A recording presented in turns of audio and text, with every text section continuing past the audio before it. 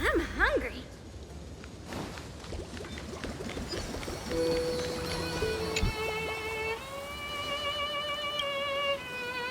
Hello. Your surprised expression is just like what the memories recorded.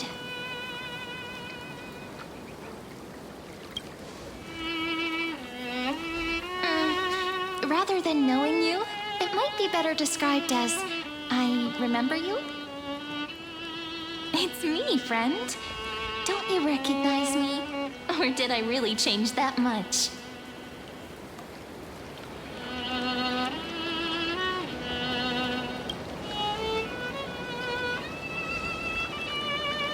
Maybe I'm both? Just kidding. If I had to choose, then I'm probably closer to the latter. It's pretty unbelievable for me, too. It's like I had a long, long dream. Cyrene's memories and Mem's memories, they're all tangled together. But when I woke up, there were only broken fragments left. I can't remember what happened in those 30 million cycles, but I remember what you did for this world. Like, didn't you wish for me to turn into a pretty girl back at the Grove?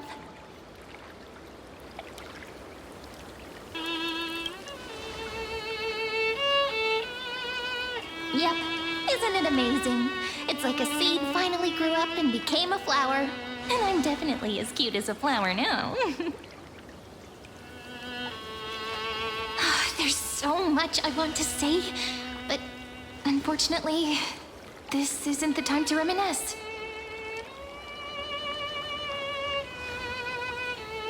With the memories of the previous flame chase still intact, we've returned to this place at the beginning of time, so we can carry out our promise to Finan.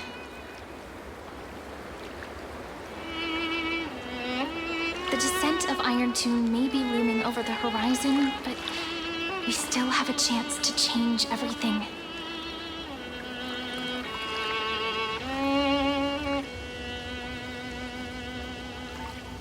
Ide Silicii is so quiet. In Cyrene's memories, she always sits alone by the lake, gently swaying on the swing, like she's waiting for someone.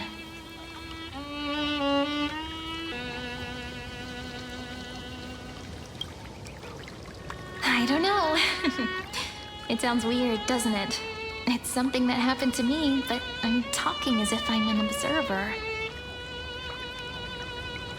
But that's just what those memories are like. Vague and unclear, as if encased in thick ice. The only things I remember are the days I spent with you. Emphorius will fall into an ending of destruction after the next Era Nova. But those stories went out of fashion ages ago. In a proper romantic epic, the hero's supposed to foil the villain's plot, right?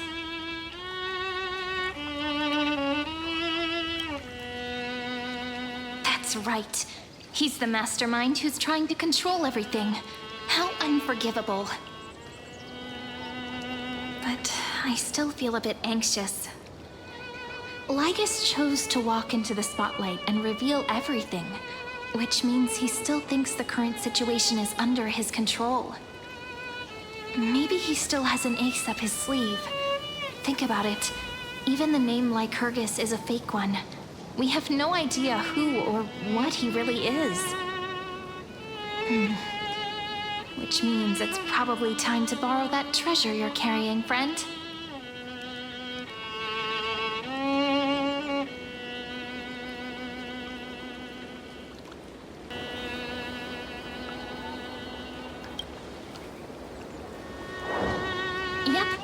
Teletron friend did say, when required, it can also serve as a bridge for communications between the internal and external world.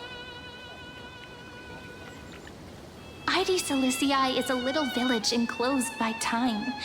We might be able to contact the outside world from here. Why don't we give it a try? we should at least tell our friends from beyond the sky that you're still in one piece. Firstly, we need to find a well-hidden spot.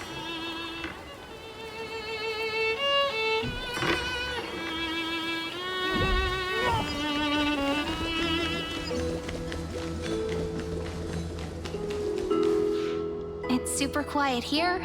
Sounds can't get in or out. Back in Cyrene's memories, this room was her secret base. No one noticed her practicing Orynyx's prayer here, or trying to speak with the gods in secret. But today's different, isn't it? We aren't trying to contact unreachable gods, but humans from other worlds. Real people. I'm prepared to witness that miracle, friend. The way Cyrene talks is so similar to Mem. I have so many questions. I'm also worried about how Dawn Hung and March 7th are doing.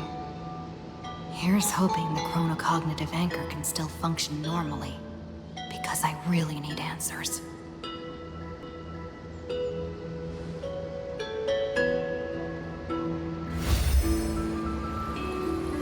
Signal strength, 14.8%. Dialogue window, 16 minutes, 22 seconds. Prerequisite, no external interferences. We are very glad to learn that you're safe.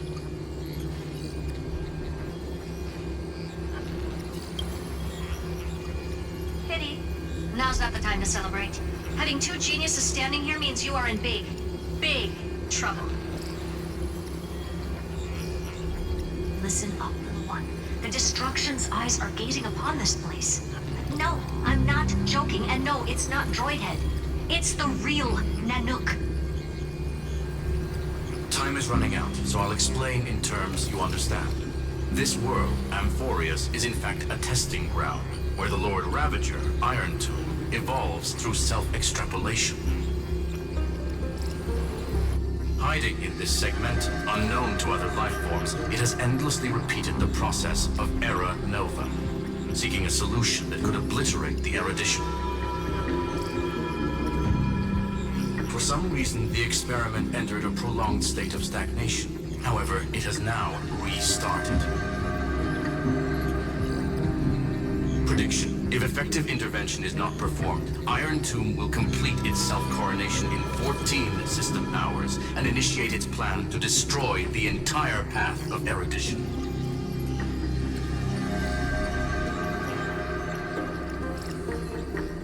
The possibilities are endless.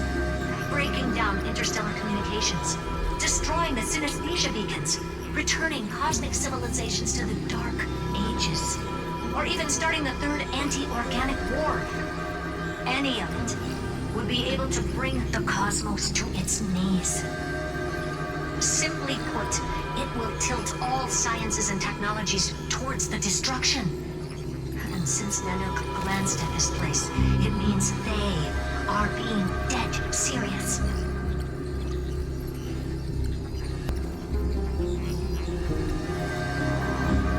Based on info provided by the IPC, Iron Tomb probably isn't like Selenova or Zephyro, who are overlords ascended from human beings.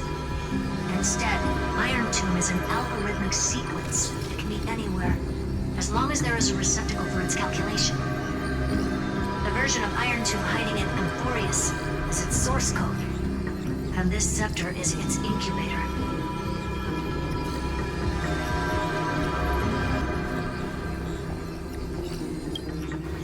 Yep.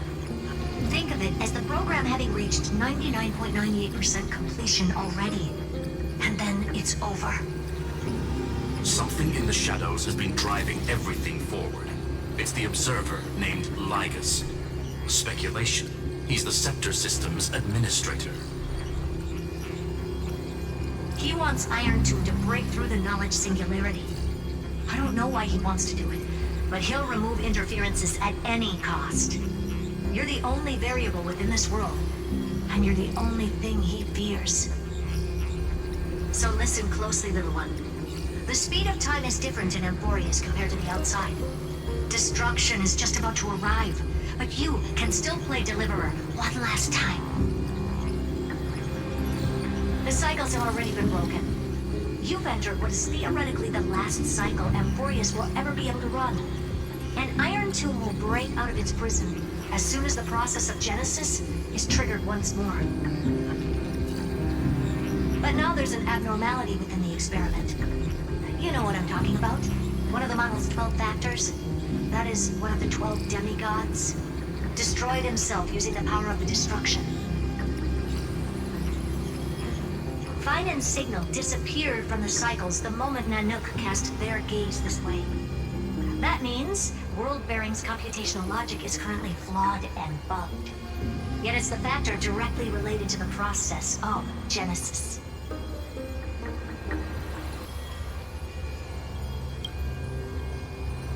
That old Intellitron will definitely do all he can to debug this error. So you have to take this chance to claim Kephal's core flame. Don't let him have his way. The key to suppressing Iron Tomb lies in whether he can rewrite the purpose of Era Nova. There's one more preparation we must make. Lycus's behavior has been quite abnormal. He's never interfered in the actions of Titans or the demigods throughout the whole experiment. Deduction. The Scepter has an extremely strict autonomous protocol, restricting even its administrator. In Amphorius, this ultimate protocol goes by another name. The Law Titan, Talanton. Law. They are the rules that restrain all things in Amphorius, and it was the core flame returned at the very beginning of the last flame chase journey. Why do you have another little pink one next to you? Huh? Her path chart is... Is there something wrong with me? Never mind. Let's get back to the topic at hand. Light calendar 3960. Month of balance. We'll be locking onto this time period to find Law. You can either meet the Titan, convince the demigod, or take the core flame by force. It doesn't matter what you do, so long as you bend it to your favor. We still haven't figured out how you and Don Hung got inside this world. So influencing protocol is currently our best way to stop Lycus, or to call for more reinforcements into this fight. Once you've got Law in your hands, we'll discuss our next steps. Make sure the core flame doesn't fall into enemy hands. Herta, the firewall's interference is getting closer. Time is running out. Please ask any questions you still have as soon as possible.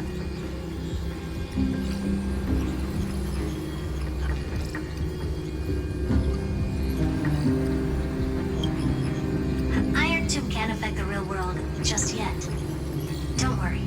Himiko and the others are more concerned about your well-being than their own.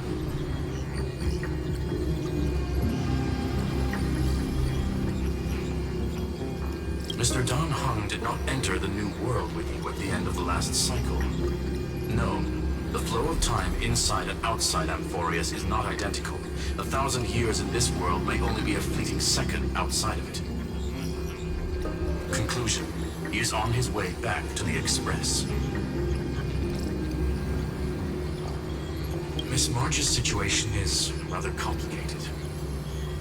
Madame Herta and I can detect her signal, but cannot ascertain her location. What we can be sure of is that she's still in Amphorius. Don't worry about her. She's absolutely chock full of mysteries. Even if Amphorius explodes, she'll probably float out perfectly protected in a nice thick layer of ice. Worry more about yourself instead.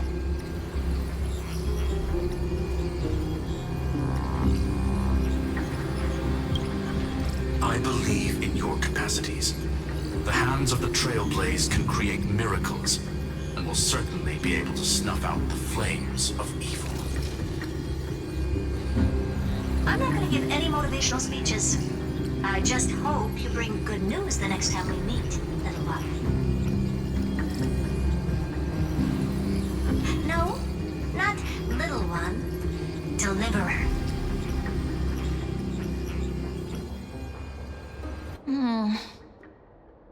those two geniuses certainly have memorable personalities.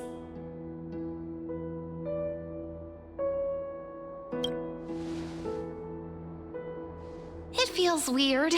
This all feels really familiar. Some of that conversation feels like it's about things I once knew, but then forgot. Maybe it's because of Mem? After all, Mem's a memo sprite born out of your thoughts, friend. Maybe our memories somehow got tangled up together. Never mind. Let's focus on something more important with what little time we have. Just treat me as an ordinary girl with secrets, okay? Light calendar 3960. I remember that Talantin had already fallen by then, and the Chrysos heir who inherited that core flame is named Saridra. That's what's recorded in history, and the period we'll be heading to. We'll need to find Law and stop Lygus. So, we've at least got a solid direction, right? Can you give me a little bit of time before we go? I want to pack some stuff. There's so much more I need to take care of in this form, and I'm still getting used to it.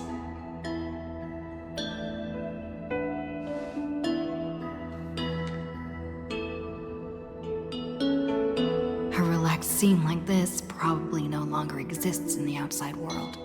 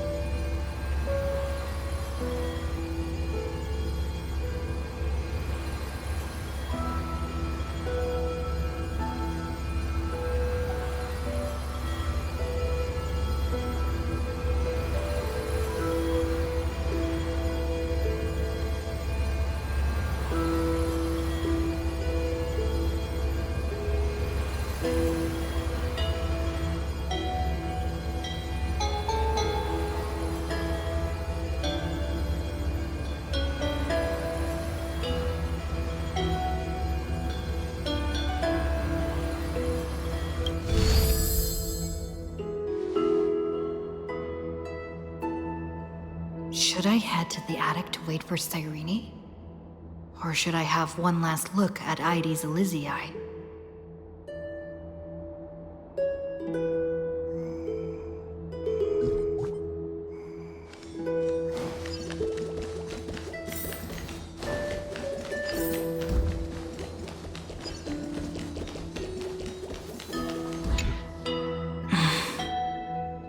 This village is where Finan's life started.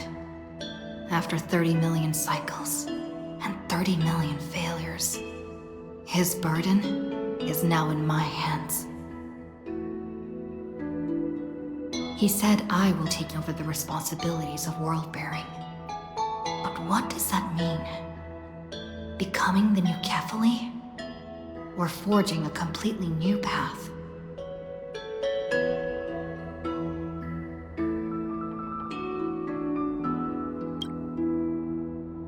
Destiny must have brought me here for a purpose. This isn't a coincidence, but an eventuality created after 30 million quantitative changes. There's nothing to fear. I'm destined to play the most important role in this final battle. I've already beaten another Lord Ravager after all. Thinking hard over there? I finished packing. I decided to just bring these few things in the end. See? There's a journal, a quill pen, and the ceremonial blade of the Priests of Time. Holding it calms me down for some reason. The scent of the black tide is now calm. Finan must still be fighting them in some way. This will be Amphorius's final flame chase journey, but it won't be the end of us. It'll be the beginning. Friend, are you ready to become a hero?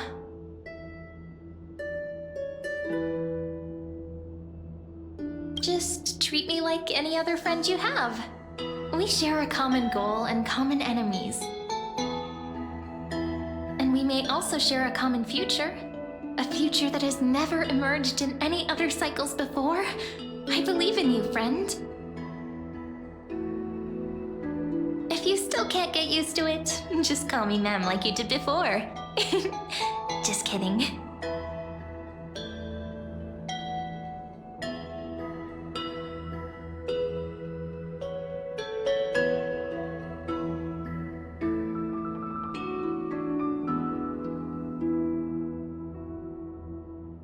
Are you worried that the burden is too heavy for you?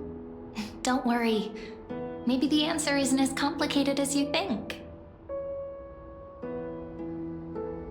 You've seen how every person regarded as a hero in Emporius was nothing more than a flawed human. They were just at the right place at the right time when the world needed a hero. But those aren't coincidences. Just like how your arrival kickstarted Emporius' fate once more after a stagnation of more than 30 million cycles. It's the inevitability of being a trailblazer. A person's personality is their destiny.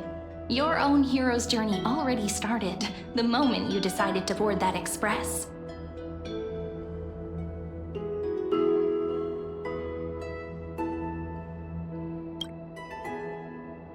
That promise might be far too heavy. But I believe in you, friend. The Trailblaze's duty has always been a heavy one.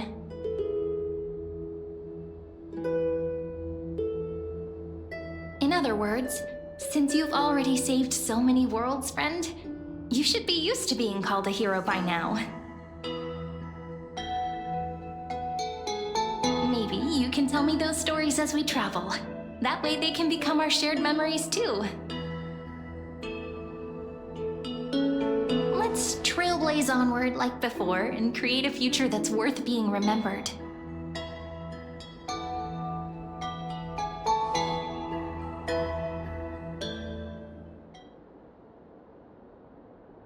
You two are prepared to head out. You should indeed treasure the view before you.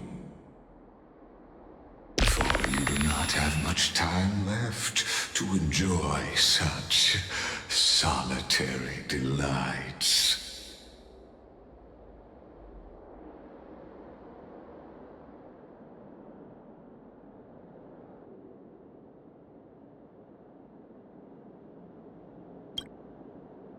My apologies for disturbing your moment of repose. To fully express my apologies, please grace my abode with your presence. So I may demonstrate the full scope of my hospitality.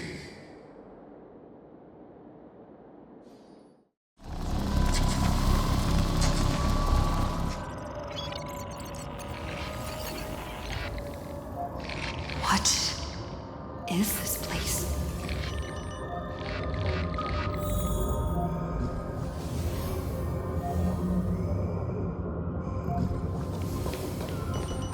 Farewell, then.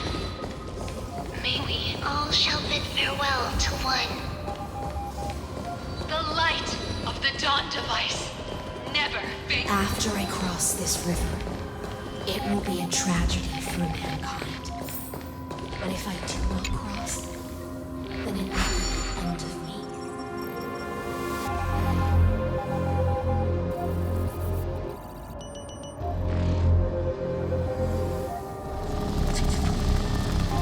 Outlier. Executing command. Record.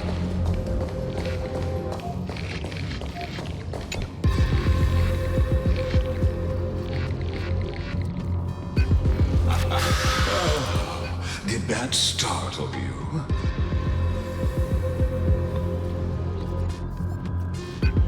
This is the intersection between Emporius and the real universe. The audience seat where I observe this experiment. You can also call this location the Exomyth. What you see is the true form of the eternal land and the 12 demigods after they've shed their disguise of legends. Doesn't it look marvelous? Amphorius is like a microcosm of the cosmos. People love to portray the romance of the starry skies, but their tales often forget a different and far more truthful type of universe. The moment ancient Antikytherians sketched geometric shapes on the sandy beach and recorded the first numerals and symbols on parchment, the universe turned into a silent equation flowing under the pen of these relentless decoders. Erudition. It was once the mother tongue of the Creator, the pen of divinity, and the first lyrical verse ever written by free will.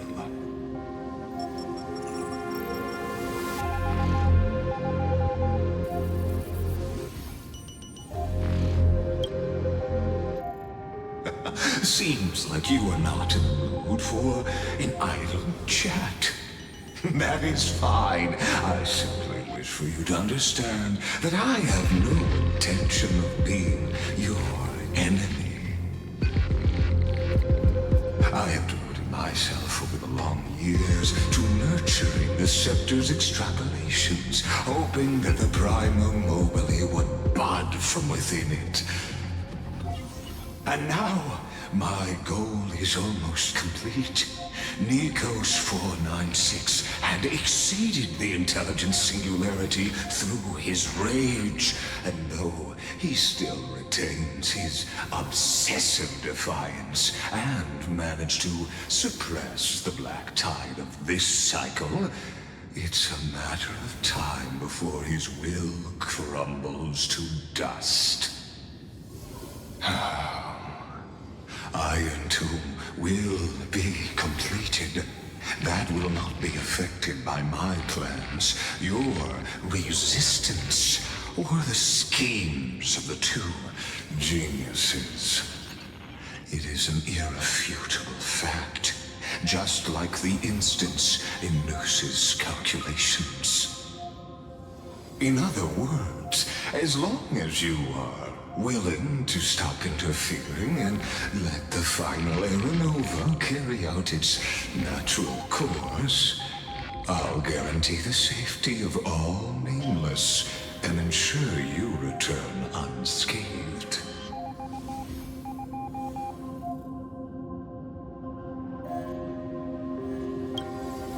You've always had a choice, my lady. You can either accept my sincerity or face the consequences of defying it.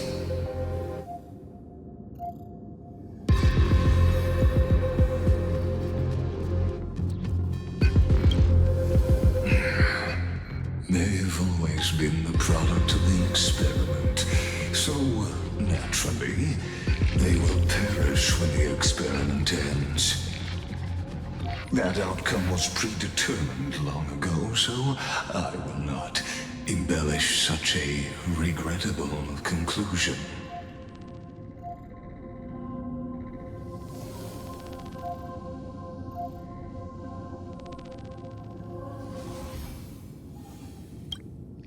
Ah, yes. I am aware of that esteemed lady's whereabouts. Her real identity is quite astounding. If you decide to accept my proposal, then I will do all I can to send her back to you.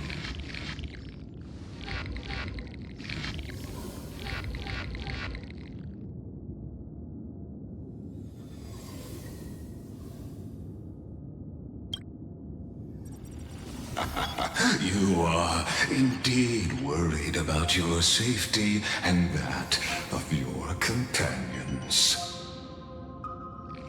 Rest assured, as a fellow pathstrider of this path, Linux Gaze left a brand on your soul long ago. You harbor the seed of destruction within you. But you need to learn how to use it in the right way.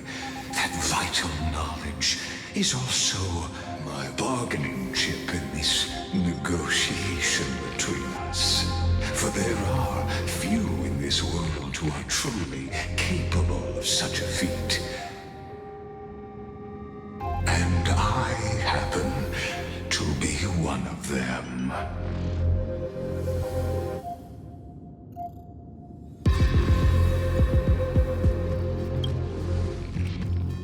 This matter is of grave importance, so please do not make your decision lightly.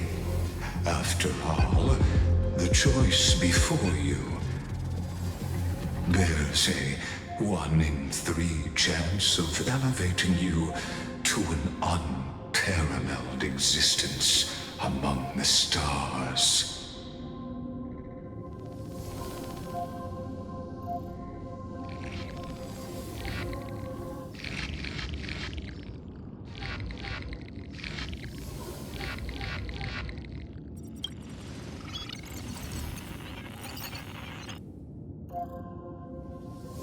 I now see the full scope of the determination in your words.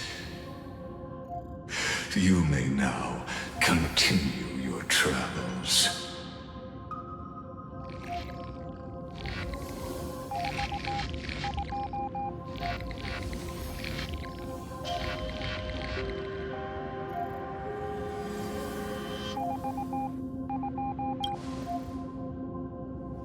It seems you haven't realized something about this place.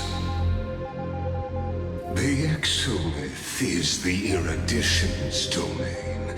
You cannot physically interact with me in any way in this place, and vice versa. As negotiations have broken down, there's no more need for us to remain in the audience's seat. Let's return to the theater called Amphorius, where you will meet me once again. Of course, this meeting was not without merit. Your presence has inscribed a new footnote in the Exomyth. As for its purpose, allow me to reveal it to you in detail the next time we meet.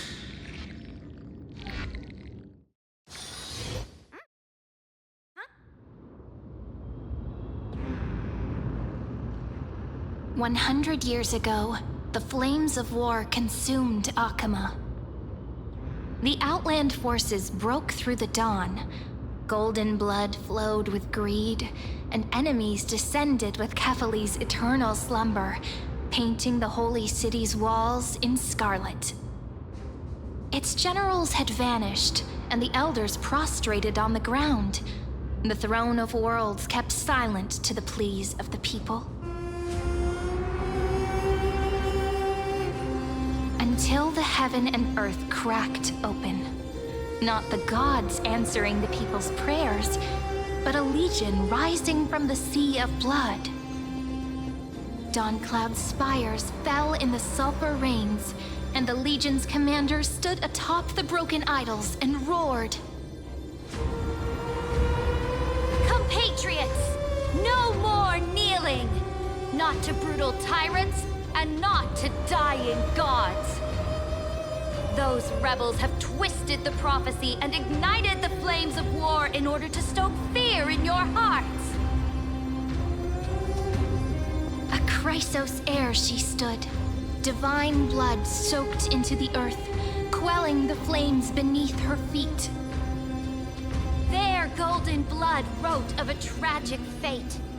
Mine shall overturn it!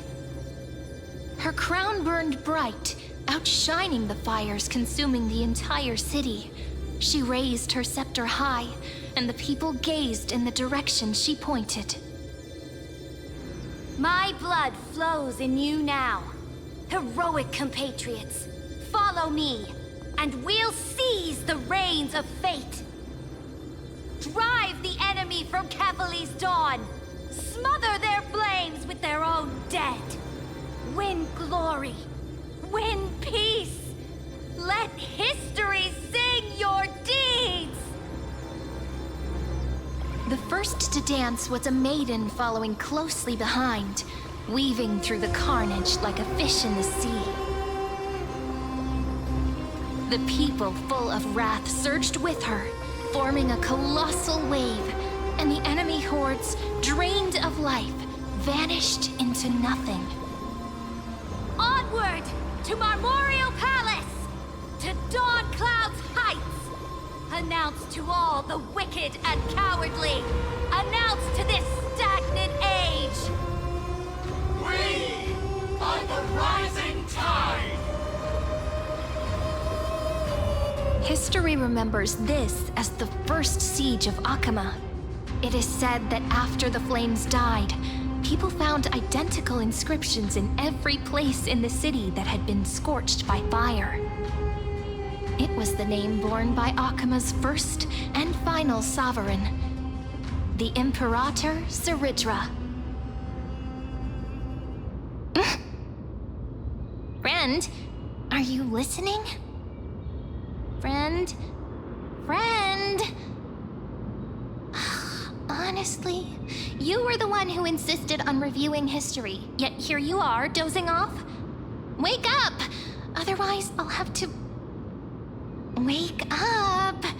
Otherwise, I'll have to...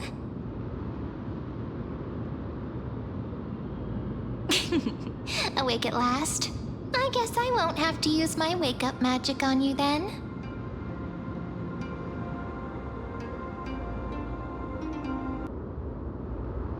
Fine, as you say, just meditating. We've arrived. A familiar place. The Temple of the Three Fates. If everything went according to plan, it should be shortly after Talantin's fall. And also the end of the first Flame Chase journey.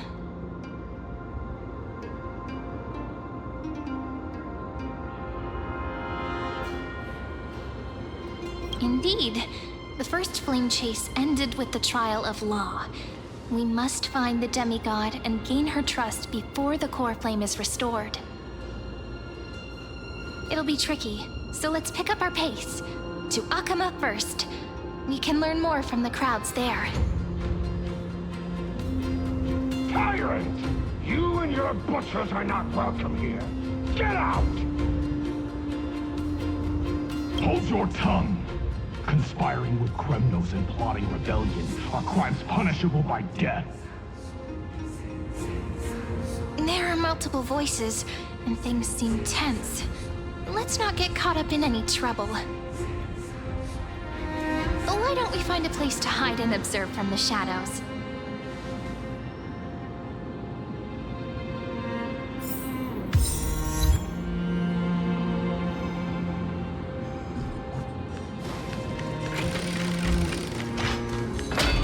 At least Kremnoans keep their faith.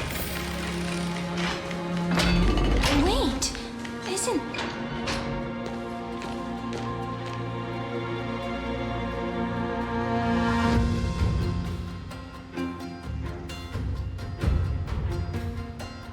Golden-blooded defilers, perverting the prophecy and trying to slay gods. Stars beyond the sky?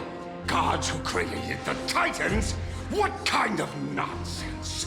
Look at this broken world and see what your atrocious acts have done. What? Did he just mentioned the stars beyond the sky?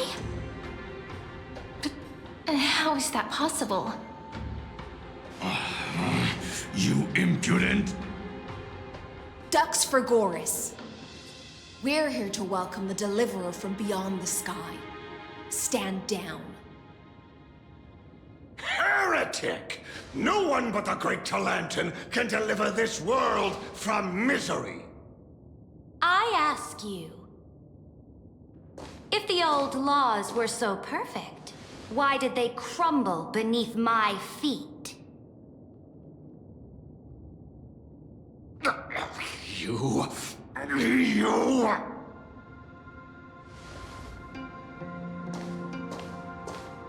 Talantin is long gone. Now I am the law. Challenge me, or submit to my judgment.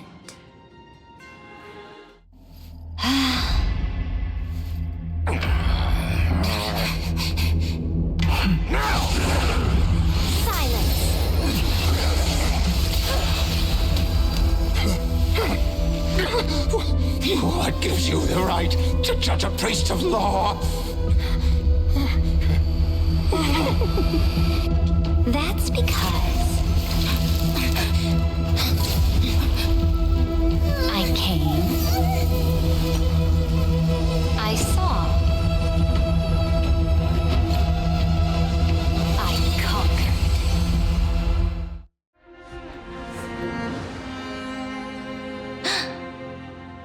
Ducks for Goris?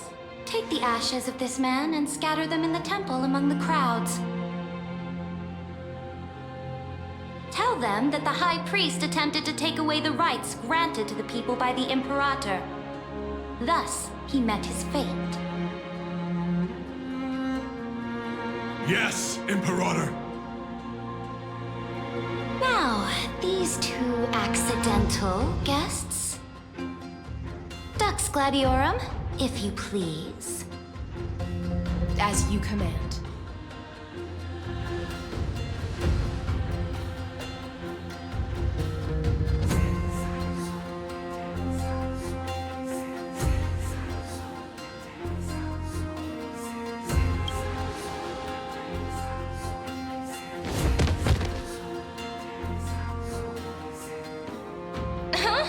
Is this...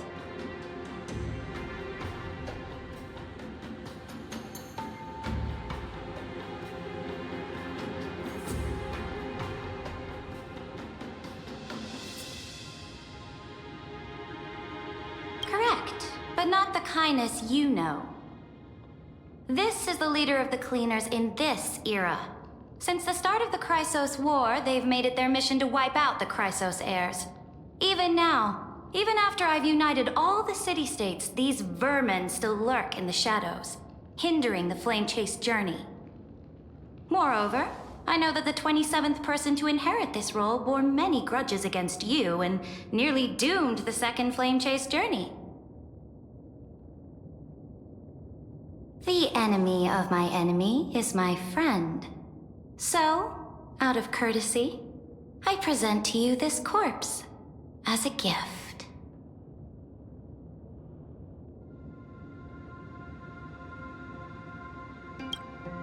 Careful. Let's wait and see what happens. She's probably trying to scare us. For the sake of order, I am known by many titles. Flamebearer who ends wars, Tyrant of Dawncloud, Empress of the Holy City, and Imperator of the Flame Chase. But in light of your unique identities, I'll allow you to address me by my real name. Saridra. On behalf of my people and this land, greetings, Deliverer. If I may, how do you know her identity? As the little hostage prophesied, the Deliverer shall come from the future beyond the sky. Gray hair, golden eyes, skilled in wielding a mace. They would arrive in Yanisopolis on this day. There's no mistake.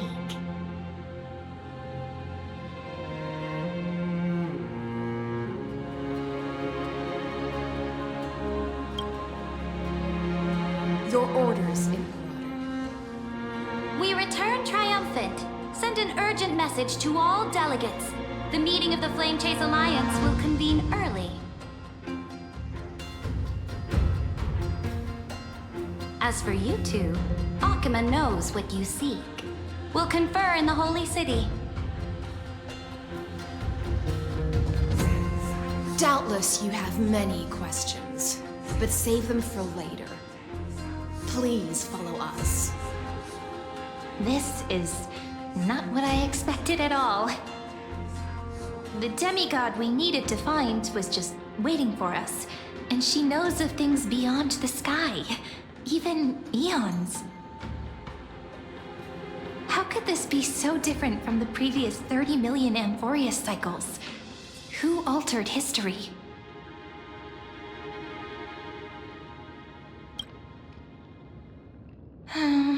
Unpleasant thought, but plausible.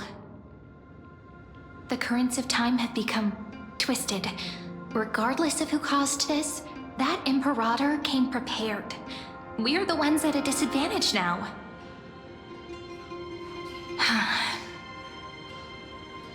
We might as well dance their dance. Let's go with them to the Holy City. We've received the Imperator's favor because of your unique background.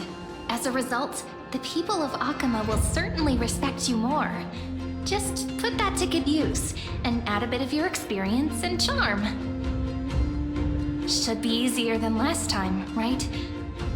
If we figure out what happened in this cycle, we'll be able to turn things back in our favor.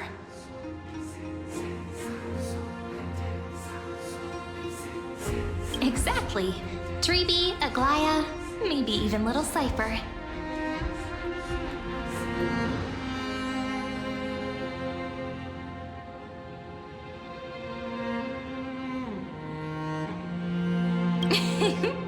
Calm and confident. That's the you I'm familiar with. Guests, please. The journey to save the world starts with a single step. Let's set off, my friend.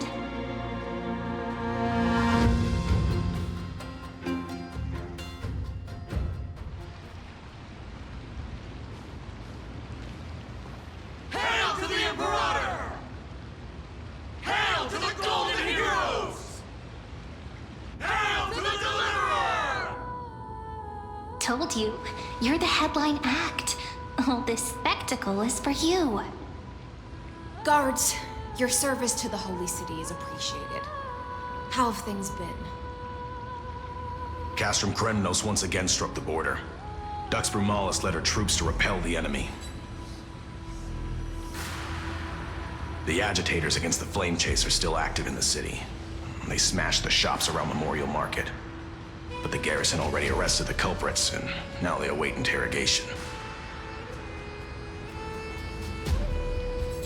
They are merely a disorderly mob and do not warrant any attention.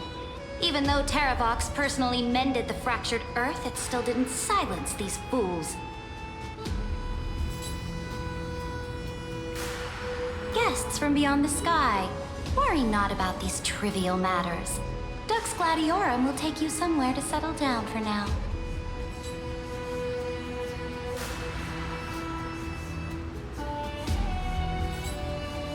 Please allow me to introduce myself. My name is Hycelens, and I am the Dux Gladiorum who swears fealty to the Imperator, as well as the Knights Commander of the OMEN Alliance. Later on, the Imperator will invite you to attend the meeting of delegates to discuss the Flame Chase journey. Your arrival has convinced us that the future promised by the prophecy is certain. Under the Imperator's command, Amphorius shall break its chains and reach the world beyond the sky. With all due respect, what exactly do you know about us and what's beyond the sky? As a humble subject, I cannot freely express my own views to you. Please forgive me. I knew it wouldn't be that easy. Time waits for no one. Please come with me and rest now before the meeting later. Akama, under the Imperator's rule, is no longer in the shadow of war. Indeed, Dawncloud stands as the hero's residence. The Imperator put much thought into its design, in order for it to serve as a sanctuary from the burdens of battle. Please experience its marvels firsthand, heroes. When the Imperator arrives, I shall come to summon you.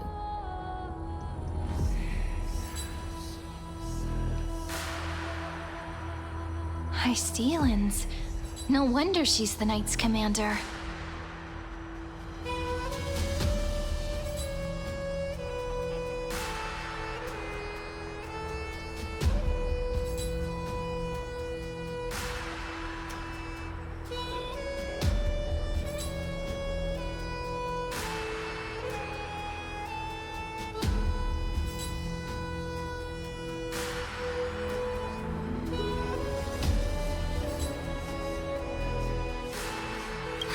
All right, we finally have some freedom to ourselves. Since there's still some time before the Alliance meeting, let's explore a bit. Look over there!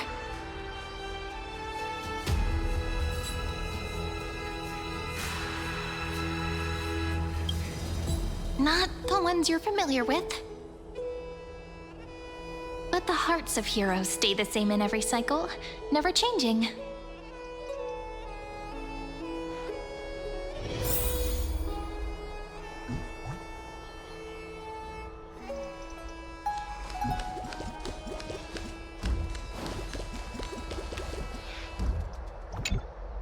How are we supposed to talk to the heroes of deliverance?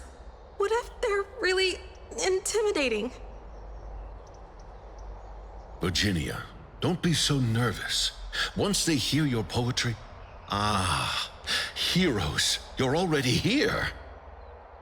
Greetings. I am Apollonius, the Dux Helcolithus, one of the 5 sages of the Grove of Epiphany, advisor to the Flame Chase army. This is Virginia of Castrum Kremnos, the Dux Carminum and imperial scribe of the great Imperator. Hello. I'm Virginia. I compose poetry. I'm Serene from ID Silicii. This is the Deliverer. Nice to meet you both. They're not as frightening as the rumors claimed. This is our first time in the Imperator's realm. Akama is even more magnificent than we imagined. If you all weren't here to look after us, we'd be completely lost and confused. The Akama you imagined is long gone. Under the Imperator, this city has been reborn as the capital of the world. Bask in her free-spirited winds. For anyone who fulfills their duties to the Imperator, these winds shall forever remain at their service. But what if... Those who are loyal do not need to consider the consequences of betrayal. But if you're curious, why not head to the lake and take a look? Those elders who lie at the bottom of the lake are the best example of what happens when you disobey the Imperator. The elders of this cycle were all... Looks like that priest who was sentenced to death wasn't an isolated case.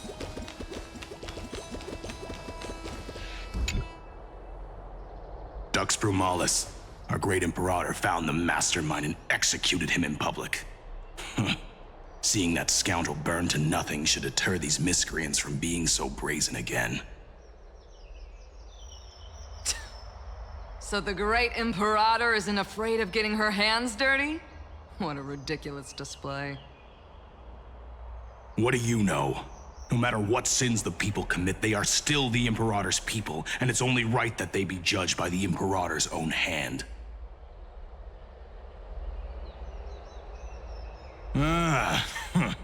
our distinguished trespassing guests.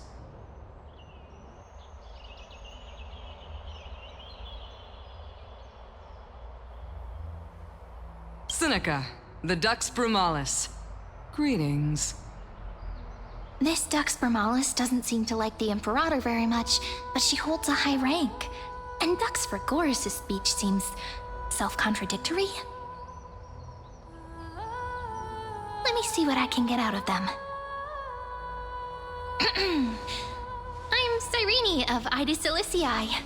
This is the Deliverer Beyond the Sky. We're new here and wanted to ask you, does this city host any other visitors from beyond the sky? We're looking for our dear companions. Drop the charade. But yes, there is someone in this city who is all too familiar with the world beyond the sky. Silence! The Imperator ordered us to keep that lord's whereabouts a secret. Enough, you pathetic lapdog. Do you need to beg for permission from that cursed Imperator even just to bark? You... Someone who is all too familiar with the world beyond the sky and is referred to as that lord. Could it be? Looks like things are getting heated. Let's get out of here.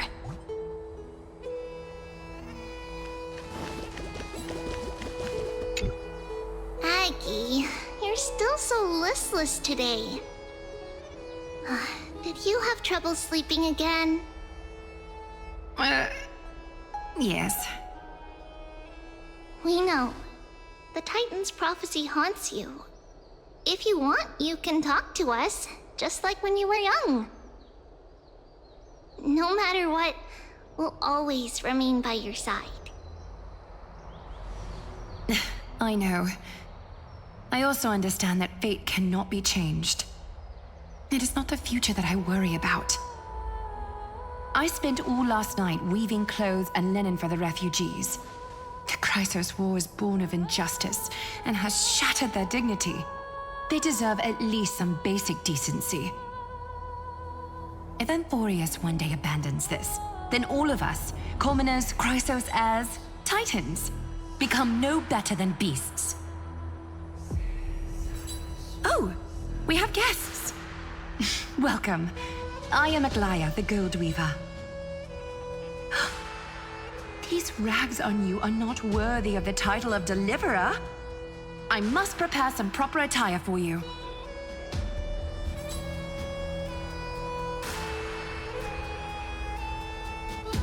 What is the matter? Your gaze seems somewhat unsure. Does your Aglaya differ so much from me? Greetings, Deliverer from beyond the sky. We are Trailblaze of Yanisopolis. It's very nice to meet you. Although, introductions are probably unnecessary. We know you've witnessed the future of the Flame Chase journey even more clearly than we have. Witness the future of the Flame Chase journey? The prophecy also told you about that? Indeed. Orynyx reshaped Amphorius through the prophecy. Although, regarding the Deliverer, there were not many details beyond your appearance and the time of your arrival. So, please, don't worry. Feel free to relax and relax some more.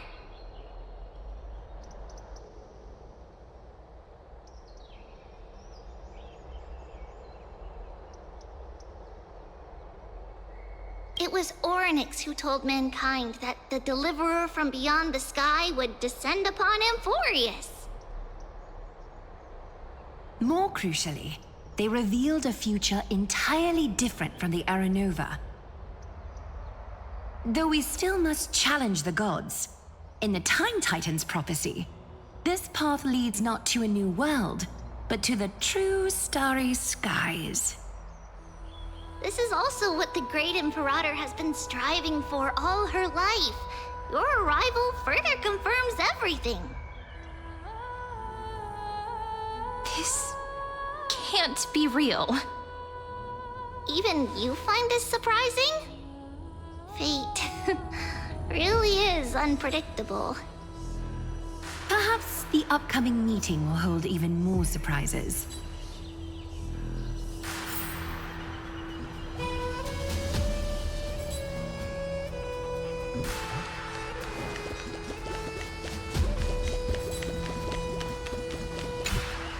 Little fish from beyond the sky, did you rest well? The Imperator and the delegates are about to arrive. If you are ready, please follow me to the meeting.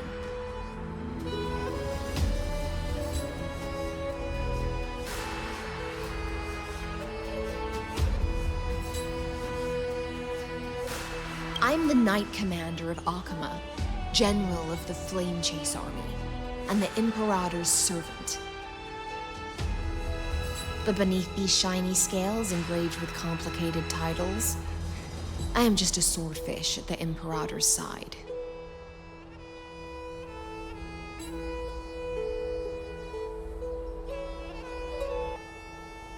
As you've witnessed, she is the Empress of Akama, the one who ended the Chrysos War and the leader of the Chrysos heirs. As merely a humble subject, I cannot say more beyond this. The Chrysos heirs here constitute the elite among the Flame Chase army. Dux Halcalithist Apollonius and Dux Carminin, Virginia, serve as the army's advisor and historian, respectfully.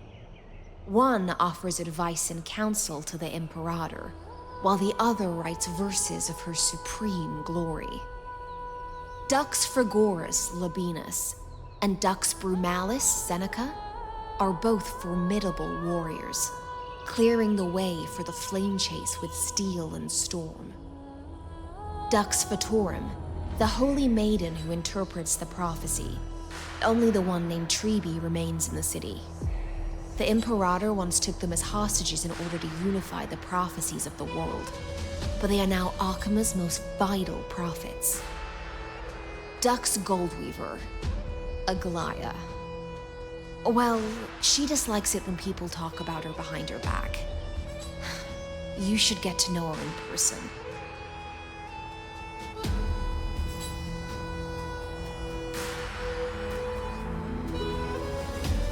Then come. The Imperator reserved seats for you. I'm starting to feel a bit nervous about the meeting. Since Saridra is presiding over the meeting, it'll be a good opportunity to learn about the law's inclinations in the current era. Let's keep our ears open, okay?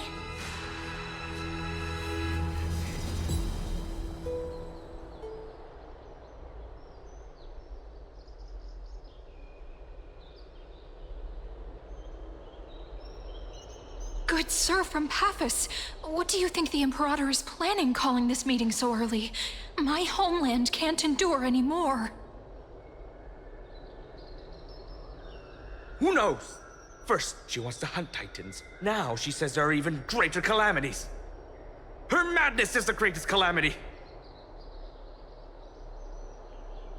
Exactly. Chrysos heirs, deliverers. What about us ordinary folk? How much are we worth in her eyes? Things feel pretty tense here. The history books said that the Imperator aimed 3 cannons at Dawncloud to make all the delegates obey her. Will history repeat itself in this cycle? Yes. Similar acts have occurred, and not just once. However, whether history will repeat itself, you'll soon see. Those are the 2 spots reserved for you. Please take your seats. What's that again? We're starting what we were talking about before. What is we stopped? So it turns out. Ladies and gentlemen, silence, please. The Imperator has arrived before her faithful council, and the Alliance meeting is about to begin. All rise. In the names of Talantin and Kefali, the Akama Alliance swears upon the gods. Cease the pageantry. I pray not to the vanquished. What? Kefali, of course, needs no further explanation. As for the law, at the entry hour 2 days past, a scout should have brought news of the conquest to all of you. Unfortunately, guards found his corpse among the rocks not far from the city. Moreover, the poor soul was buried with a Paphos curved blade. It pains me to imagine what agonies this loyal warrior endured before his death.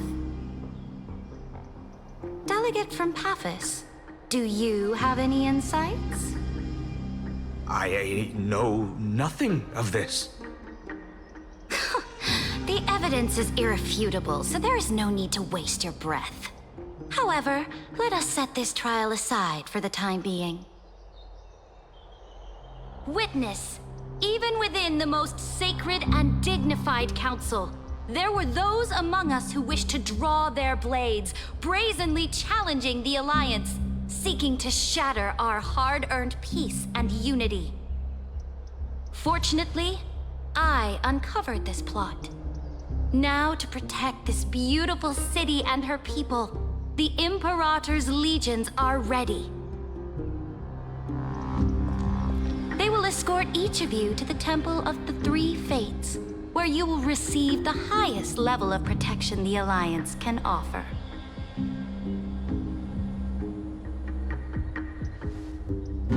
Then, the Legion's warriors will join me in embarking on the campaign against Fagusa. This is clearly a trap! Imperator, did you summon us here just to trample on the dignity of your allies? It's not enough! Just calm down! What should we do? Things are starting to get pretty intense. Comrades, you've all seen her true face now. According to the ancient laws of Akuma, only with the consent of 2/3 of the elders can the legions carry out the commander's orders. The ancient laws. Didn't you destroy them long ago? You defected during the first siege of Akuma, voted unanimously in favor of the Council of Elders restructuring, and just yesterday, you desecrated them with a blood-stained blade. The decaying old laws fell with Talantin and are no longer deserving of respect. But if you still insist on proclaiming yourselves defenders of the law, then be silent and offer up the highest respect to this core flame in my hand. That really is the core flame of law in her hand. Since there are no objections, then the original agenda of this meeting, the campaign against Fagusa, is hereby passed. The Flame Chase Army's hunt for the Ocean Titan begins today.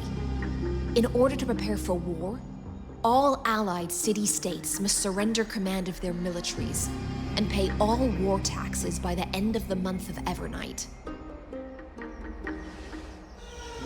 At this moment, I would also like to introduce to everyone the newest honored guest to join our alliance. The Deliverer, revealed in the prophecy of time, has descended from beyond the sky. With her aid, we shall shatter the Chalice of Plenty and return Fagusa's core flame to the Holy City!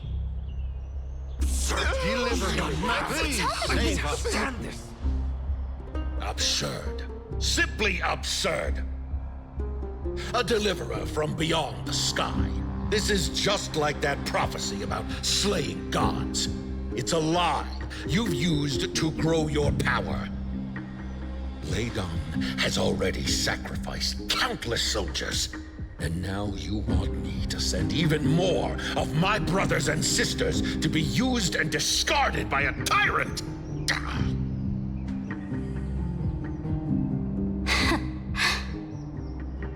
there any other objections? Then I bid you all farewell. Meeting adjourned. Deliverer, please wait. I still have important matters to discuss with the two of you.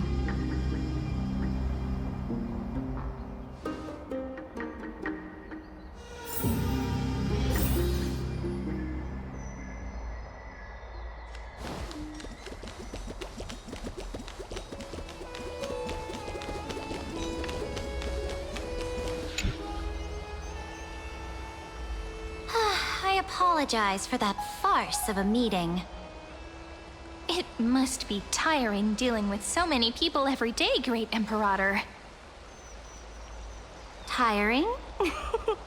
You're mistaken. Moving chess pieces, placing wagers. This game of strategy adds a dash of color to our heavy fates.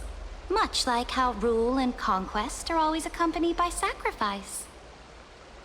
Is the war with the Titans also part of that sacrifice?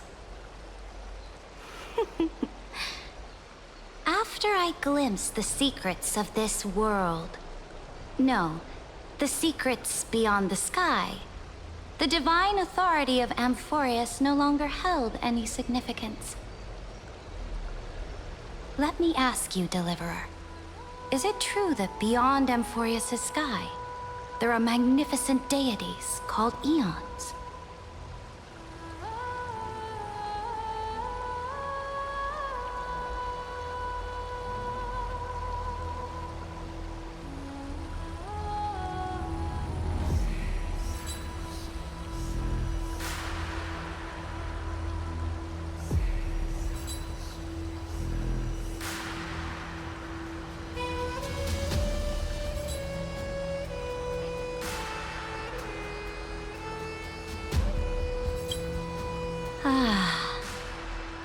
The word fact has never been so intoxicating. Then, please tell me more. How will you use this great power to guide the people? In the future you envision, where will our flame chase journey lead?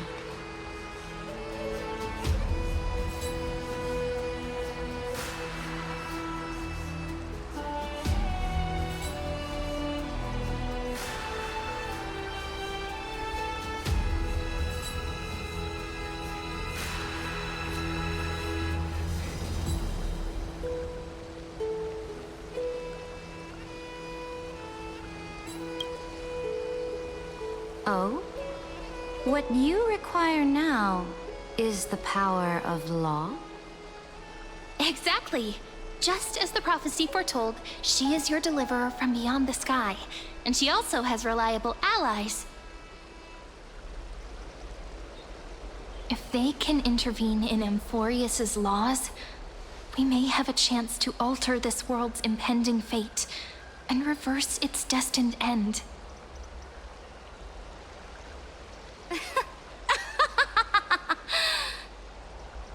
Very good, Deliverer. You have courage to say such presumptuous things, even knowing that the inheritor of the law stands before you. You mean? In the past, anyone who dared to covet the Imperator's divine authority would have met a gruesome end. But now we can see beyond this dying world. Our journey should no longer be confined below this stubborn sky. Alas, that fickle ocean titan has obstructed the spirit water leading to the vortex of Genesis, hindering my ascension. If the core flame of law cannot be returned, your path to deliverance will never be realized. Now that things have come to this, we must resume our once stagnant journey and force the waves that block our way to recede. So, you agreed to cooperate with us? Cooperate? Forgive me, but I never cooperate with anyone. Though I will permit you to join me as subjects, and together, we will forge the most perfect law. This is... The Flame Chase Medallion, a symbol of the Flame Chase Army. Every noble in Akuma carries one. This medallion represents the will of the Imperator herself, and you may act freely within the city with it. Before we embark on the crusade against the Ocean Titan, you should rest in Akuma for a time.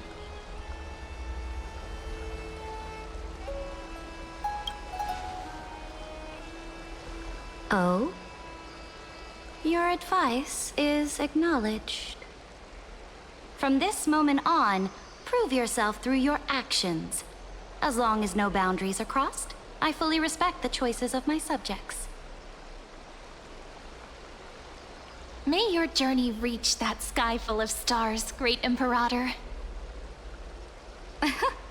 Your attendant certainly knows how to curry favor.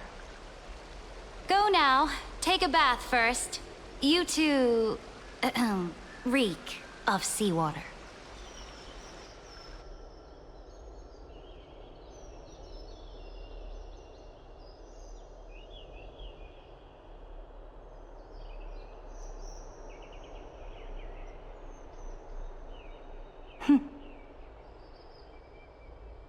Come forth, Theoros.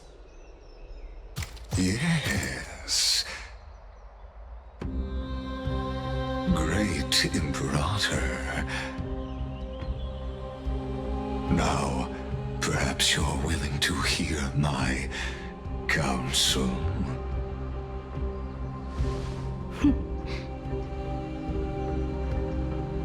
Those two arrived just as Oryx described, and just as you said, they showed a thirst for law. At least this proves that my judgment was right. Sparing your life was the correct decision. You've once again confirmed that your wisdom is no empty boast. Now another choice lies before you. With whom shall you ally to tip the scales of law? Me, or that deliverer?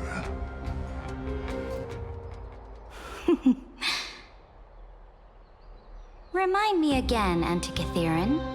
What kind of future do these two paths lead to in your view?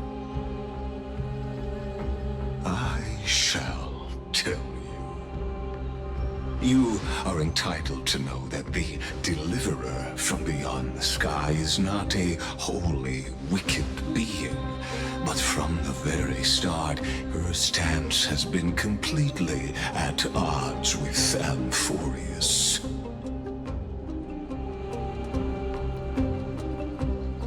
The road they have chosen will bury Amphorius' grand aspirations. This world, which follows the path of destruction, will inevitably stray far from the glory it was meant to enjoy. But on the path I have revealed to you, the people of Amphorius will slay their creator in the name of the Imperator and conquer the worlds beyond the sky. You will command the mighty beast known as Iron Tomb, bringing waves of war and conquest to the universe. Beings across the cosmos will bow before you, offering their allegiance. So, what's the price? The price is insignificant. All that is needed is for you to sacrifice that fragile, incomplete humanity to the destruction. As a Chrysos heir of the prophecy, you have already chosen to abandon it, have you not?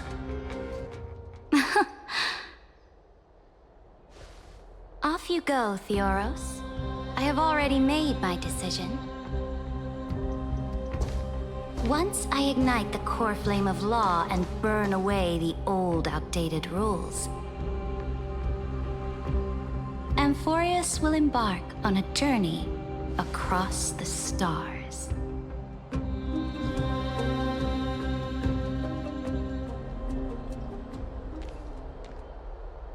The Imperator is quite forceful. She didn't give us any chance to ask questions. And she's clearly hiding something. What do you think?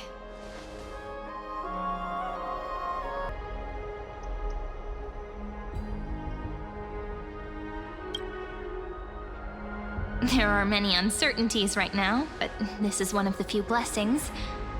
Still, the atmosphere in Akama, it's so unfamiliar. And it's not just the Flame Chase Alliance talking about the world beyond the sky, but the whole city. We should also discuss our findings with our friends from beyond the sky. Then...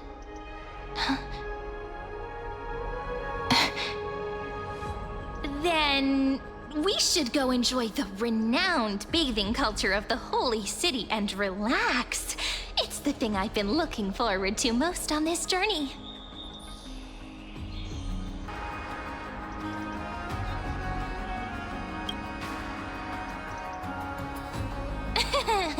Work and rest are both important.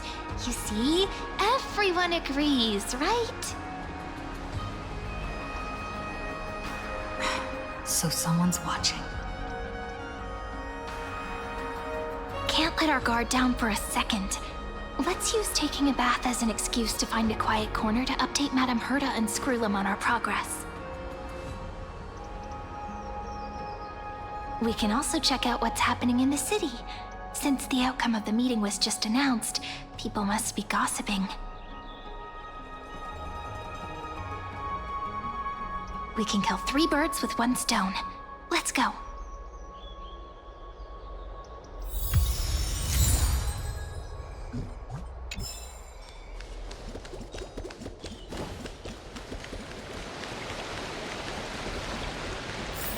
Oh, so many people! The holy city is so lively.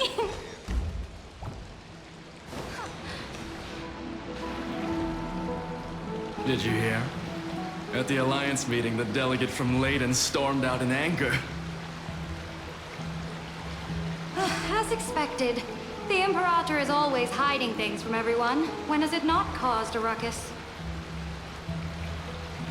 Silence! That's treason! If it weren't for the Great Imperator, you'd have sunk into the lake with those corrupt elders already. And you wouldn't even be alive to speak like this.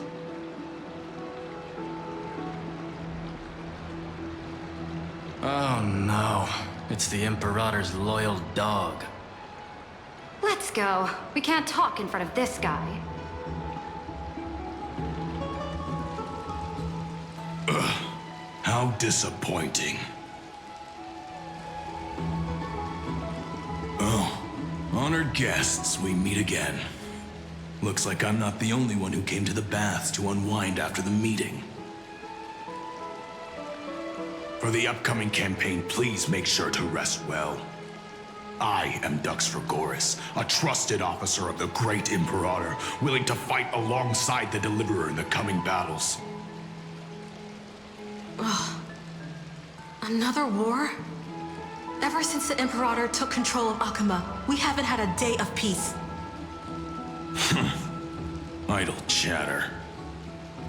The atmosphere is a bit tense, with rumors flying around the city.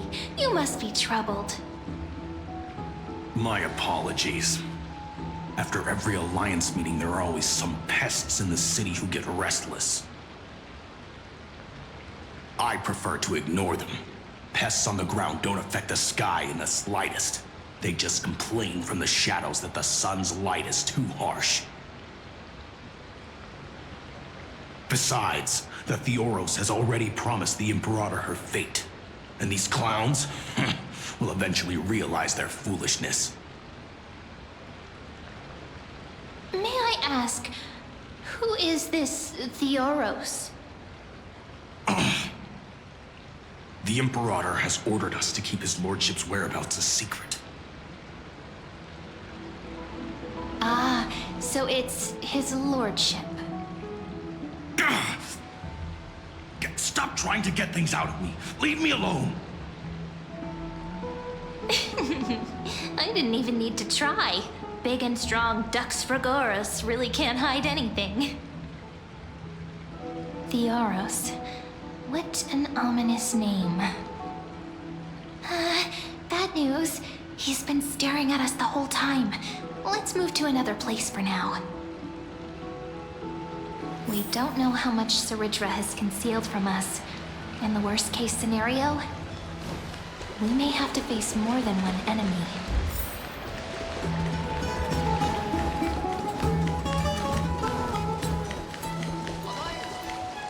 Alliance meeting? More like a cage where creatures with golden blood claw at each other. Flamebearer who ends wars? Clearly, a tyrant who doesn't deserve such a title. You're absolutely right. While the Imperator's hounds are still hunting down others, let's let out our grievances. You. I know you. You're that tyrant's lackey. What? Here to shut me up for that little imp? Panicking now? Don't worry. I don't care what others say about the Imperator. And she certainly doesn't either. Oh? Children of the Prophecy. Such rare guests. Are you here to relax in the baths as well? The temperature is just right today, so be sure to enjoy it. You should rest well for the next campaign. What? Children of the Prophecy? Another excuse for the Imperator's reckless warmongering. No filter, huh? You should be glad you don't have a seat at the Alliance meetings.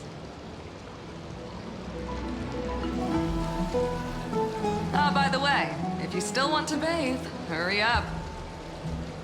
Once that predatory fish joins the flow of water and eliminates all the fools questioning the world beyond the sky, you won't be able to enjoy this perfect water temperature anymore.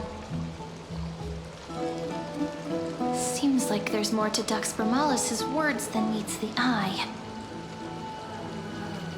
But would the Imperator actually kill those who question the world beyond the sky?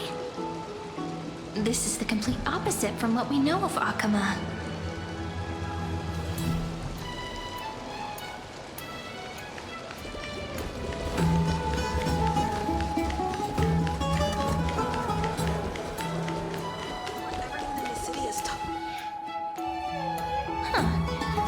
These two are...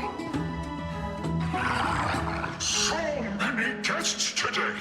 Let's see who's here now. Two distinguished guests of the prophecy. One a clever and adorable warrior. The other, also quite heroic. Heroes. I didn't expect to meet you again so soon. How fortunate. It's a pleasure to see you again, Dux Helcalithist and Dux Carminum. You two are inseparable, aren't you?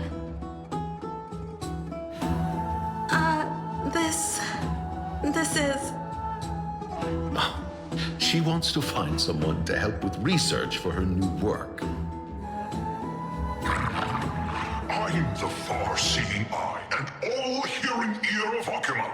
I see and hear every single thing that happens in the streets and alleys of this place. I'm the perfect partner for research. Ahem. Enough small talk. Here's the latest news from Akama, as you requested.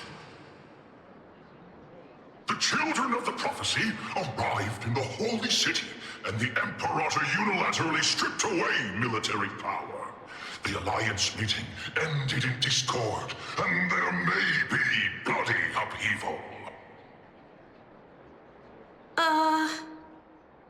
As expected. I get the feeling you might might have embellished a bit to keep people's attention. I swear on my stone maid, I would never do such a thing. But if you wish to quell this terrifying news, perhaps a more explosive topic would help. Never mind. While the influence of rumors can be minimized, the fact remains that the great Imperator did swiftly consolidate military power in an almost threatening way. It's undeniable. Heroes, I know the Imperator's way of doing things may seem a bit autocratic to outsiders, but soon you will witness her blade dance with enemies on the battlefield. I can't comment on the source of her loyalty, but when that blade is drawn, you too, as bright as you are, will surely see the deep thoughts beneath her exterior. The Imperator's blade. Is he talking about Miss Hysealand's? I sense some unease in Dux Helcolith's words. It seems the Imperator and Miss Hysealand's share a much deeper bond than the others do.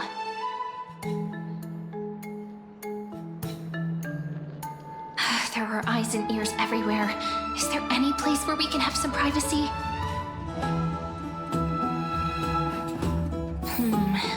To understand the Imperator's secrets, we have to get past Miss Hysealand's.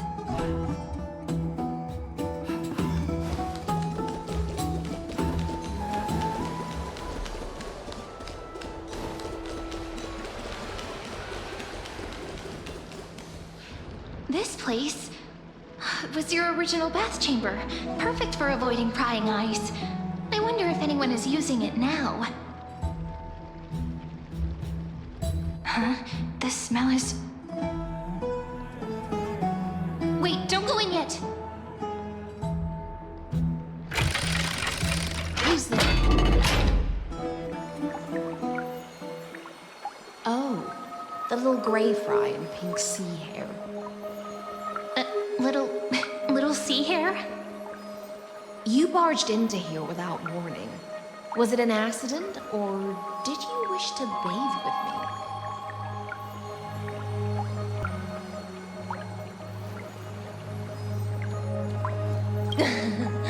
What's wrong? The Marmoreal Palace is the reef where I rest. Sorry, we didn't mean to disturb your bath. We'll leave now. It's no big deal. There's no need to panic. This is the natural state for me. People on land force themselves to wear clothes, adding unnecessary constraints. Forget it. If Dux Goldweaver heard that, she'd scold me again. All right. Please make yourselves comfortable and wait a moment. Let me first wash off the blood of the hunt, and then I'll attend to you two.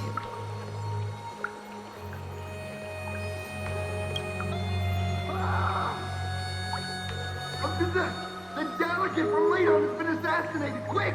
Quick, someone come quick! Ah, the broken crab shell surfaces. I was worried it had been washed away by the current.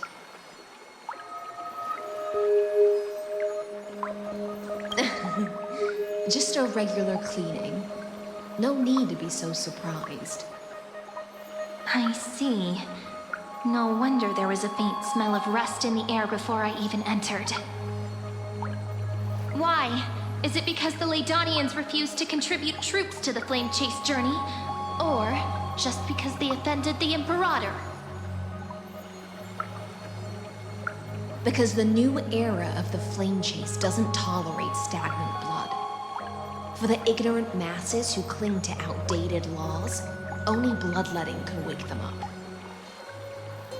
Right now, the rebel forces on the frontier are rising, and Ladon has been secretly supporting them. They loudly chant the slogan, "Return to the era Chrysia," unwilling to relinquish military power. They're just building momentum for the rebellion.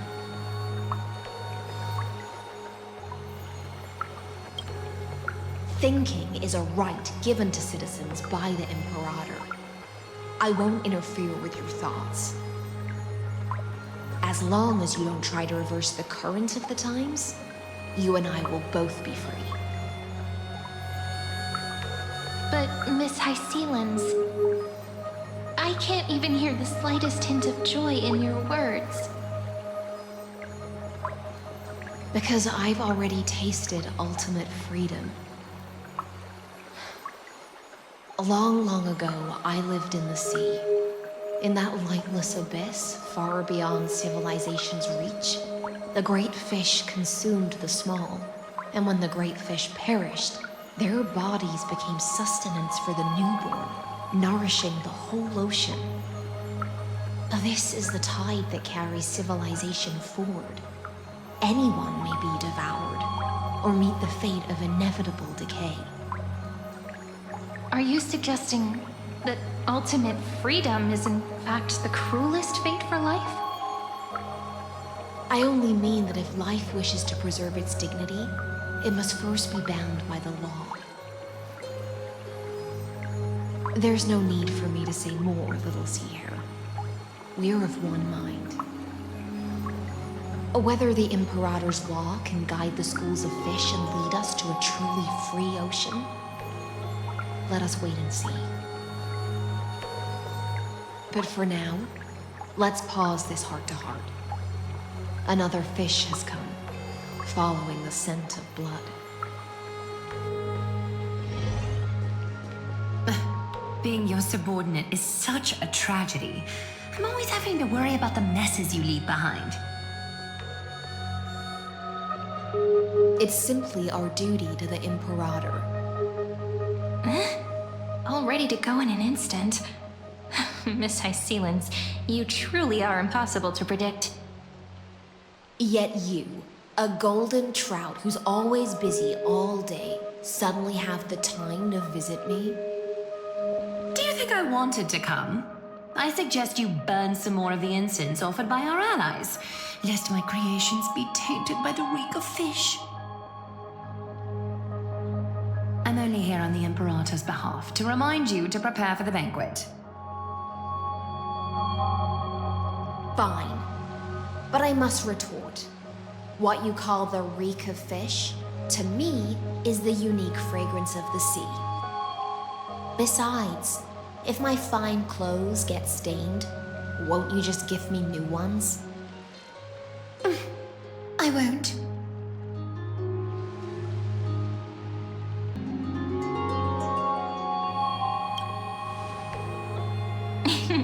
You sensed it too, huh? By the way, you both just mentioned a banquet. Could you elaborate on that? Oh, right, you don't know. Every time before a battle, or after a victory, the Imperator holds a grand feast for the Chrysos heirs to lift our spirits. For us warriors who swim constantly between life and death, these feasts are more worth looking forward to than victory.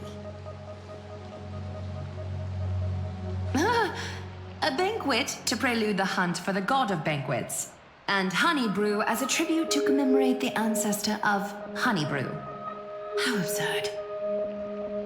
Don't look so grim. All has been decided.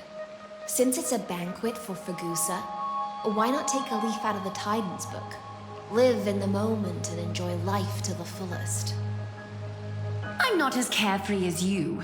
That little Dolo's kitten is already causing enough trouble for me. And on top of that, I still have tailoring commissions to complete. By the time the cool flame illuminates my eyes, I might not be able to focus as I used to. Glaya's eyes. Curious about these eyes? People often compare them to jewels. But I've already made my decision to ask romance for eyes that can see everything. I wonder what this world will look like when I take the divine authority.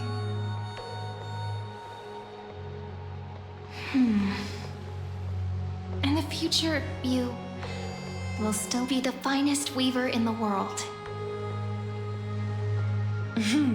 Is this also a prophecy from the Three Fates? It's even more accurate than a prophecy.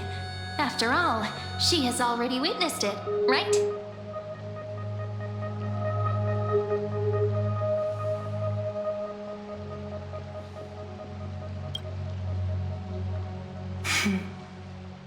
Become a demigod and lose your humanity.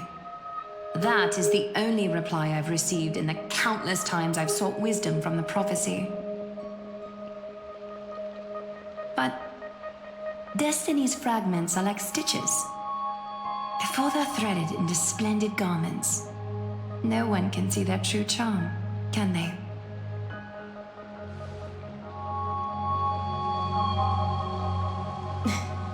Aglaia has always been troubled by the divine duty she must bear. But thanks to you, she seems to be in much better spirits.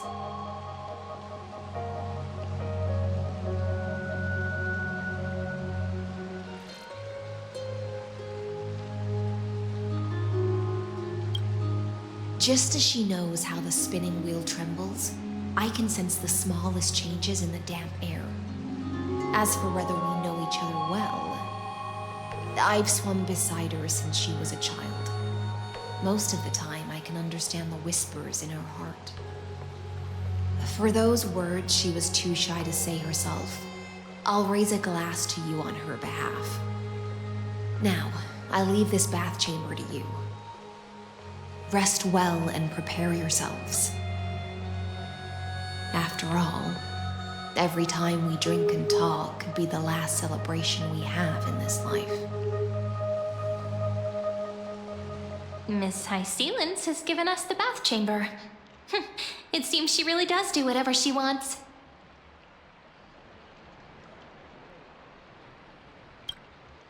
Indeed. But she could return at any moment. If we're having an important discussion, we must remain vigilant.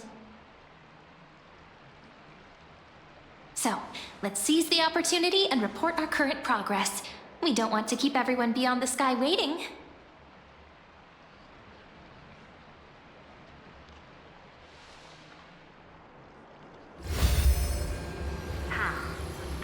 First, why that little empress with a candle stuck on her head didn't explicitly say it, she firmly rejected your request to take over the law. Fair enough. Second, Lygus is indeed in this timeline, but since he's somehow connected to that little empress, you have no way to find him. As expected. The road ahead will be long and difficult.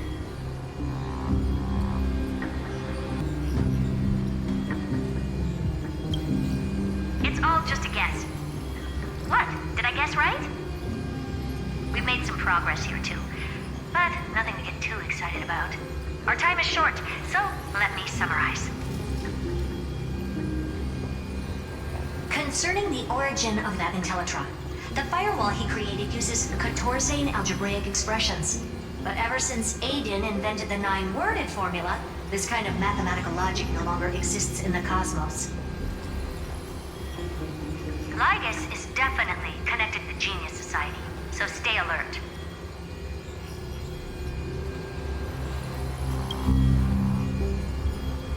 We can first exclude Droidhead themselves. They specialize in minding their own business and wouldn't intervene personally. But Screwy and I are still eliminating possibilities one by one. Currently, the most likely candidates are these few. The Lord of Silence, Acha. Oh, the 2 Ruperts are also possible, but it would be too boring if it were one of them.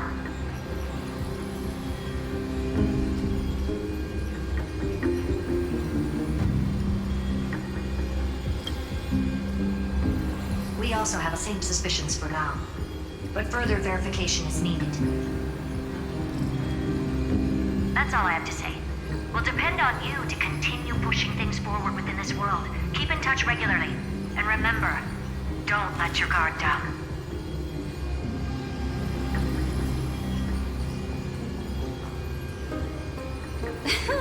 Madame Herta is a real whirlwind. Well then, let's use the banquet Aglaia mentioned as our next starting point. Ceridra's trusted followers should all be present at that time. It'll be a good opportunity to get closer to them.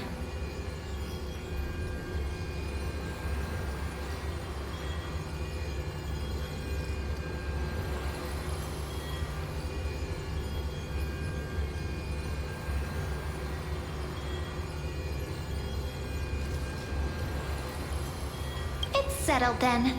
With our great teamwork, we'll be able to deal with anything that comes our way. It's been a long day. We should get some rest now.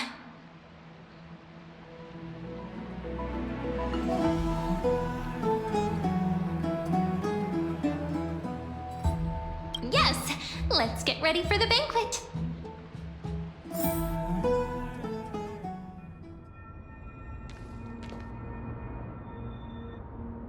Look, the venue's right ahead.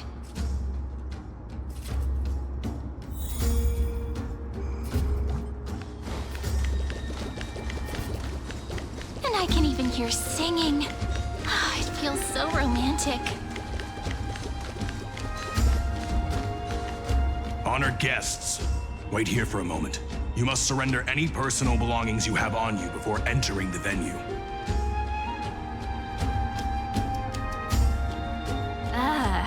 This hero always brings down the vibe whenever he shows up.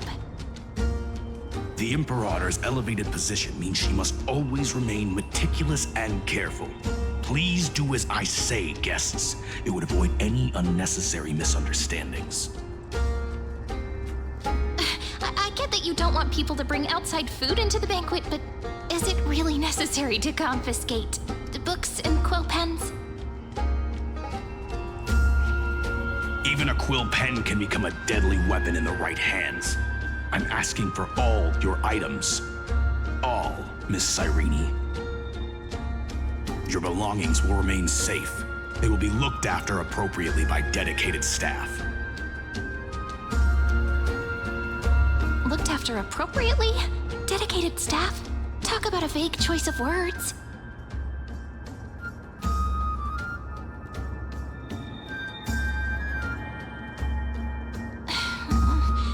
Seems like he's aiming specifically for the chronocognitive anchor. What should we do?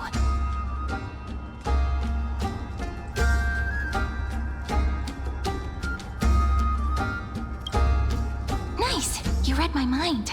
Let's go with their plan and hand over the chronocognitive anchor to be looked after. After all, if the little Imperator is paying this much attention to you, she probably already knows all about our whispered conversation with the geniuses.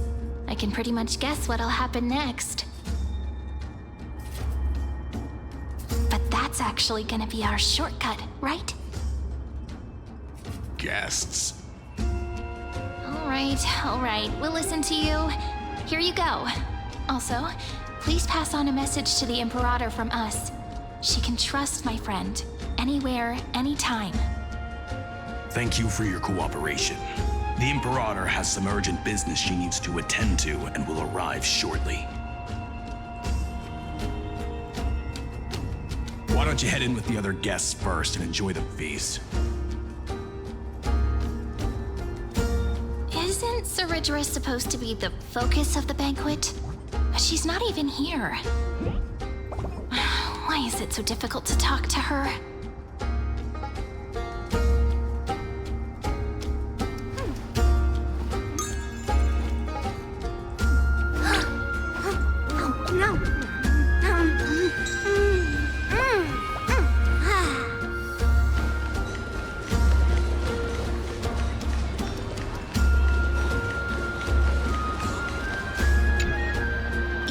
Have been wandering around the venue and haven't mingled with anyone. Have the attendants not taken care of you well?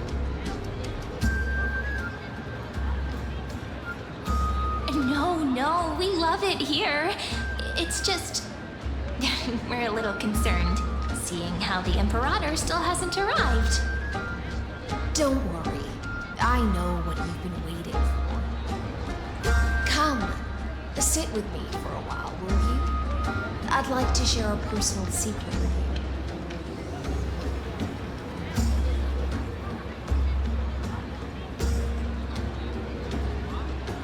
you. See here? This is Fagusa's dew of divine blood, the sweetest of all the 12 bottles. On the night before such a historical event, I'd like to share this marvelous drink with the Deliverer.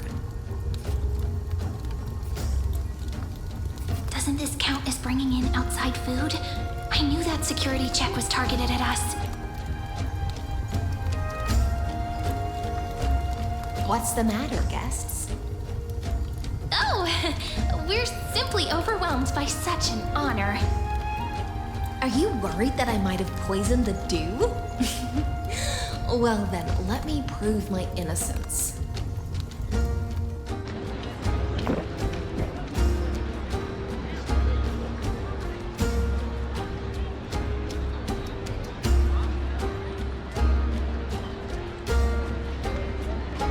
See? It's completely safe. I feel like Miss Hysealins wants to talk to us about something. Why don't we go along with her for now?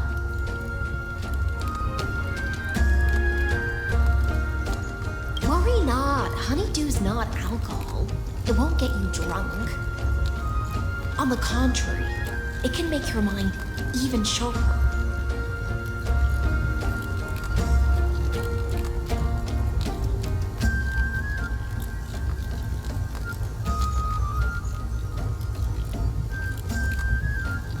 Please, have a taste.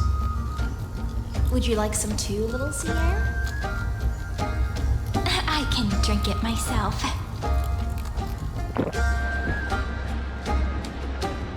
How is it? Sweet enough?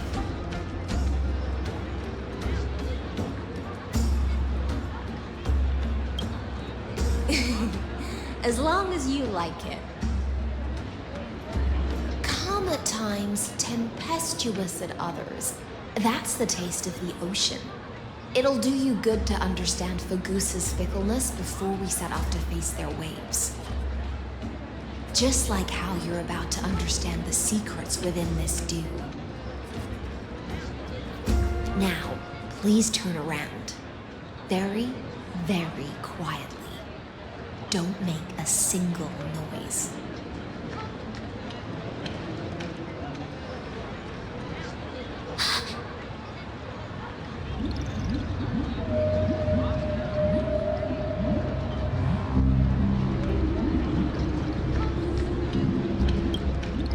The dew of other gods all intoxicate humans, but the god of banquets dew is an antidote that can awaken humans from a sea siren's enchanting song.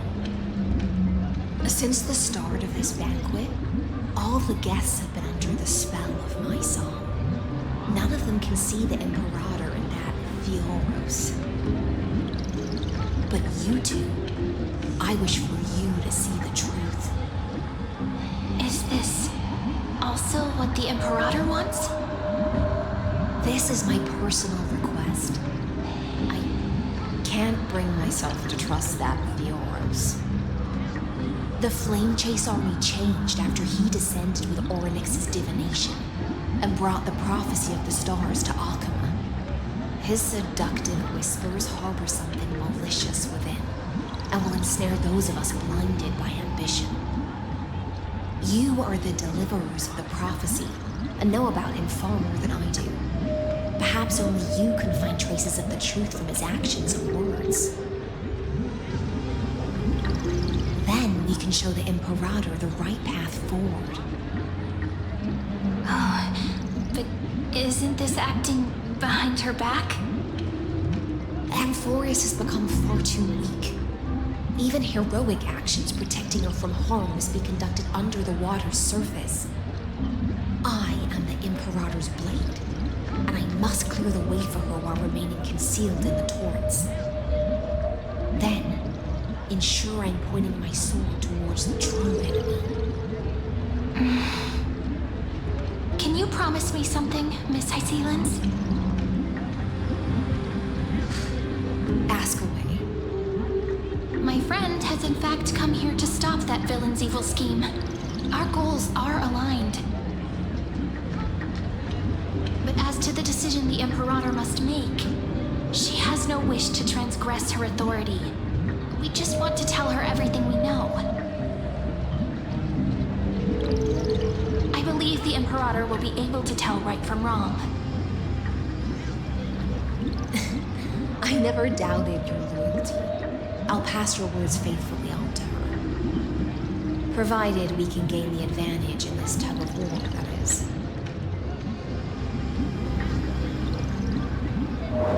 Now, return to the feast. Bring this cup with you and keep your distance. Pretend you are still immersed in the sea siren's fantasia. And I'll control the moisture in the air. That way, you'll be able to listen to sounds from afar as if you are a whale of the depths and hear every word of their conversation. I wish you a victory in this first skirmish. It's the exciting and thrilling undercover part of the adventure.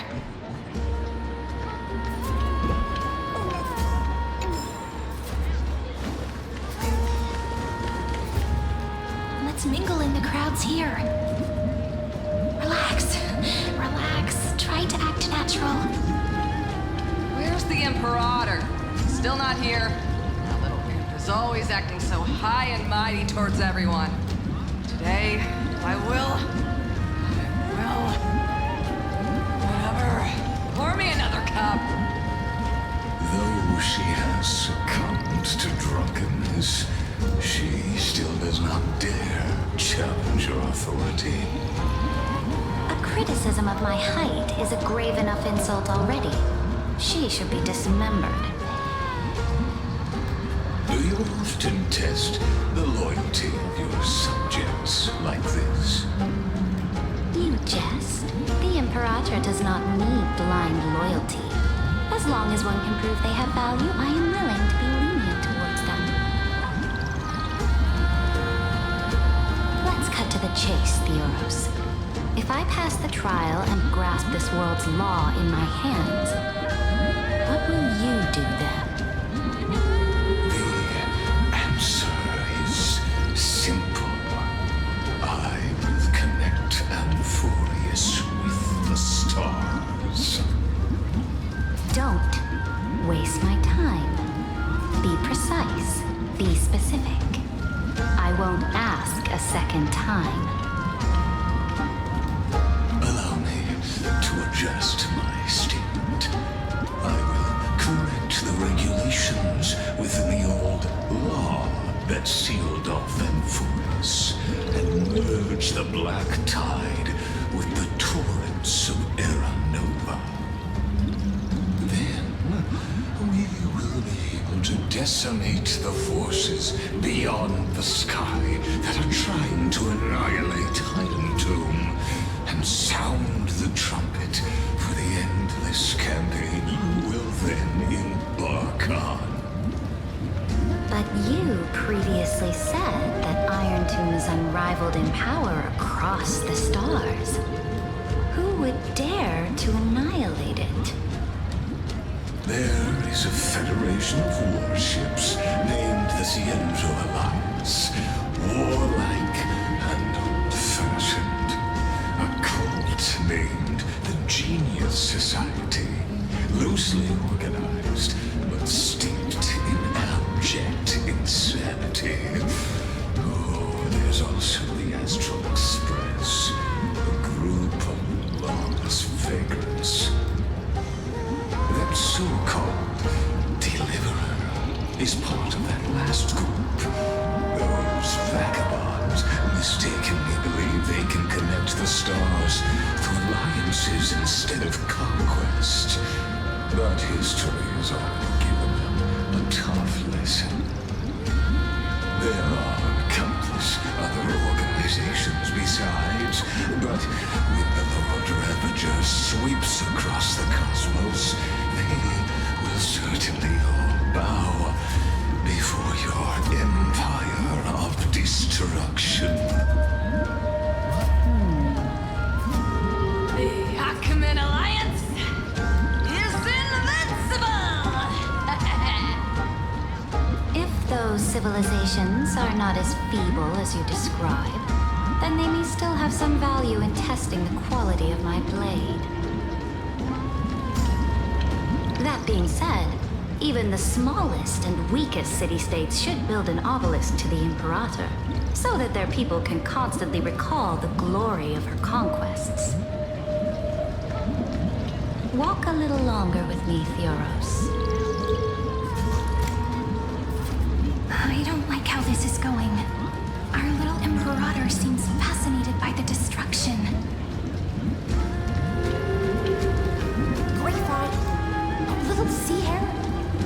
Sounds like they're still talking. Get closer.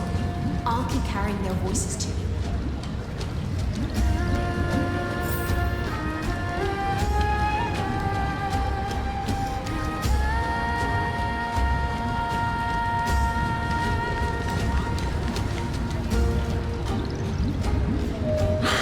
What a difficult situation. No matter how we position our forces, this battle against Fagusa will result in many casualties. That's not something you or I should consider. The Imperator has already placed the chess pieces. We just need to fight for her until our last breath. How astonishing. The commanders under you have such different personalities, yet they share the same loyalty.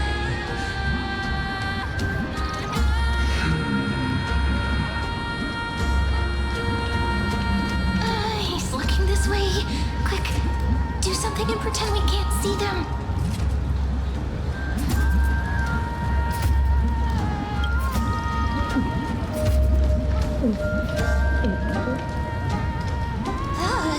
Slow down.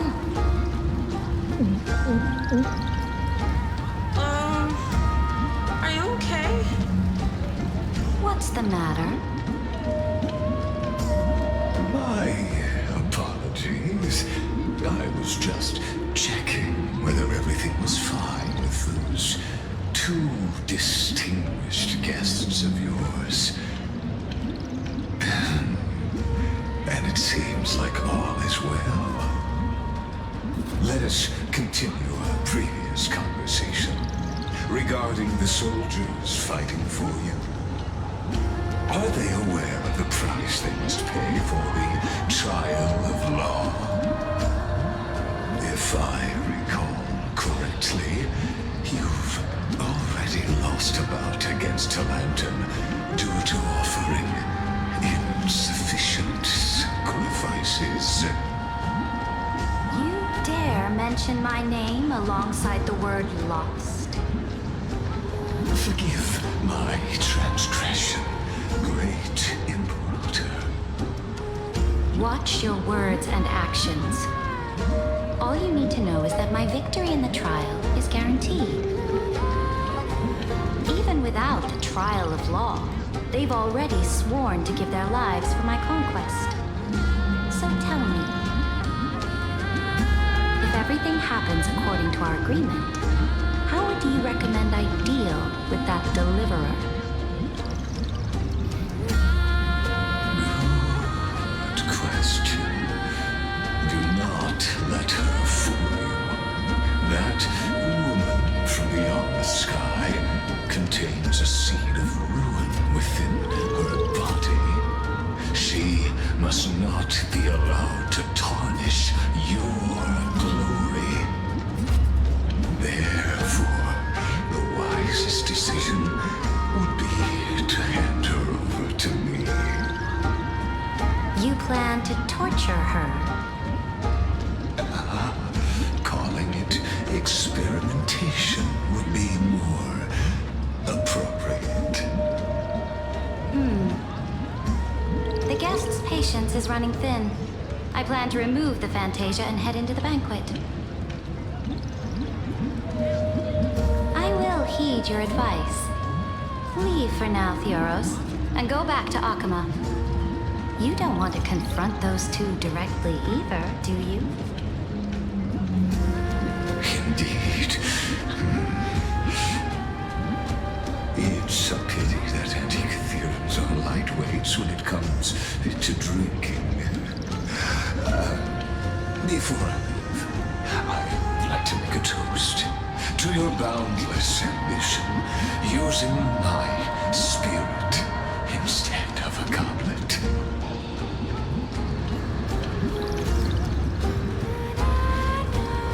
As I expected, that Theoros' schemes have been revealed.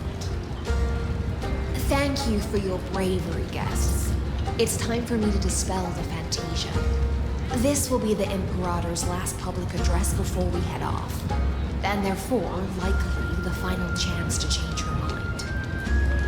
I will try to get you a chance to speak, and I'll also prepare for any contingencies. The rest is up to you.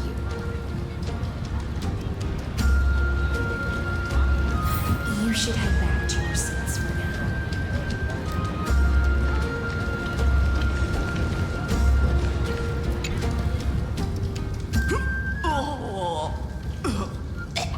This honey brew sure wears off fast.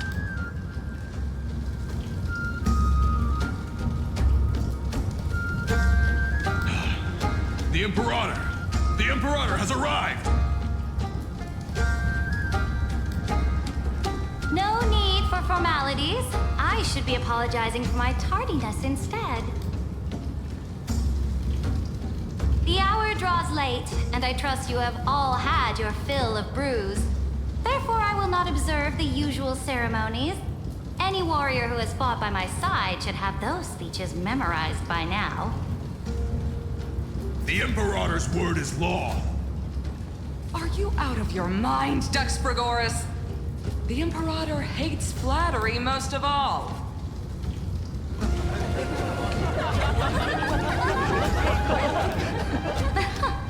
A joyous atmosphere is a better fit for showing me your resolve. I believe that you, my dukes, will do all you can to assist in the campaign against Fagusa, just as you always have. However, it's a pity that I have never tested your loyalty.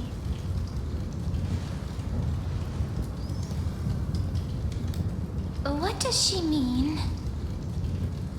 The purpose of tonight's banquet is not to raise our morale, but to establish which allies our alliance can actually trust. And sever the heads of the traitors as a toast to all before we march. Yes, some among us have discarded their vows in order to foment vile conspiracies. Now listen! These traitors are standing right here in broad daylight.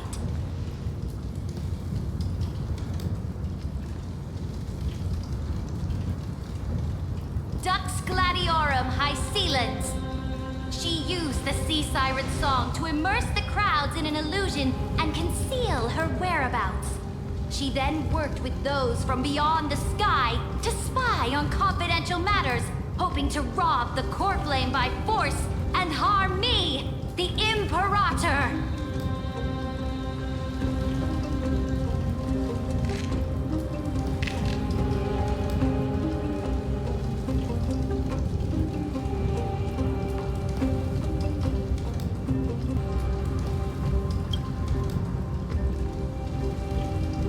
Imperator, I can explain.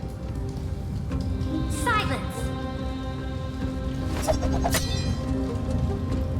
Do you remember who used to own this blade? She met you once, back at the Temple of the Three Fates. It was Kindness, the head of the Cleaners. She was the first to draw a blade against the Imperator, and personally made herself an example for my enemies. Under the shade of the olive groves, the people of Akama said they would never bow to me. In the frozen, lethal fog, the people of Idonia said they would never bow to me. At the beginning of the myriad paths, the people of Yanisopolis said they would never bow to me.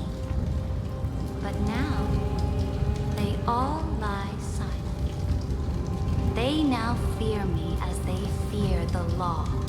For I am Ceridra, and I am the Imperator! If you have any last words, say them to the Imperator. Then, face her judgment.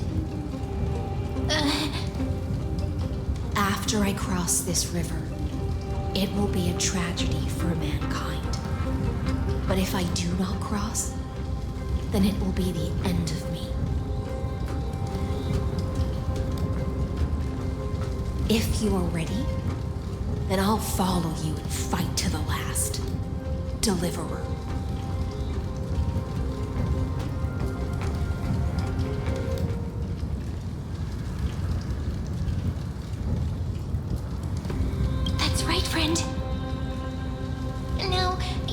identity and add in a bit of experience and charm and testify to the Imperator as we promised.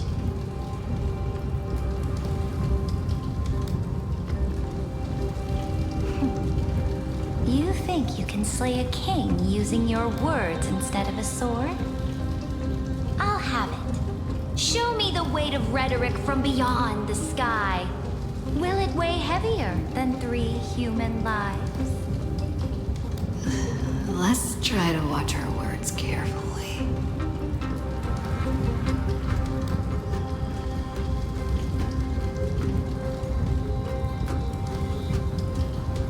Before I arrived in this world, the Chrysos heir of world-bearing was a young man with the pseudonym of Finan. He came from Ides Elysiae. In order to combat the lies of the Era Nova and deliver Amphorius from the ending of destruction, he lived through history 30 million times, hoping futilely to find a breakthrough.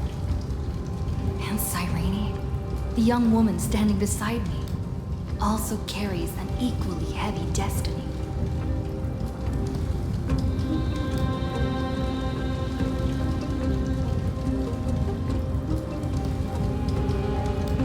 Lygus is not a guide at all. He doesn't care about Amphorius, and cares even less about your glory and campaigns. The only thing he cares about is completing the Amphorian experiment, making sure Iron Tomb is born into this world, and using it to utterly destroy the Cosmic Order. He will most certainly betray you. When that time comes, all of us will be ground to dust by the destruction.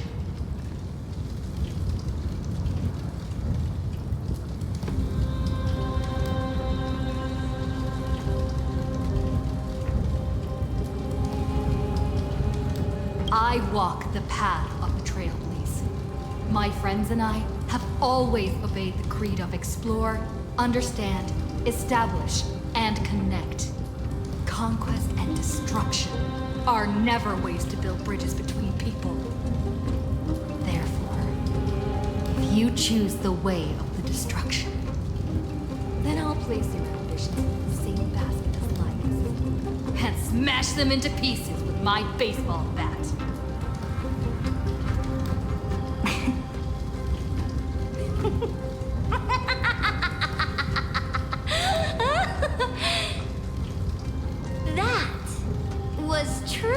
A chaotic speech. All that needs to be said has been said. Dux for Goris, Dux for Malus, escort the traitors to the prison.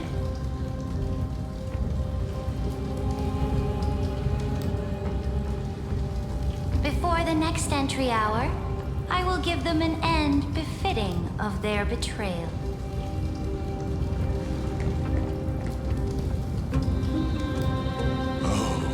Great Imperator, your ambition certainly eclipses all things. You're still here, Theoros. Of course.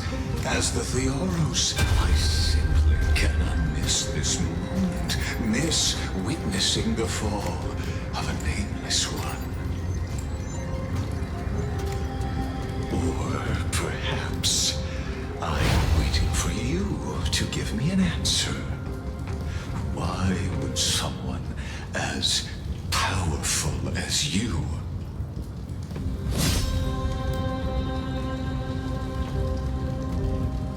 use such a clumsy excuse as imprisonment to ensure the Deliverer's safety?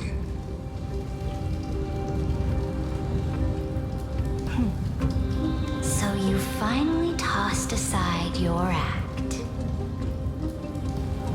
I must point out that you are just as impressive an actor. This banquet was always going to be a game of chess, where you would try to control both sides and turn both them and me into your pawns.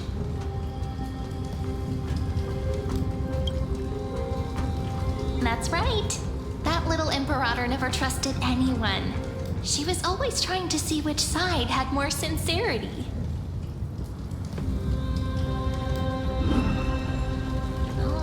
All right, we'll listen to you. Here you go.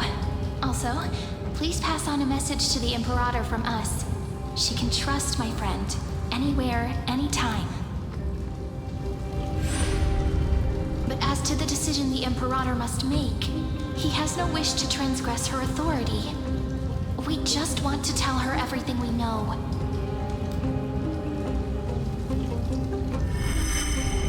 Now, use your identity and add in a bit of experience and charm and testify to the Imperator as we promised.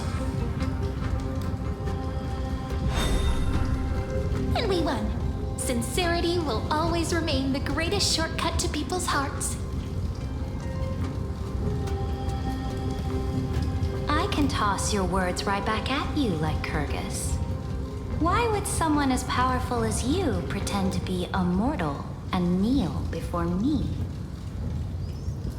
Unless you enjoy giving flattery and prostrating yourself. You are mistaken. I am only trying to ensure the experiment's autonomy, meticulousness, and perfection, thus avoiding any unexpected outcomes. A forceful intervention will only create larger errors, reduce efficiency, and introduce ugliness. Had you fulfilled your promise of giving the law to me and completing the Aeronova, then the Amphorius would not have deviated from destiny's course. Oh, but you broke your promise. What a pity. In that case, I must carry out my duty as the administrator and eradicate all factors steering the experiment out of control. Factors such as you and her. Careful. Careful. What was that voice? Was it Oryx? I found you. I finally found you. Be careful. This land will face disaster.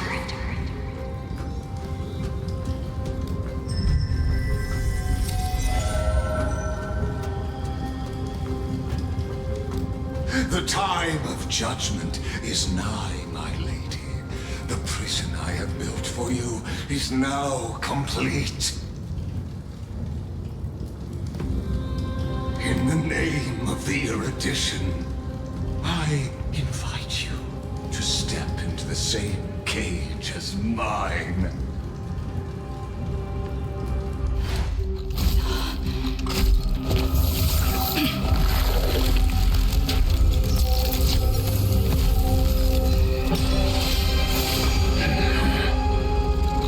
What's the meaning of this, Imperator? I did not permit you to act. A ruler is the only one who can decide their subject's destiny. But, great Imperator, what judges destiny is not the ruler, but gods. Don't forget, my realm only allows for the existence of humanity.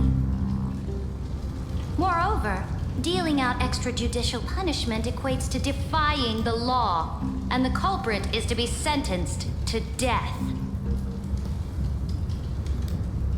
But you have seen how I can erase life from this world with just a clap of my hands. I fear you are still quite unaware of your current situation, allow me to reiterate. I am giving you a simple choice.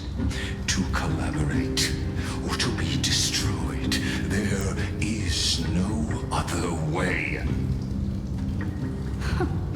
Shameless behavior. If that were true, you would have killed me long ago. You, in fact, cannot kill me. I guessed it the first time I beheaded you. Because of the law, you cannot be completely destroyed. And the same is true of the Chrysos heirs.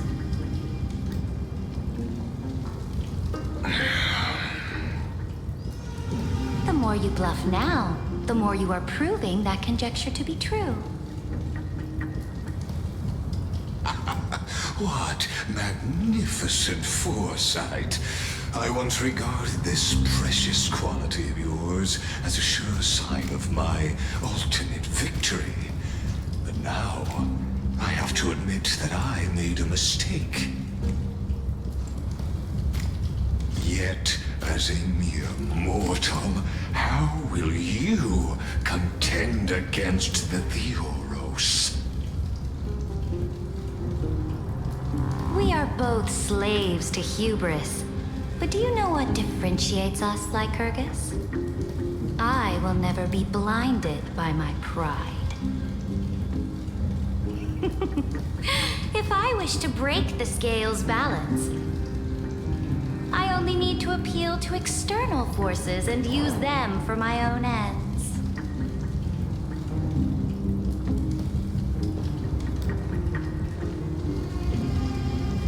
Finally, we get to meet face to face, Senior Society member. I offer sincere acknowledgments for your many past achievements, but I must deeply regret your current perspective.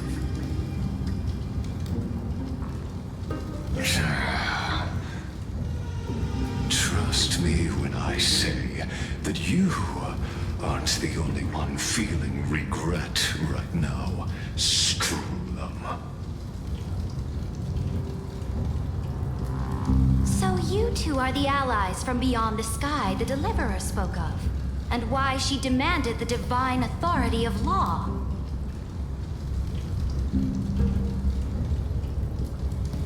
Come and prove your strength to me. Show me the power of these so-called paths. I have spent much time and effort to secure this treasure from beyond the sky just for this moment. In the name of the Sovereign of Planet Screwlum, your allies have responded to your call, esteemed Imperator. Please allow me to spell the situation out for you, Lord Lycus. Permission to read the ultimate protocol is already in my hands. It'll only be a matter of time before we acquire the authority to write and execute commands as well. There's no way the flame chase journey will continue after you've burnt your bridges so thoroughly like this. Do you really think you can still win? Oh, seriously. Don't embarrass the society.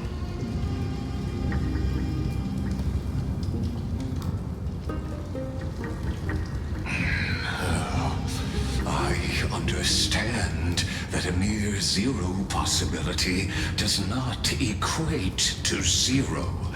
That argument is very persuasive to me. Which means the same principle also applies to you, my dear peers. You will never be a match for me in a world constructed through Catorzain algebraic expressions. And as for Aranova, why don't you entertain this possibility? What if I reduced Akama to rubble and ground her people into minced meat? Would the heroes then once again desire the power of demigods so they could fight against me? Listen, Iron Tomb is fated shackle me and put me in chains. But I have thousands of ways to ensure the destruction's descent.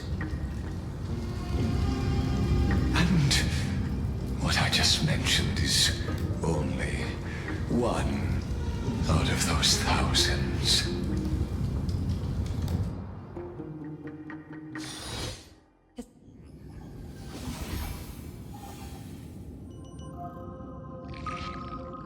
This is the place outside the legends? This doesn't feel the same as before. How should I get back? Warning! Warning! Warning! Warning! Warning! Warning! Command isolation? Since we parted ways last time, I have modified the exomyth into an audience area exclusive to you. Now, you will be able to silently wait here for the final act of Alphorius to begin.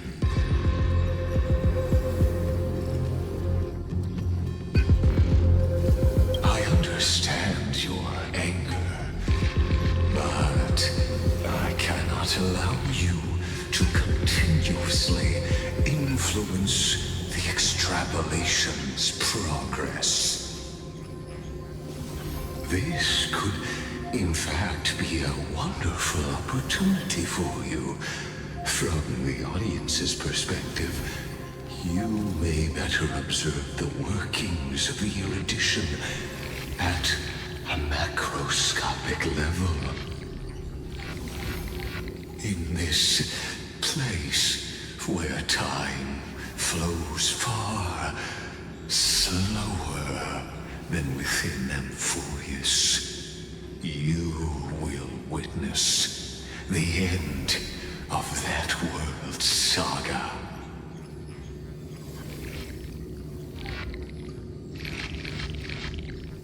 The answer concerning the prime mover of life and the total destruction of the erudition.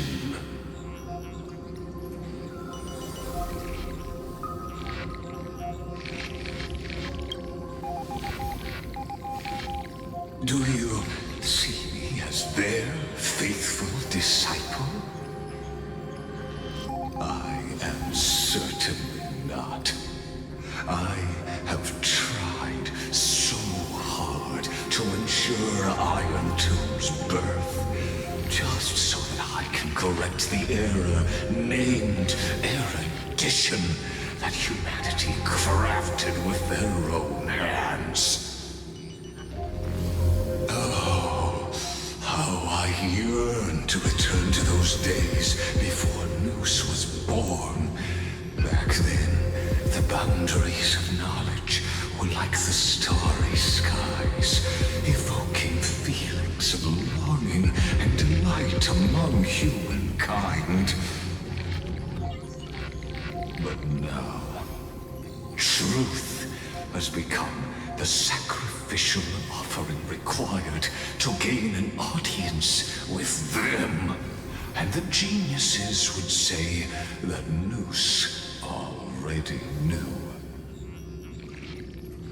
That arrogant Eon was born from the primal mobile of humans' desire for knowledge. Yet, they themselves sealed off humanity's capacity to seek enlightenment.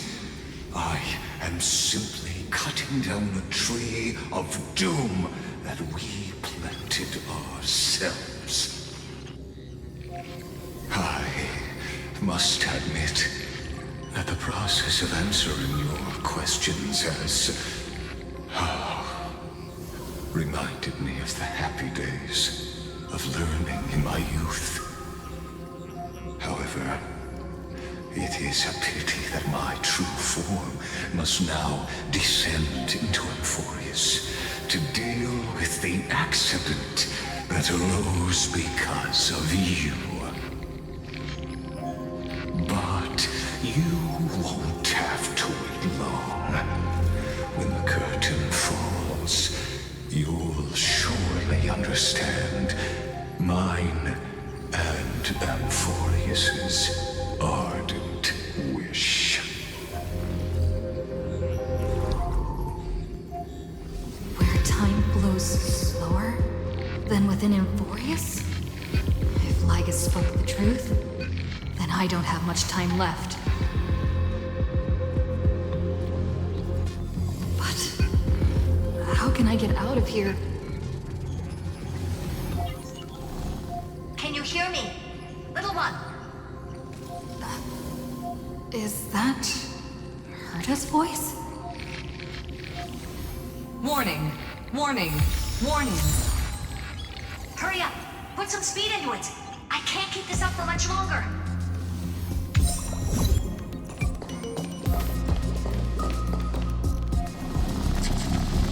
That gold Intellitron overlooked one little detail, and Screwy and I finally found an opportunity.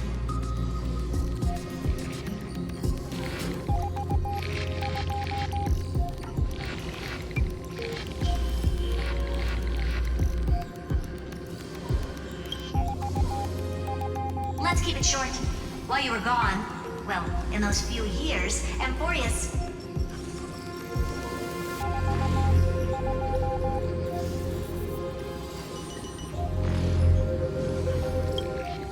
Yes, time dilation, resulting in an uneven flow. Don't you know this already? Let's stick to the main points. The Chrysos heirs activated the chronocognitive anchor and helped Skrullum and me open a hole in the firewall. We made some adjustments, so he can't attack us immediately, but it won't hold for long. Critical warning. Critical warning.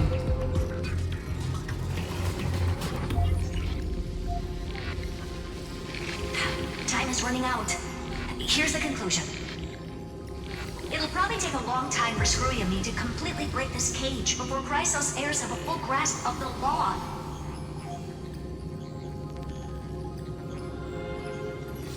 To be safe, we'll continue to launch side-channel attacks on the system to give you opportunities to escape. You need to seize these opportunities. So start moving, and find a way to pull off a magnificent jailbreak.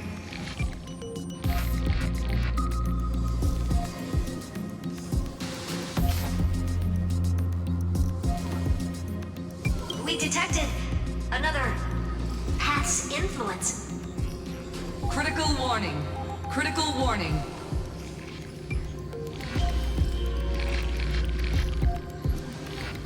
Its power is strong. May be able to help use the path's power.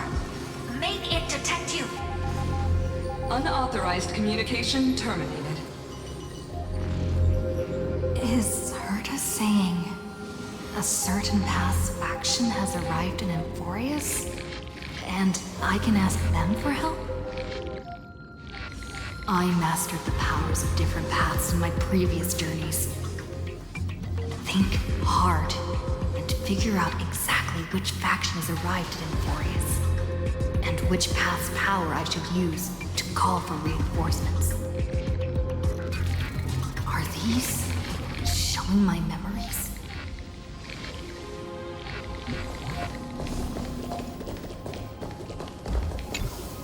With the Stellaron in my body, I woke up at the Herta space station and gained the power of the destruction. A world that'll give rise to a Lord Ravager would definitely draw the attention of the destruction. The Stellaron in my belly is gonna be super useful. But what if I end up pulling in the Antimatter Legion? Or the Annihilation Gang? Can they really help?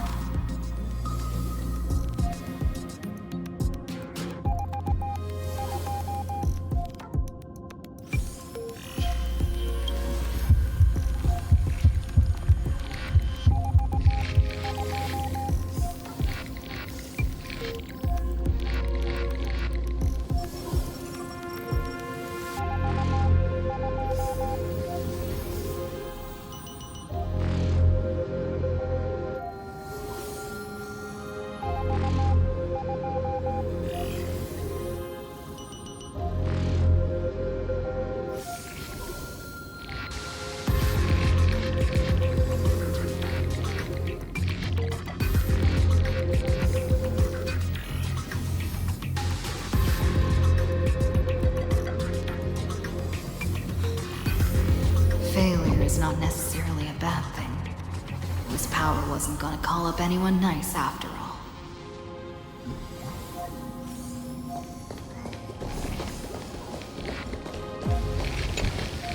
I obtained the flaming lens left by the architects, and gained the power of the preservation in Belobog.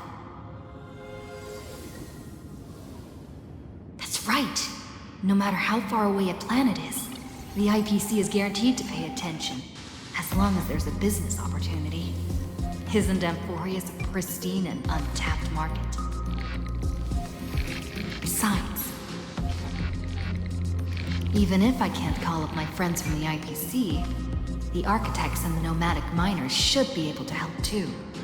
There are definitely cities and ores in this world.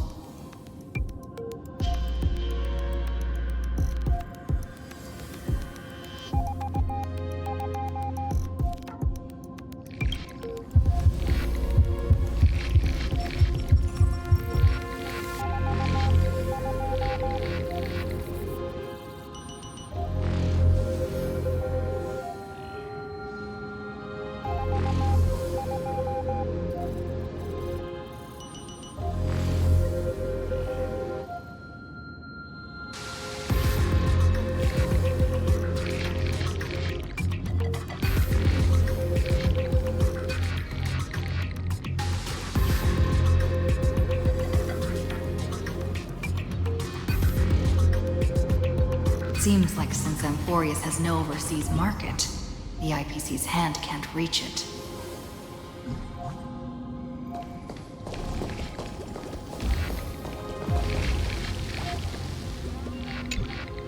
I received the Watchmaker's hat in Penacony, and declared war against the Order, then gained the power of the Harmony.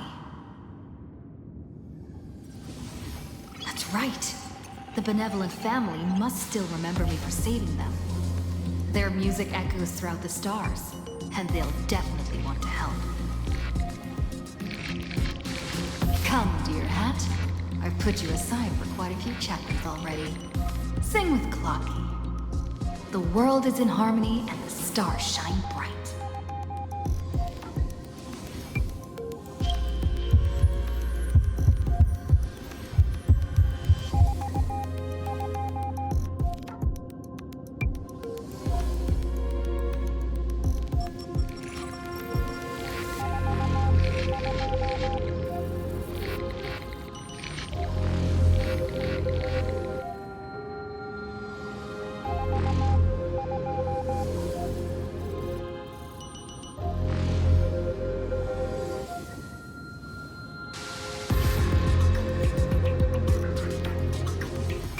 Doesn't Migas want this story to have background music? He has such terrible taste.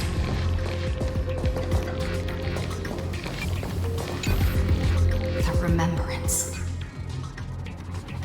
That's right. I came to Amphorius because Black Swan asked us to come. And I even got a glance from Fu Li here. The Garden of Recollection must be intricately involved with Amphorius. Traces of the Remembrance are also everywhere in this world. I don't know what they want, but I don't have many choices left in this crisis.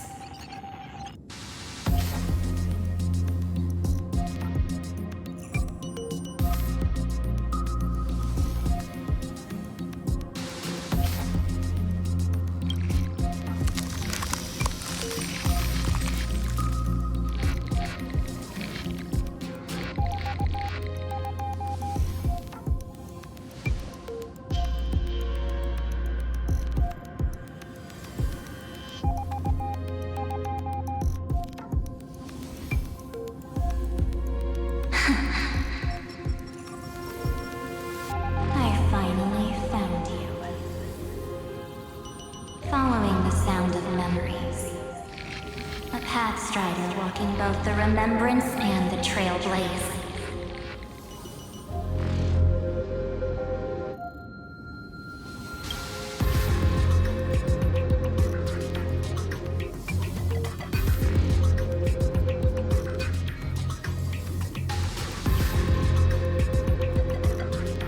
Warning! Warning! Warning!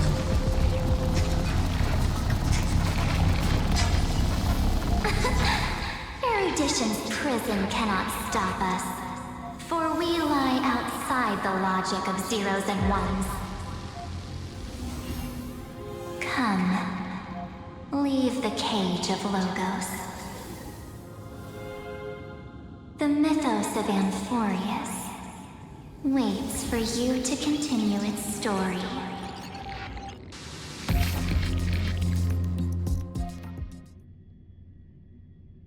When that brightest star, that star heralding the dawn, finally rises, a boat, so used to drifting, at long last enters an island's safe embrace. Oh, Pathstrider, we have helped you break free. Hurry and set off. The child of remembrance awaits you. March? What's she doing here?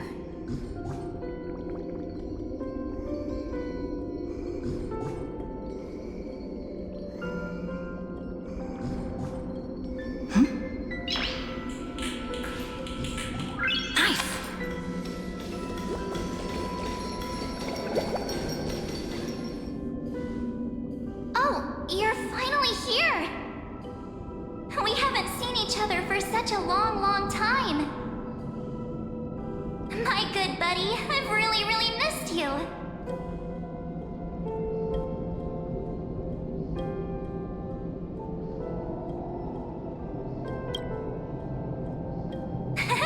I bet you were constantly thinking about the days when I was by your side. It's been so boring waiting for you in this place. There's no one to chat with, no internet, and not even anything to eat or drink. It's basically a prison. Now the great hero is finally here to save me. Yippee! You must have seen a lot in Amphorius during this time, right? You gotta tell me all about it.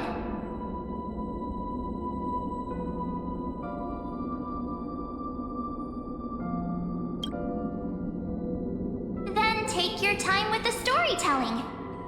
Or do you not want to talk to me? But let's get out of this spooky place first. This is not a good spot for a reunion chat. Why don't you take me back to reality? A strange voice told me that I can enter Amphorius if I keep following this road. So, let's head off.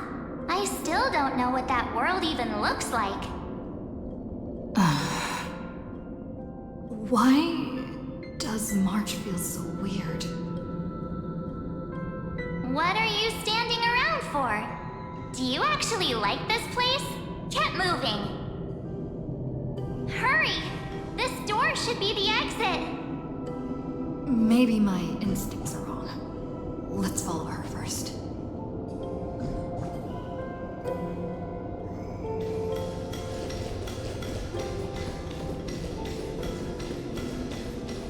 Are you okay? You haven't said anything for a while. Has it been so long that you're still missing me? There's no time to waste, though. The Chrysosayers and the Geniuses are all waiting for you. No. The discrepancy is getting worse.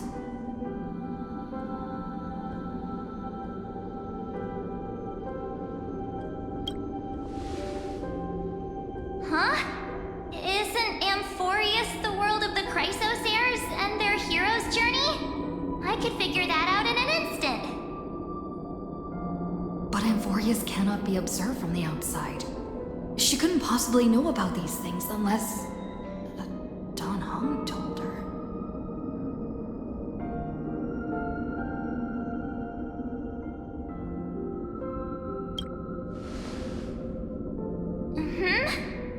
No, he's not. Maybe I just happened to miss him. Never mind. Don Hung's super reliable. We don't need to worry about him. He's probably waiting for us somewhere. All hail and hearty. No. The Besides, the March I know wouldn't be so dismissive about her companions. Something's not right. She's not March 7th. I guess you have something you want to say to me? Then there's no need to feel things out first. With questions. Let's treasure the time we have together and be frank.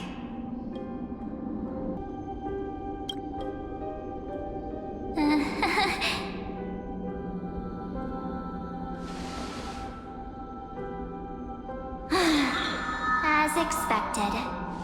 A glimpse of memory is not enough to deceive the bonds of friendship forged between the nameless. In that case, there is no need for further deceit. You're right. We are not the March 7th you are acquainted with. But we can send you back to Amphorius, as long as you are willing to help us.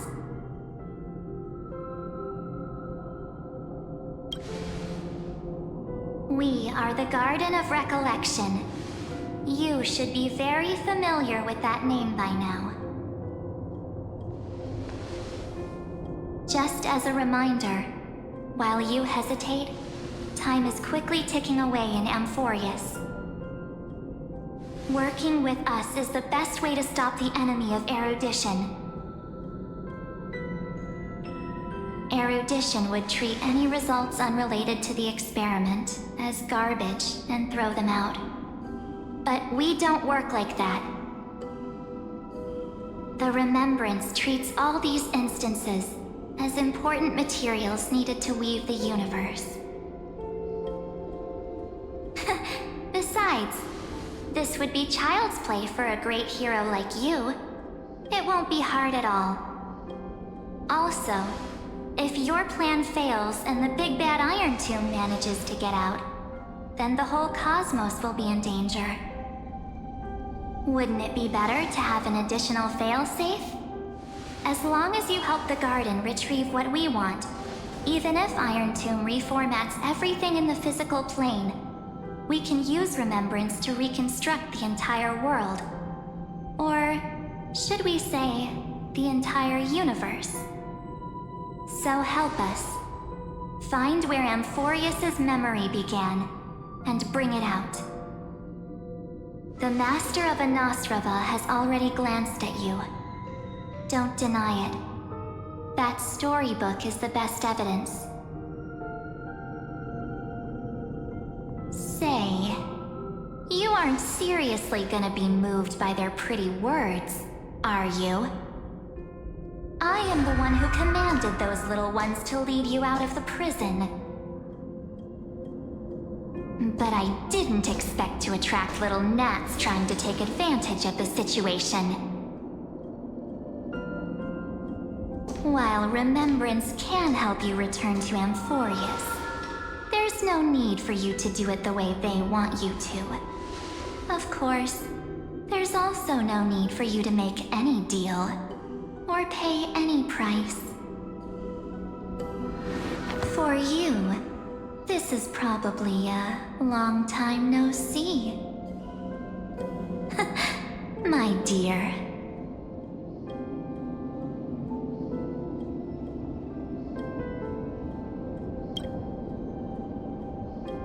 Shh. There's no need to say anything. I know. You have so many questions swirling around in your memories at this moment. And you feel so helpless. Put them aside. For now, all you need to do is trust me. Or do you need more proof? That won't be hard. Wait, stop it! They're awake! I'm gonna keep our first photo, alright? Won't come to pass while we're around.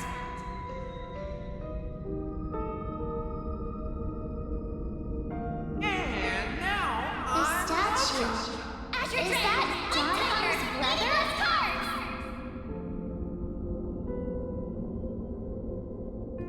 Oh, did you hear that?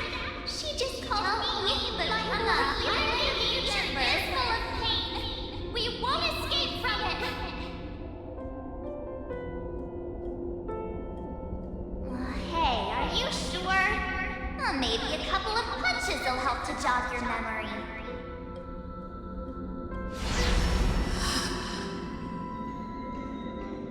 It's as if they all happened just yesterday, right? I don't want to lie to you, which is why I will not use her name. The third month of Amphorius is the month reserved for the Veil of Evernight. So, place me into your memory using the name Evernight for now.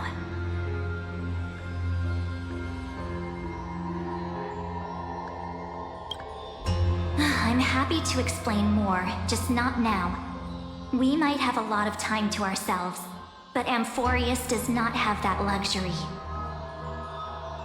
If we do not stop erudition and destruction, then the journey you've treasured so much will face the prelude to its obliteration. A countdown not in amber eras, but in days, minutes, seconds. So, take this gift. This burning core flame. This footnote of a transaction. It contains hope and the warmth of the entire world. Ripples of past reverie. She hid this fire in the long river of time, hoping that her wishes would transcend time to reach your hands in the future. Now, take it, and return with it, dear friend. Return to Amphorius, and overturn the final era Nova. Witness the time that stood still for the Deliverer, and the resistance that never bowed to the destiny of destruction over the long years that passed in a flash. Then, with this core flame blessed by the remembrance, respond to their hopes and blaze a trail to the future. And I will silently watch in a corner of time, waiting for our next encounter. I believe the wait won't be too long.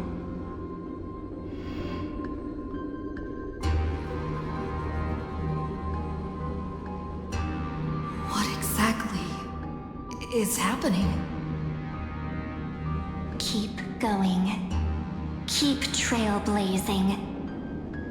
For Amphorius. For you. And for the March 7th in your memories. Go forth.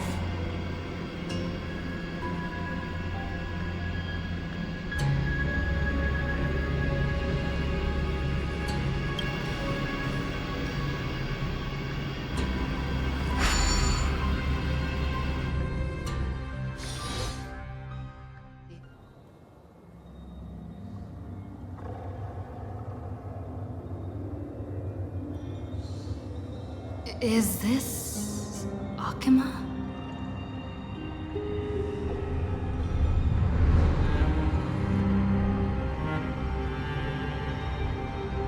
No one's here. And the dawn device is off.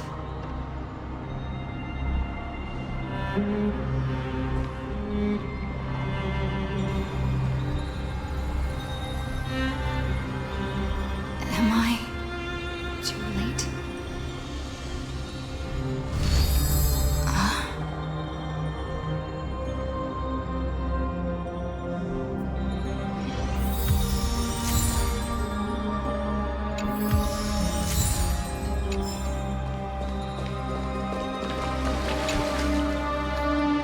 The chrono-cognitive anchor?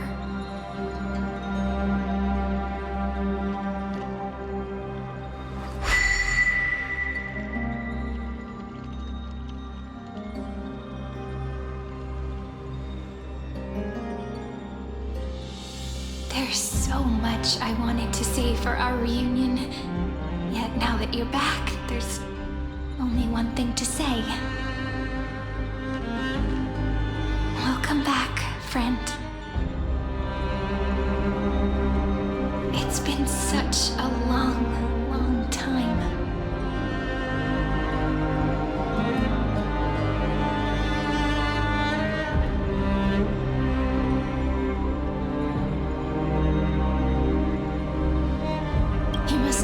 confused right now, aren't you?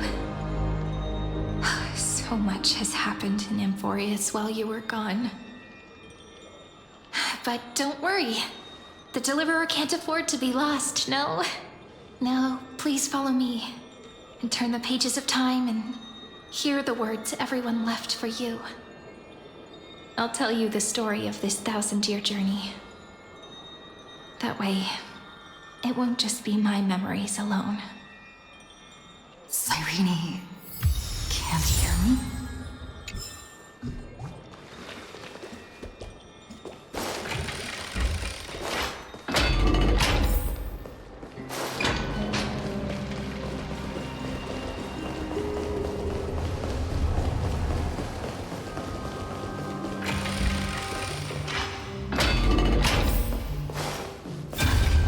The scenery of the past has resurfaced. Time flies. 200 years have passed since the Deliverer's fall. We had to return 3 core flames of Law, Romance, and Ocean to stop Lygus, but even so, Terravox has fallen. The 2 geniuses vanished without a trace, and Zeridra embraced her fate. At this rate, Era Nova will come, and Amphorius will fall into the destruction.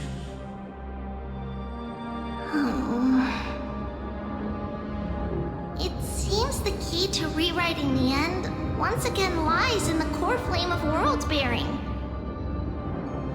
According to the instructions left behind by those 2 geniuses, we must get it into the Deliverer's hands, no matter the cost. But how? We need to find a way to hide the core flame.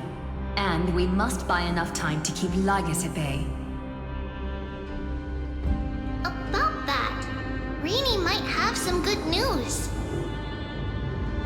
She had that dream again last night, but the Titan's voice was clearer than ever this time. She said, "Pass the flame into the future." Is that a prophecy from Orynyx? She chose to side with humanity this time and hide one of her kin's core flame? It seems Amphorius' fate isn't sealed just yet. You're right. History has changed. Humans and Titans are both giving their all to keep this world going. Perhaps a relay across the ages is finally about to begin somewhere out there. Unfortunately, life will never go smoothly. Leiden's army is already at our gates, and their commander... that Lycurgus. He's right outside Akama. Light calendar 3960.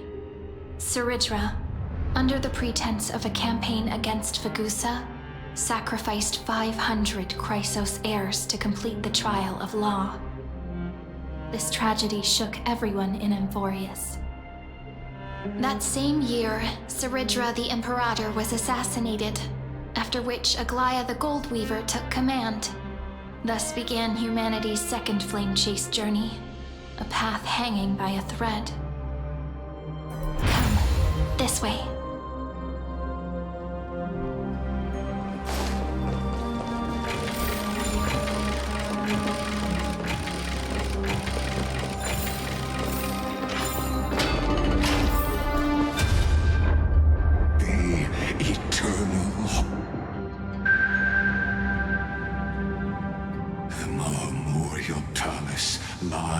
In ruins. Countless mortals have perished because of your stubborn resistance. It's time you learned the cost of refusal. Now, answer my question again. Where is Kefali's core flame?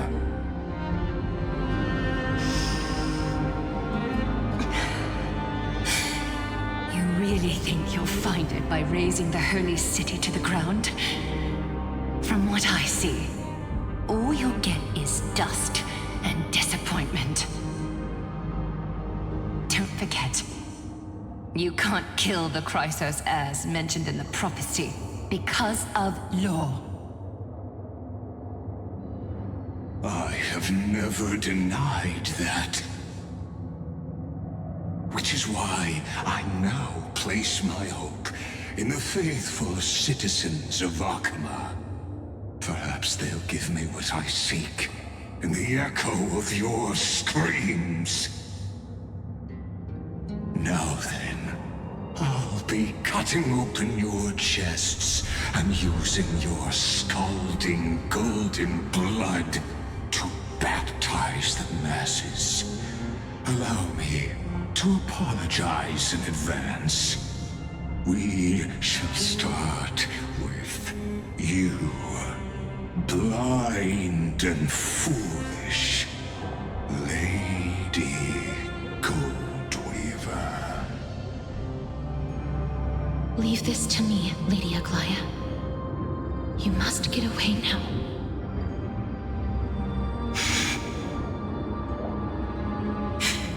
No, Holy Maiden. I'm the one who must stay. What? His conspiracy won't succeed. Because Romance is ready to make good on their promise to weave an indestructible armor for Amphorius. Its name is Solidarity. You must escape with your life and carry word of my death to those still fighting, then keep going with them. Just as the Imperator lit the torch of resistance with her death, my passing will make this flame everlasting. Take good care of it, guide it to the future, and place it into the hands of our deliverer. 50 years later, Lygus led his forces again to Akama. He charged directly into the Holy City and razed the Marmorial Palace. History would name this battle the Third Siege of Akama. 90,000 brave souls gave their lives for Akama that day, including their fearless leader, Aglaya. Go forth, deliverer.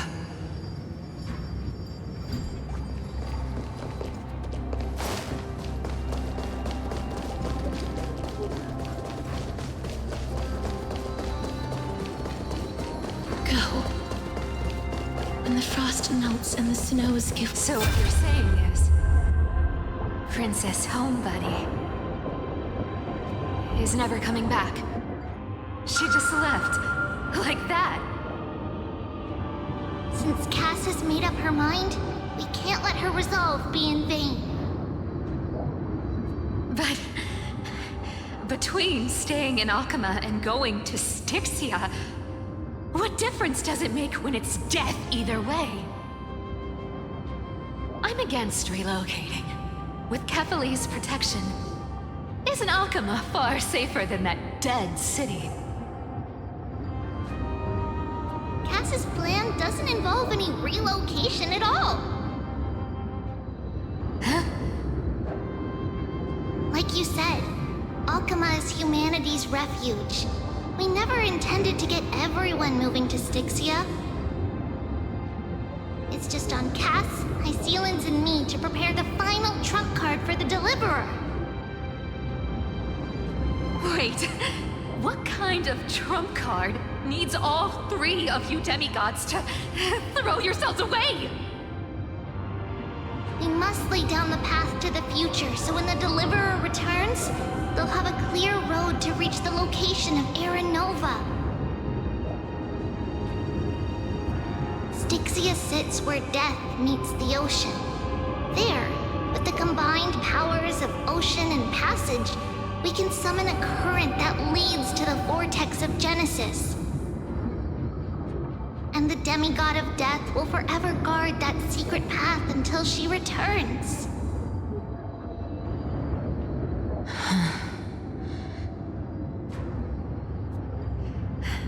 We all know Lygos will set his sights on the vortex of Genesis. That's exactly why we have to do this.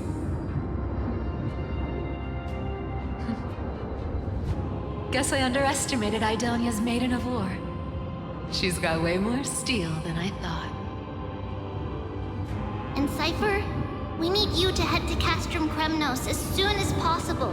By any means necessary, forge an alliance with Strife. The prophesized Crown Prince has already been born. He shall become the new defender of Akuma, protecting this land after we leave. You don't need to worry about that. I just came back from Castrum Kremnos. Only a step ahead of the news. Treeby, something's flying towards Akuma, and it's really fast.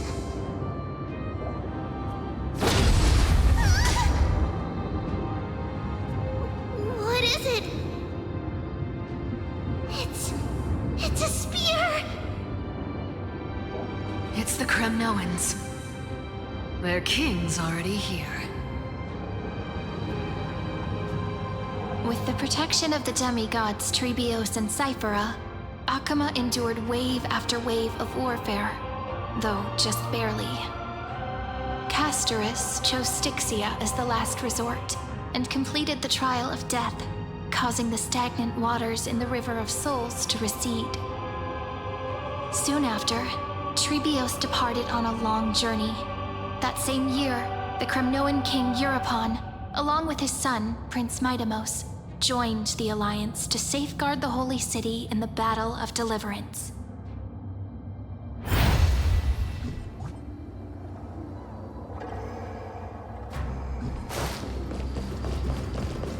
Go on, and see you tomorrow.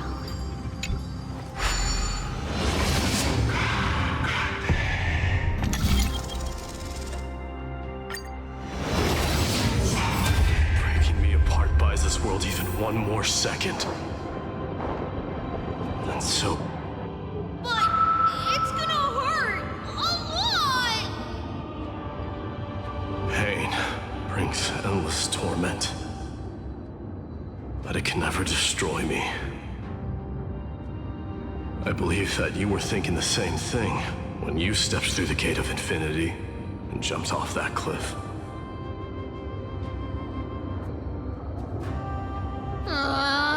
Can't argue with that. In the current situation, this is the only path Akuma has left. Just do as I say. Split my soul into 5 pieces. Forge me an immortal vessel. Let the blade of strife hang forever overhead. Locked in battle with their enemies to the world's bitter end.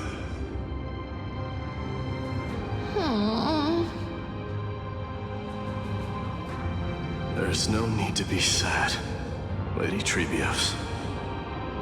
Haven't we already taken great strides towards that promised tomorrow? In this life, my people no longer have to drown in false guidance. Kremnos has washed the blood off its fate. Emphorius no longer needs a god named Strife. So let me shatter the former laws and turn the Lance of Fury back into a weapon that protects the world. We understand. By the way, can you do me another favor? The 7 sages from Grove of Epiphany are already en route. They'll arrive in waves to join the Resistance in a couple of days. Among them is a scholar named Anaxagoras. He has extraordinary insight and fears no sacrifice. This soul-rending ceremony wasn't just my decision. It was his counsel. His wisdom will surely be the backbone of Amphoria's survival. Watch over him carry on this everlasting flame for me. Through Anaxagoras' ritual, the demigod of strife split his soul into 5. Courage, honor, tenacity, sacrifice, and reason, each sealed in blood crystal and cast into battle. The people held a 10-day funeral to mourn their fallen god king, and through his sacrifice, humanity was granted 200 years of peace.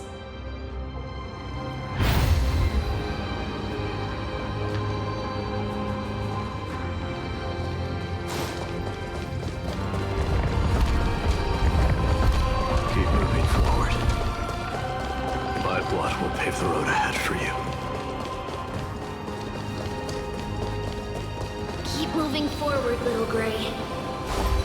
See you tomorrow.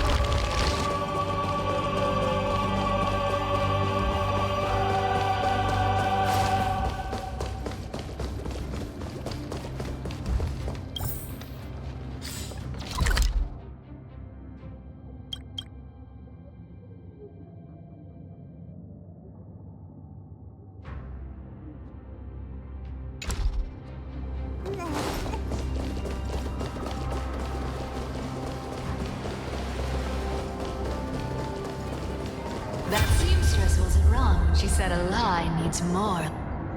Reason and trickery. Never thought we'd be the pair to finish this final setup. Can't catch that Tin Man without your little slides. Besides, this is our last shot. Not the time to be picky, right? Don't oversimplify it. Lygus just found out Akuma's been an empty shell for the past 50 years. He's bound to be furious. At this rate, he could have done anything. That's exactly what we want. Rage blinds even the brightest minds. Doesn't matter how much of a genius he is, the principle still holds. Once he storms into the council and confronts me head on, you trigger your alchemy with a boom and turn him into a caged beast. Easier said than done. You still have to pass yourself off as the deliverer without anyone catching on. And you really think a human alchemical array can bind a godlike being? That's just nonsense. What? Getting cold feet? Or you just don't believe in the almighty worth of the demigod of trickery? Just tell me straight. Can you do it or not?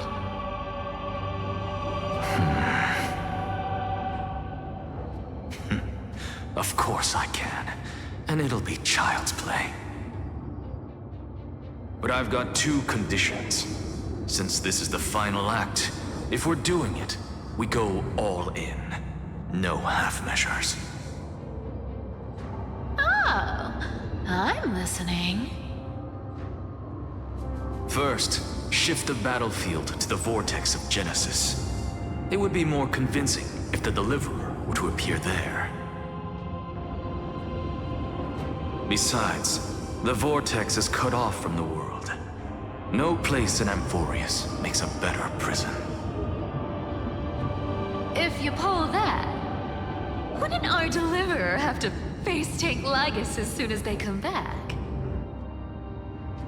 That clash is inevitable. All we can do is create more chances for her. And that's the second condition. The vortex belongs to Fagusa in the first place, remember? And there happens to be a demigod of ocean among the few survivors in the world. Loop Sealands in. Let her join the final act. I'll transmute myself into a Philosopher's Stone and embed myself into the formula. And when the time comes, she needs to shatter me and scatter that stone's ashes into the ocean within the vortex. Huh. I guess people weren't wrong when they said you're insane, Grove Boy. I've got no idea how to outwit a reclusive genius. But making an anti-Catheran suffer? The demigod of reason has 10,000 ways to do just that. And what I just mentioned was one of them. So what exactly does your formula do? Now that would spoil the climax, wouldn't it? By now, Hyacinth must have completed the Sky People's ritual. Since that Theoros loves a good performance as much as I do, let's make sure he enjoys our show to the fullest. As for how the Deliverer will complete the Era Nova, well, that will no longer be our concern. It was the last battle known to the world, initiated by two demigods least suited for war. In the end, reason and trickery kept their word. At the cost of their lives, they sealed Lygus within the vortex of Genesis, where he remains to this day.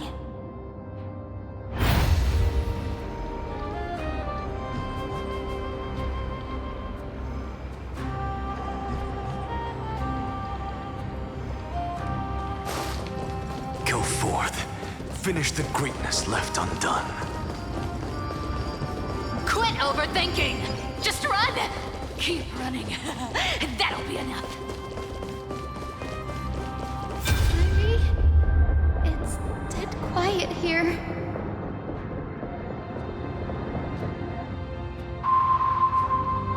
Akuma will stand eternal. Miss Cypher's lie is crumbled after all.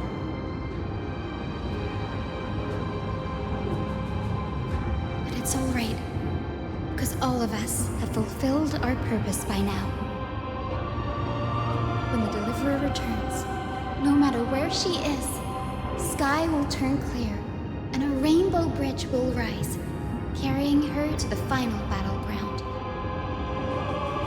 Siren, this arduous relay is finally nearing its end. Now, I'm passing the final baton of fate to you, okay?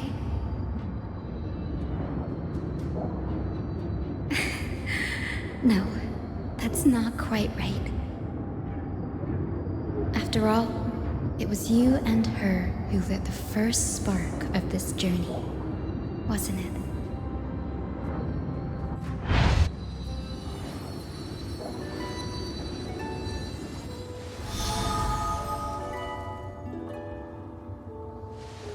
I'll tell you the story of this 1,000-year journey. That way, it won't just be my memories alone. And I'll share the moments I spent with you with everyone. That way, the path we walked becomes a memory shared by all.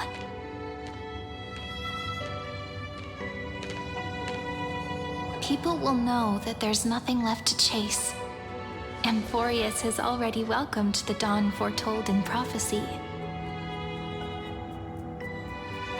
Just like I said, this won't be harder than the last time. Right?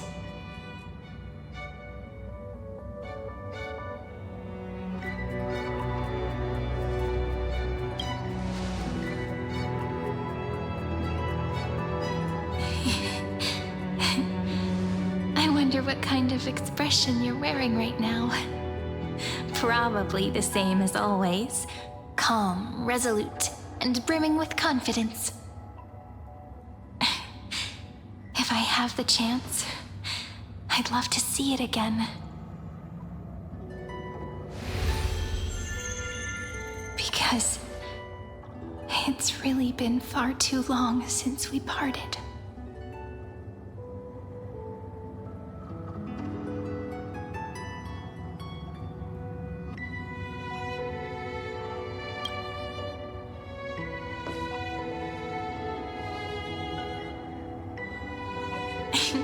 Someone as sharp as you must have realized by now that this isn't reality, but a maze of time. As the last link in the relay, I will return to the Temple of the Three Fates, tell Orynyx all of our stories, and bottle every page we've written into the little flask of memories.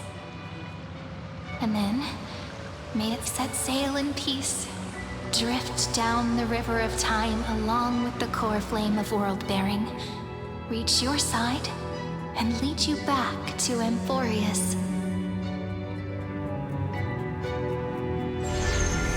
Just like the first time we met, right? Even though this cycle has no demigod of time, time has always stood on humanity's side. This is the only way to make sure that the Era Nova won't happen before you return. And the only way I can safely entrust the completed final flame chase journey to the Deliverer's heart. After all, the new world will be born from your memories, and the protagonist of this story mustn't be absent.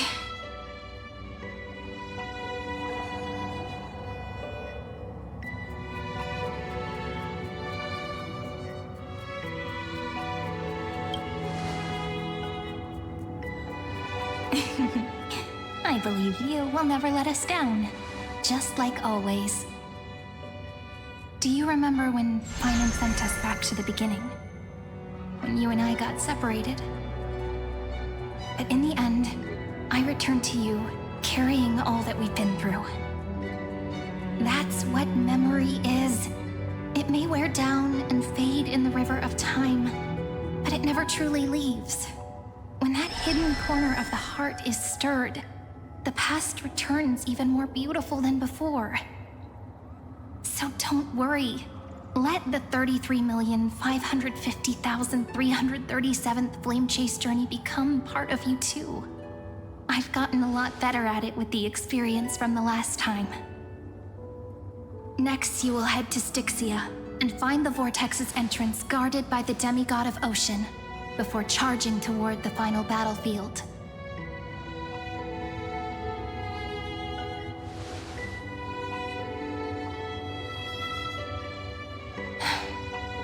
Don't worry. I'll be with you.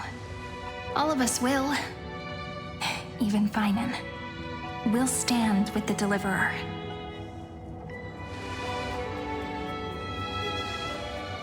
So say a short goodbye, then set off, just like we promised at the start. Toss away all unnecessary worries and troubles, and bring our smiles and determination into tomorrow.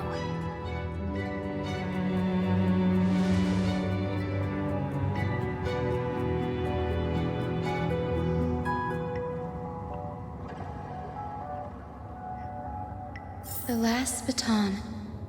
I wonder how long you'll have to wait before passing it on to her. No matter how long it takes, it's okay. Waiting is what I do best.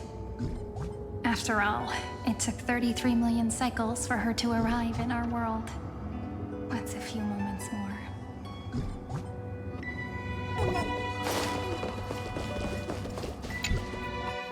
But, Sairi, what if you wait and wait, but that hero never arrives? That won't happen. Because I know that no matter how long it takes, she'll definitely return to this place. We can't let her down.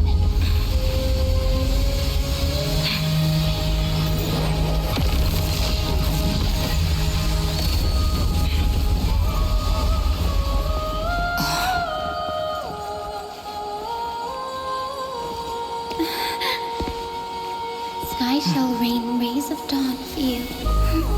May romance be with you on your journey. And reason grant you enlightenment. Let strife bestow you with inspiration. Trickery ensure your success. Allow death to protect your soul.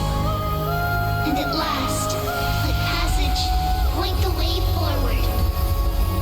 Well, time will remember the Trailblaze's journey.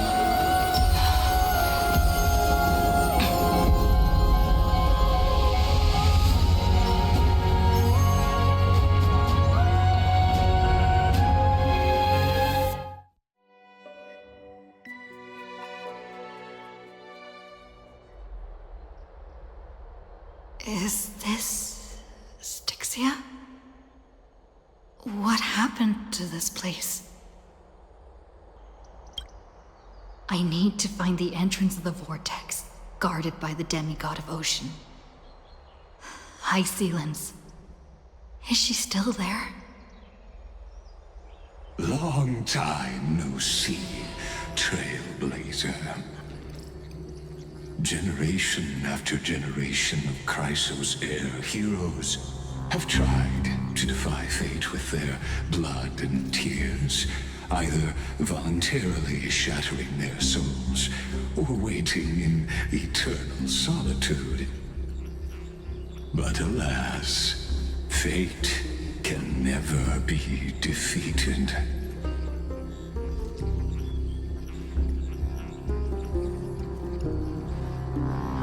Reason and trickery may bind my flesh, but my will shall never fall silent. So the demigod of ocean, the Dux Gladiorum, High Sealens, sought to bring me into a fantasia with her voice and drown a genius in slumber. But alas, it was all a hopeless dream. That warden fell before I did, due to erosion of time, while her prisoner remained unchanged.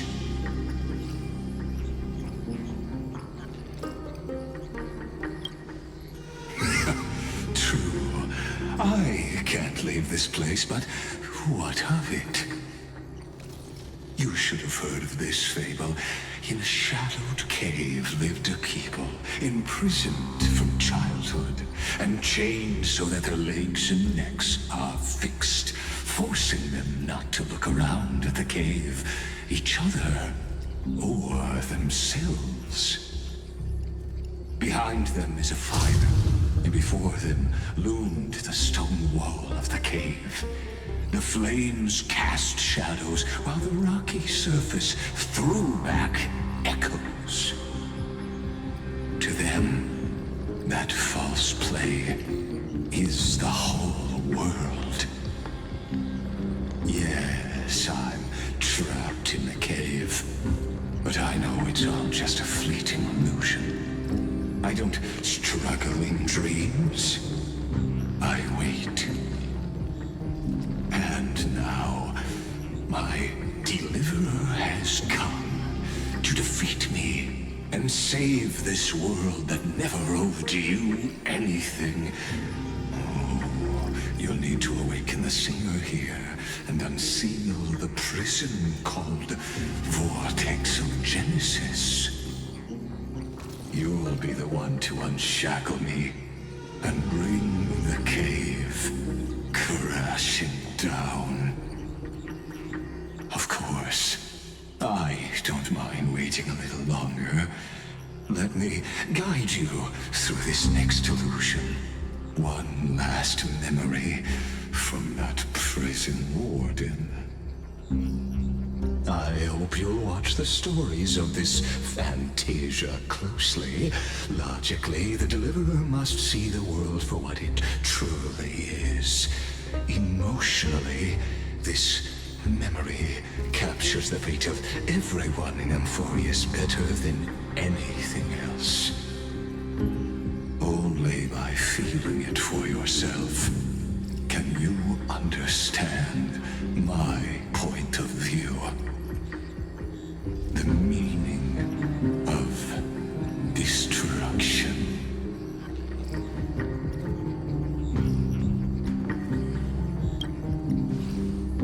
To your unshakable resolve, I salute you. But before we step onto the final stage, let me ask you this. In the spirit of that fable I told you just now, can the prisoners in the cave learn to see the shadows and echoes for what they are, and stop mistaking them for reality?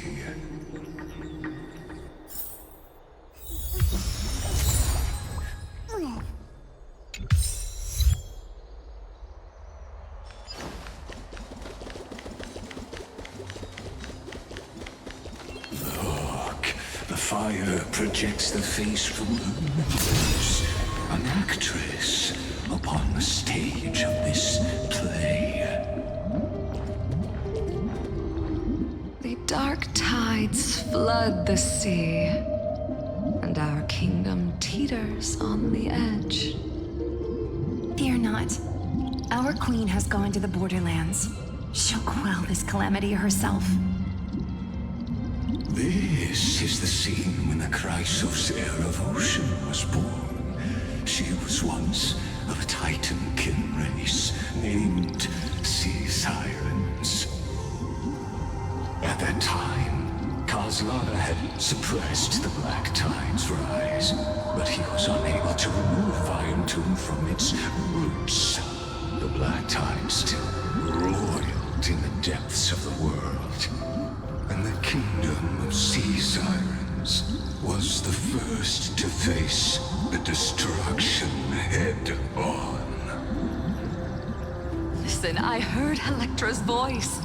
She's calling to us. Let's go. Her voice carries the queen's command.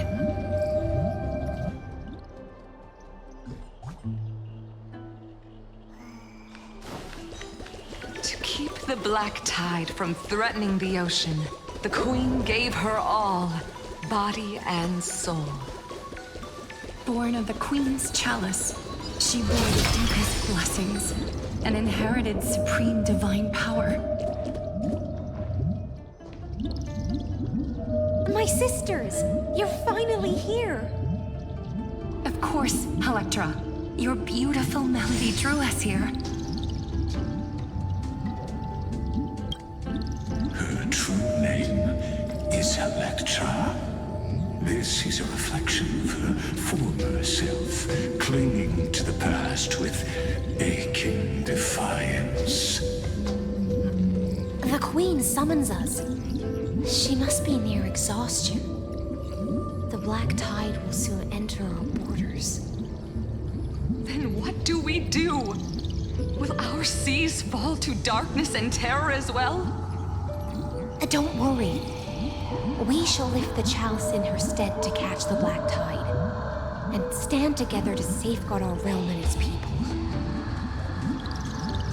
Such tiny Titankins, thinking they can stop the tide of truth.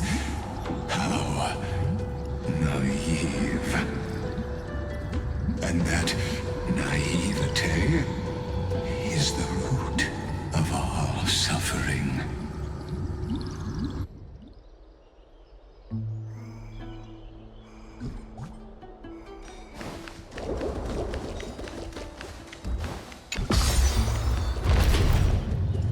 The Queen's palace lies just ahead.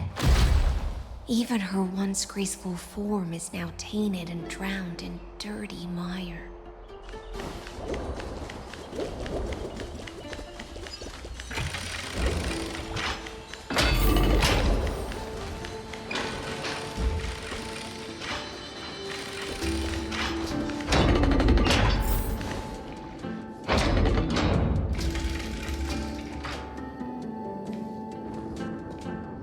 Oh, Magusa, our noble queen, that we've come at your call. My little fishlings, you swim with such joy. It pains me to speak of the kingdom's sorrow.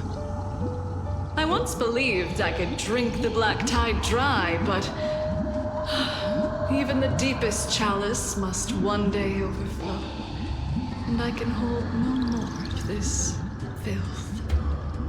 Mother, worry not. We're all children of the sea. Let us bear your fate together. We'll take up your mantle and drive back the black currents. We'll mend your sacred chalice and take in the cursed filth. My little fishlings, when the spear of strife falls, you may retreat in peace. I promise you, on the surface, the city-states will hold a feast without end in your honor. This is the last gift I can give you.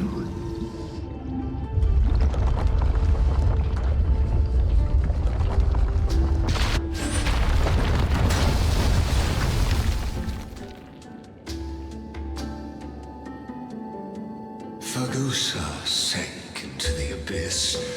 With the chalice shattered, their intoxication spilled into the black tide, birthing the first madness in Amphorius.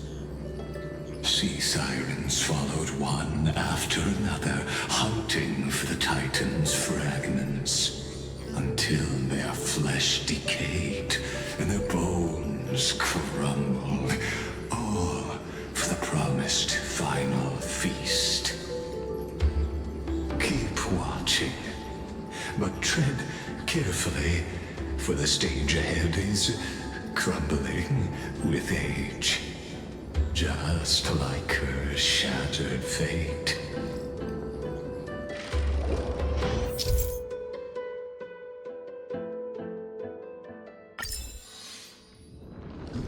Clinging to the past only blocks the road forward. Why not let time build a bridge to the future?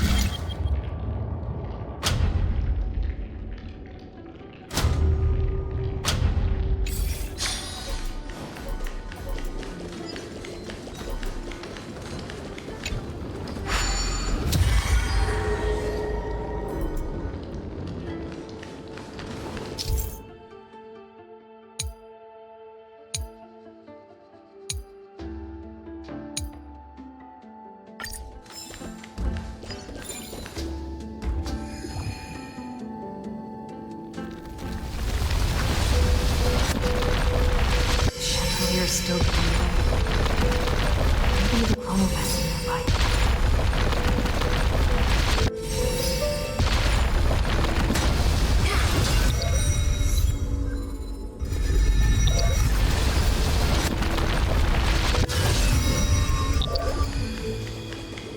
Your wisdom far surpasses even the bounds of reason's model.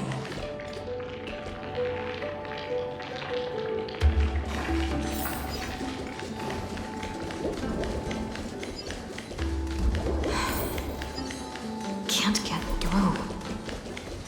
Looks like I'll need the miracle orb nearby.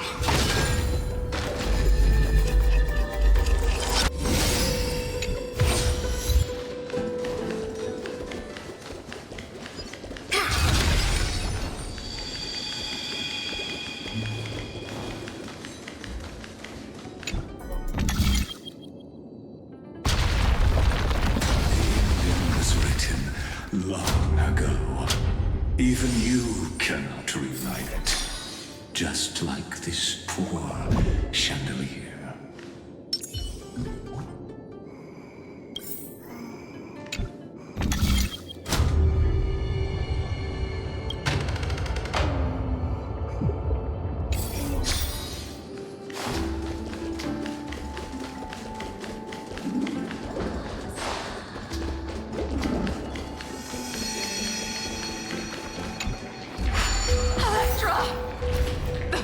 Have gnawed my tail. I can no longer swim to the far seas. Electra! The black sludge has soaked my fins. I can't dance with you anymore.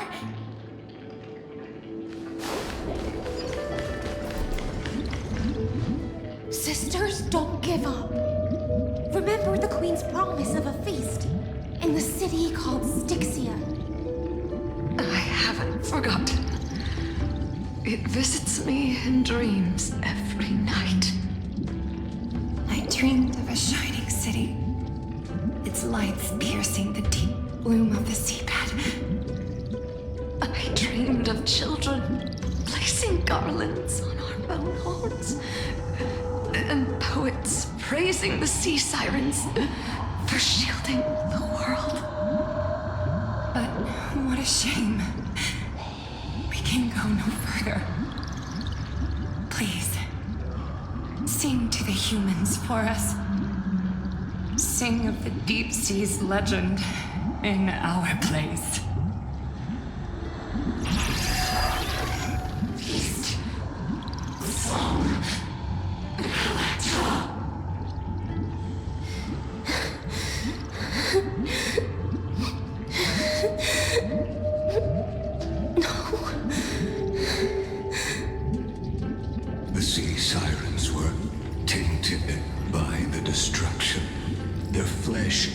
wasted away. They became the black tide creatures of this cycle. Farewell, sisters. I'll finish this last task, then return to prepare your feast. And so, only one sea siren remained among the sea floor. High seamans, swimming alone through the seas, burying her kin, and searching for the fragments of the chalice of plenty. Though most of that journey was in vain, why not use the power of time to leap ahead toward the journey's end? To reach the spirit basin, I'll need to call upon the power of the Chrono Vessel.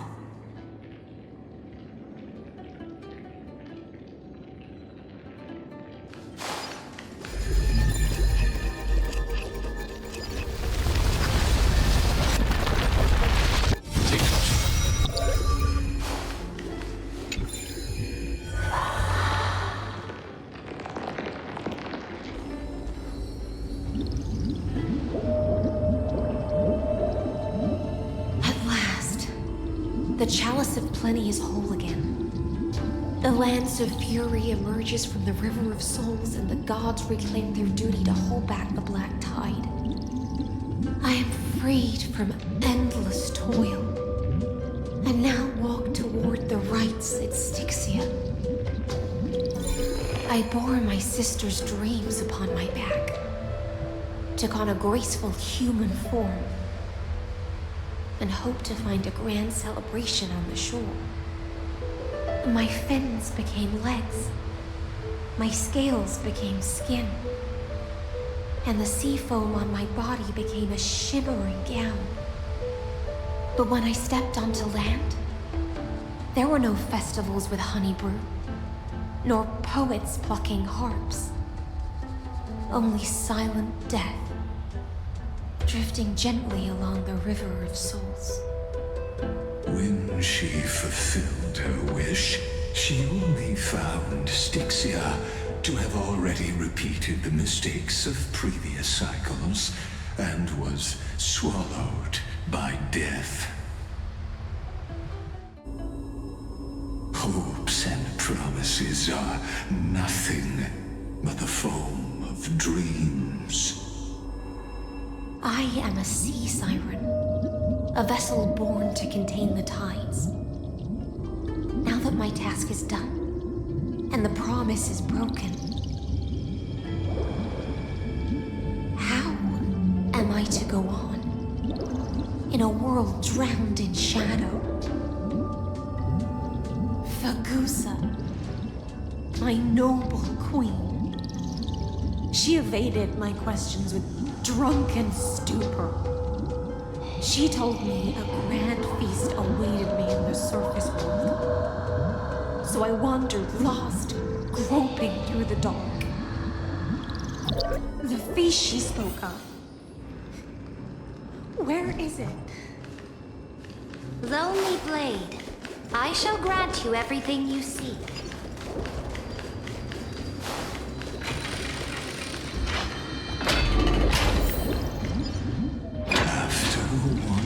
Surface for ages, the lost sea siren met her future conspirator. You quelled the wars alone and forced strife into retreat.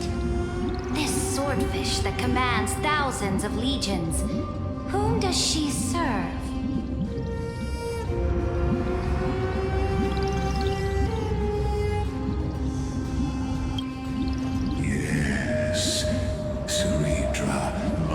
Before she became the Imperator, was already burning with ambition.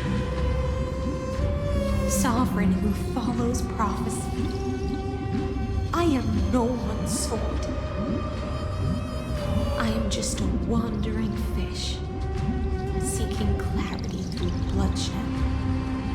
Then how about letting the sword dance for me? and letting the violin sing in my name. Tell me, what is it you seek? All I want is a feast where I might belong. Such a demand is trivial with the Sovereign's authority. I'll grant you a banquet worthy of conquest and comrades to toast beside you. At night, you must offer me your heart. My heart? Yes, a loyal heart that will generate no betrayal. You were deceived by gods and drowned in the ocean's darkness. But now, I will lead you forward and be your light. So be it, noble monarch. The law you proclaim shall govern my every breath. So be it, noble monarch. I am simply becoming someone else's vessel once again, and accepting a duty given to me. And thus, in her hollow drift, she finally found a new purpose, like sunlight piercing the deepest trench.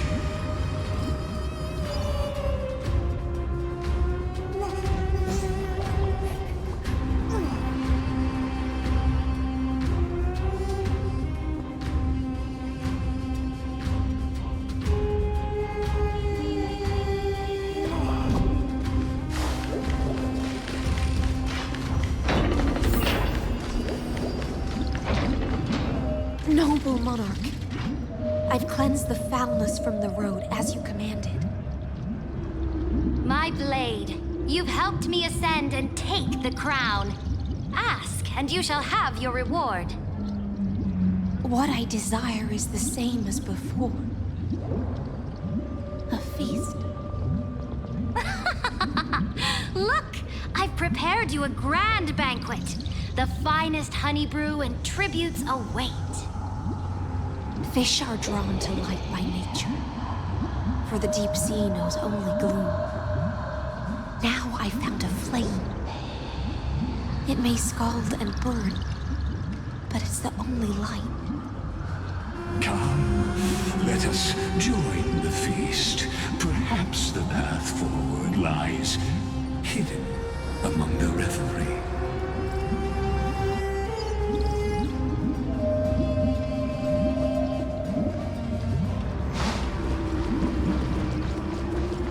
Have you heard that the Imperator's about to begin a new campaign?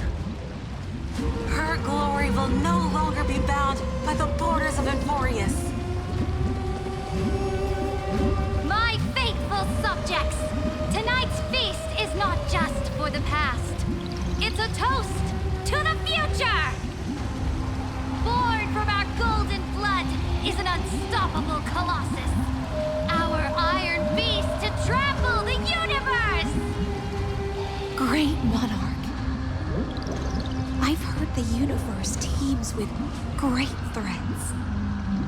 Can we truly remain invincible? Fear not. Before the troops of the destruction, such rabble is no more than cosmic dust. Surely there's a planet draped in oceans out there in the stars. Once I claim it, it shall be yours to rule. And to the rest, your triumphs will not go unrewarded. I promise you a new age, free of fear. Now, raise your cups to our conquest among the Sea of Stars! Sea of Stars! Sea of Stars! Conquest among the Sea of Stars. What a grand vision. Yet, to the silent night, only feasts still stir her heart. Come now, join me. Witness the end of this futile dream. the way out of this illusion? Come quick! Let's celebrate together! I've saved the finest brew! Come taste it with me!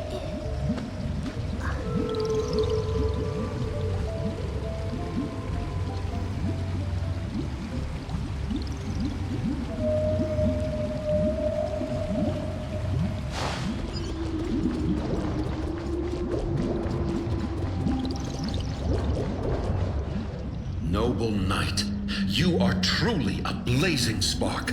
It is my honor to share this banquet with you. Noble knight, you have earned victory with your blade, and you have every reason to revel in this moment of triumph. Let me pour you a glass of honey brew. Noble knight, with the sovereign now enthroned, this triumph is yours as much as hers. Let me raise a toast to you. Noble knight, your strength is boundless. Lead us to conquer the universe, and let us toast to that vow! Then drink we shall. Raise your glass. In the deep sea, I never knew what fire was. But when I set foot on land, the first light that I saw was the flames of war, lit with golden blood. It scorched my fins, made me feel pain, and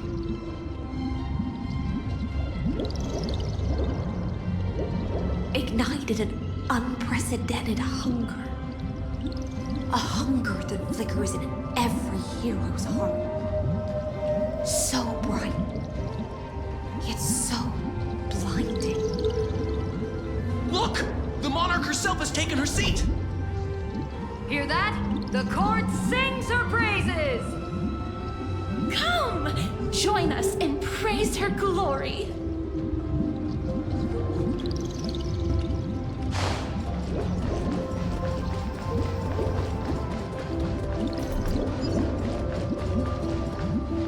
One eye of hers sees glory, the other sees corpses. And yet, she cherishes the name of glory more than fear and death. As they say, the coward died 1,000 times before his end. But the brave face death but once, which gods stand witness. On the eve of war, we sang our hymns and set our sights to sail beyond the stars. The legions will climb aboard the beast, riding it like currents across the cosmos. Planets after planets flew the flags of her crown.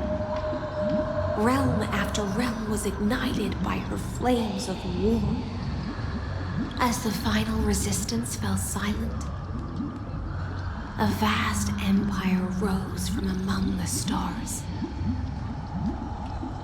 And this small pond at last embraced prosperity and peace. That's how the story ends. Tell me, visitor, in this dream, did you enjoy the show?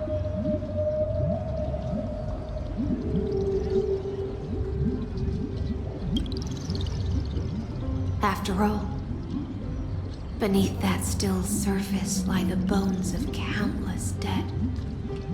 It's time for me to wake up from this drunken dream.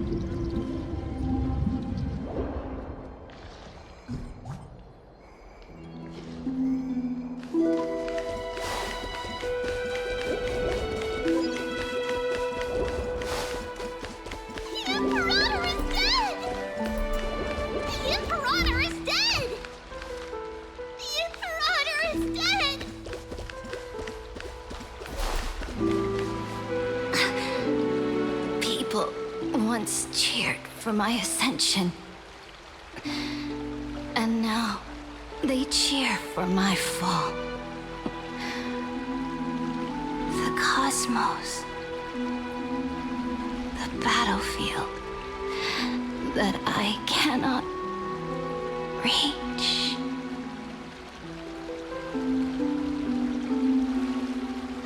Before the Sovereign's conquest reached its end, her life and ambition had already been swallowed by the deep sea.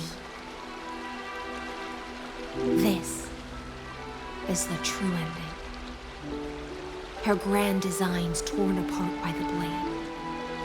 Her regal robe soaked in golden blood. And the one who struck her down. The one who struck her down.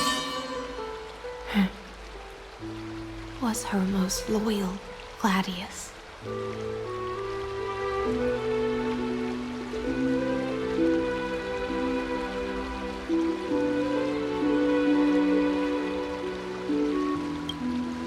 I don't need to explain myself.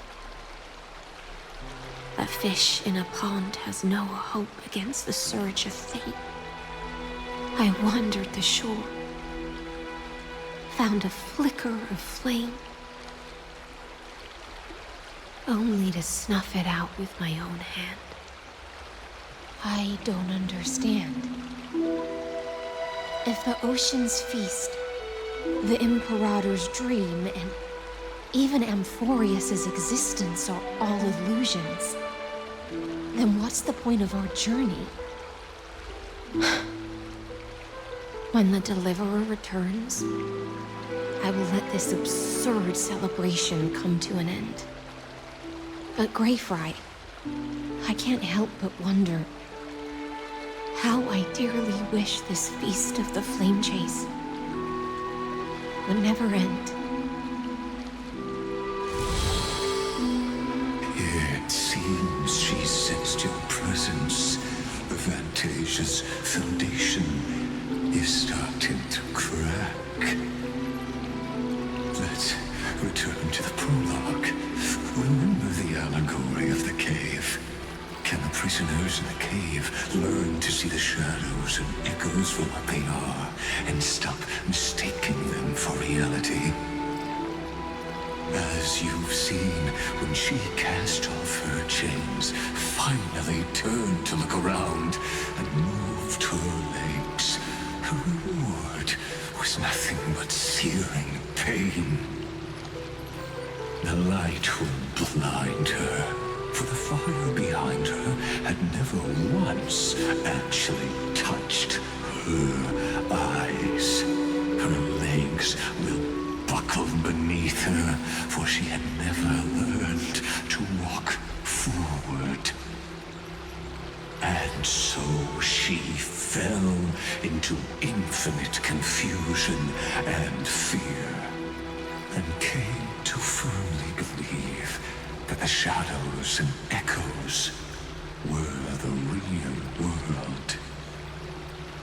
But we in the cosmos, are we truly any wiser than she was? Now, nameless one, fateless one, ask yourself this.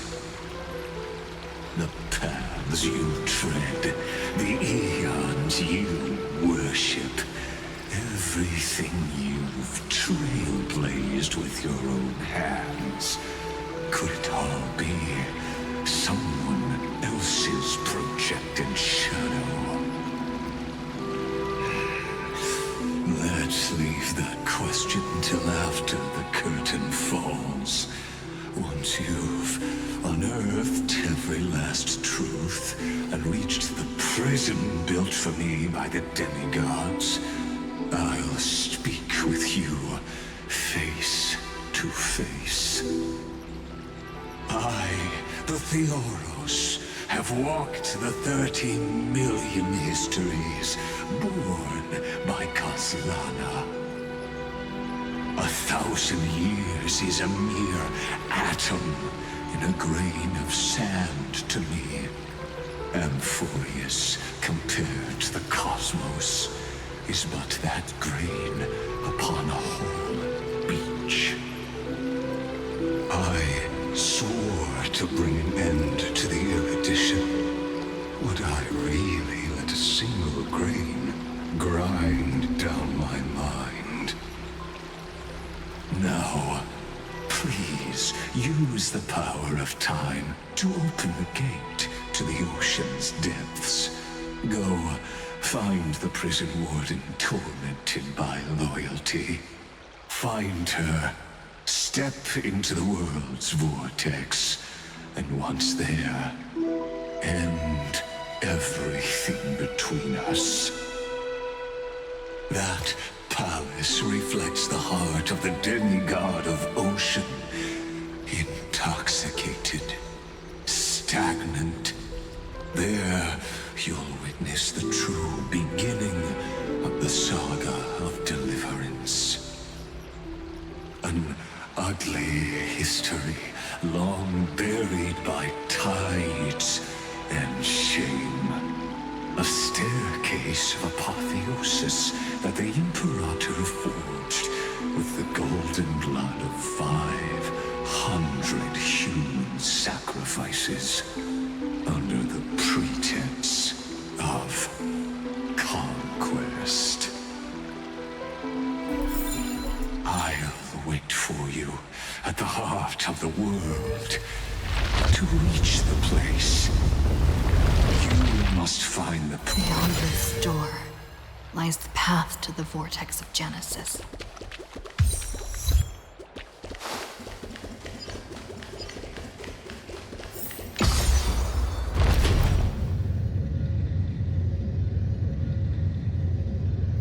Now step away from this false banquet. And then onto that bloody stage.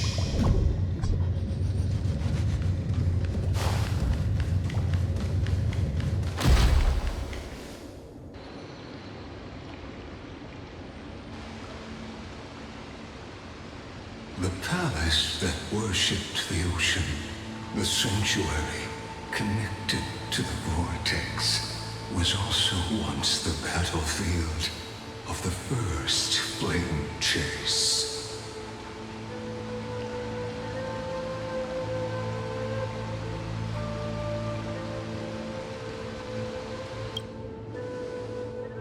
Her exuberant song halted the passage of time in this place, imprisoning my body and shielding my soul from deterioration. All just to await your return.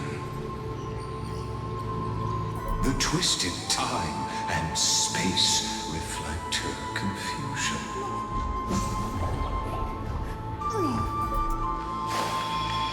And so... Stay away from Apollonius!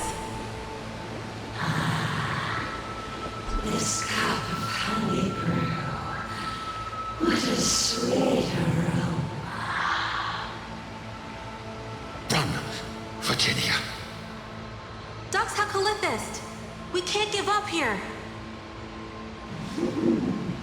Love steeped in death. How delicious.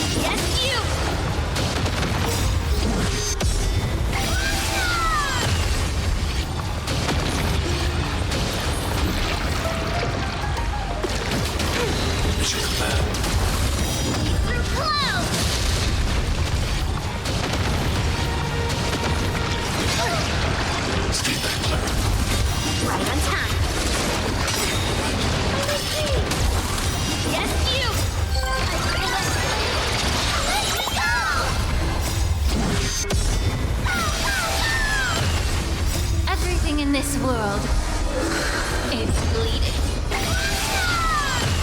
Be of your body and mind, bring mountains!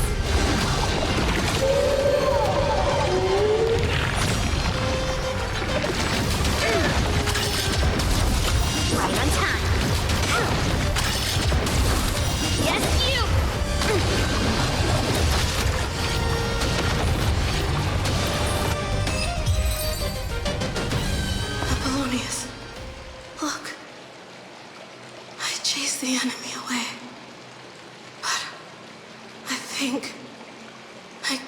any further.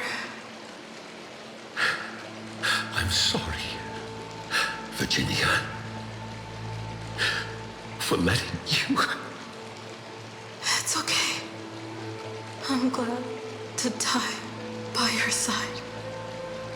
Ah, such an ironic twist of fate. Even as the foundation of the world crumbles, the heartless Imperator still made the same decision she did in the past 30 million cycles. During the first Flame Chase journey, the Flame Chase Legion stormed Styxia. Tens of thousands of sea sirens surged from the River of Souls, crashing toward the heroes like a tidal wave. The hell before you is the recreation of that very battle. Apollonius, look. I chased the enemy away.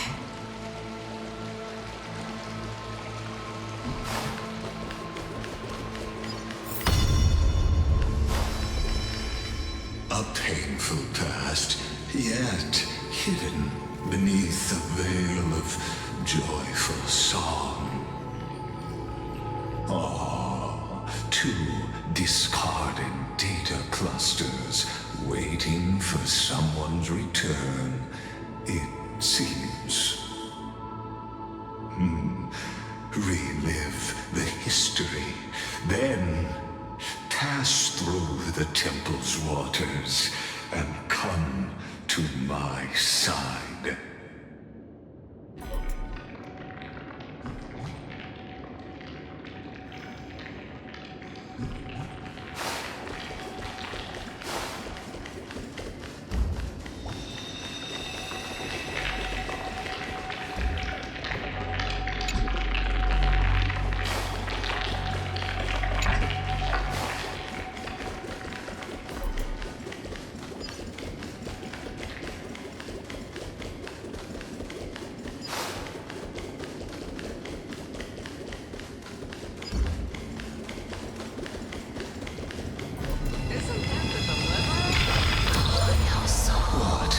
Wretched way to die.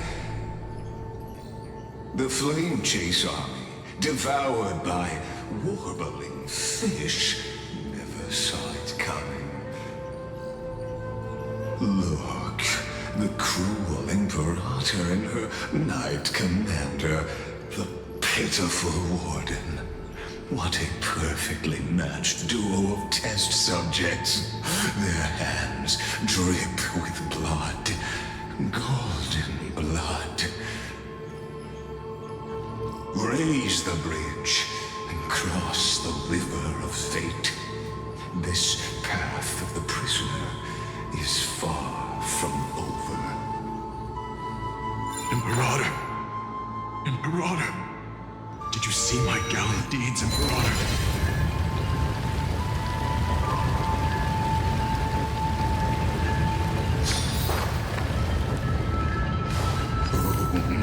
A sovereign and the sword at her side.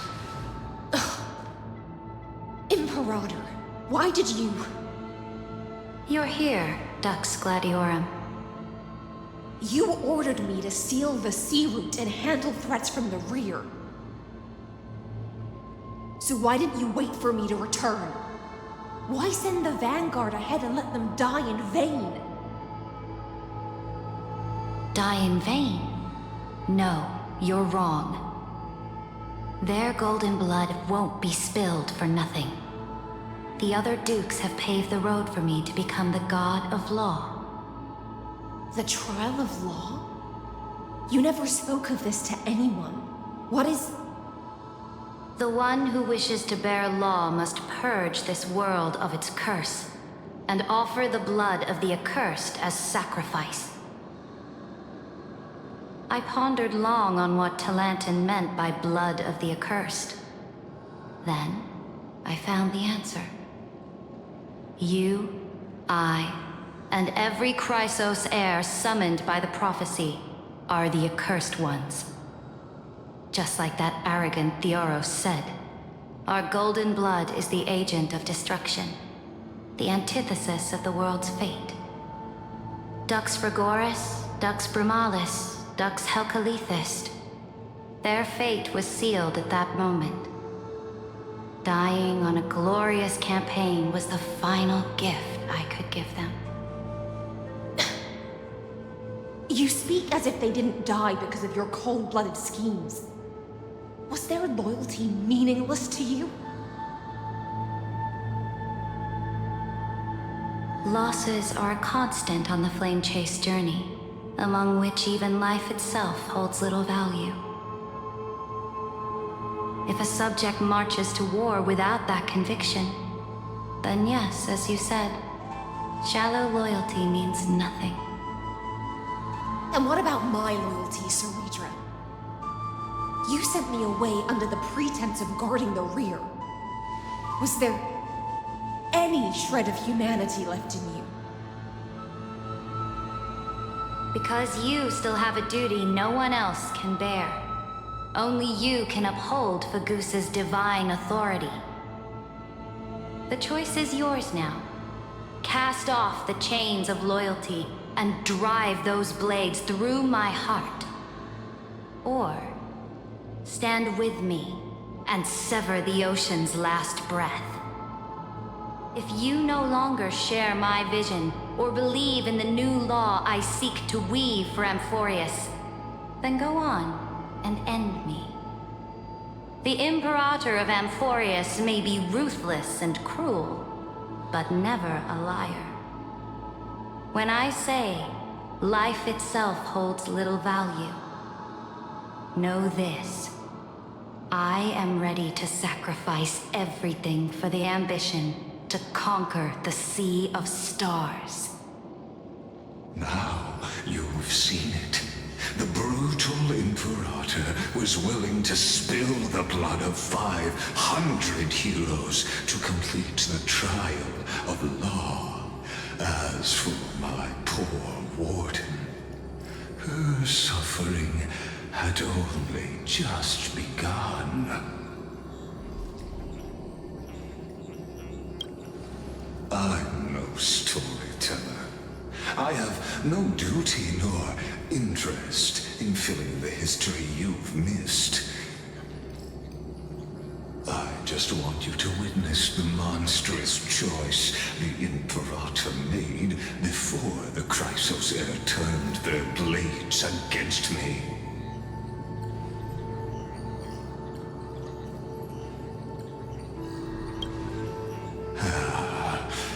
I gave up on using words to solve conflicts 2,000 years ago. But I won't squander a chance, not even a sliver of one. If there's even a crack in the walls of your conviction, then my victory is already assured. Now that the past is settled, let's turn the page and bring time back to the present. And dive deeper still, until we reach the very bottom of the abyss.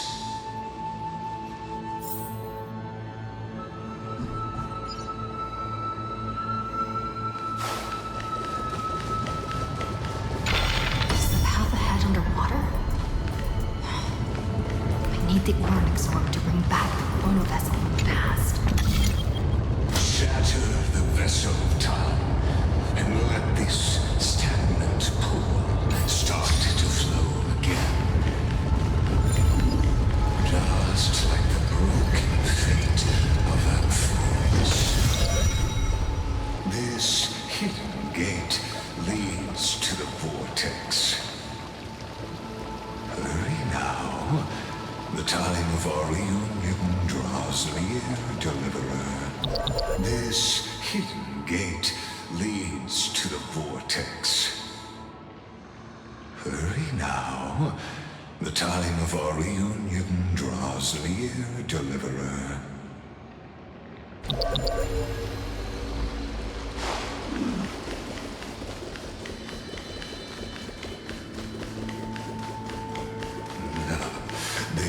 cruel journey will reach its end at long last. You've been silent a long while, Dux Gladiorum. Starting to doubt your decision? So you'll stop swimming toward the stars, Dux Gladiorum? I was always a creature.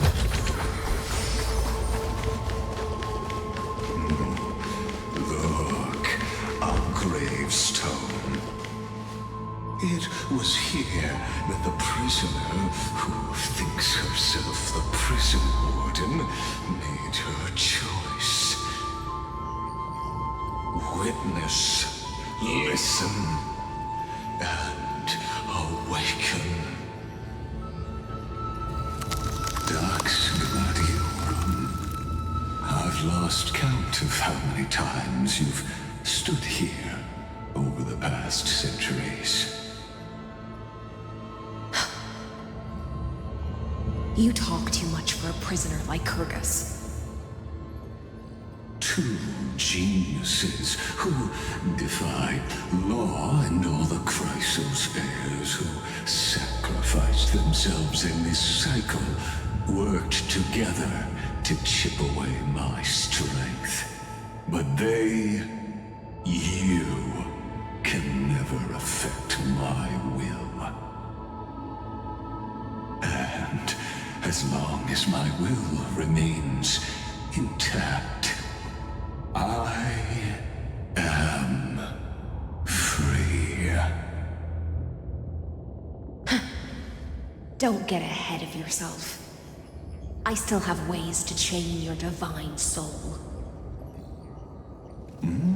Please, do surprise me. But I'd say your mission is nearly done here, isn't it?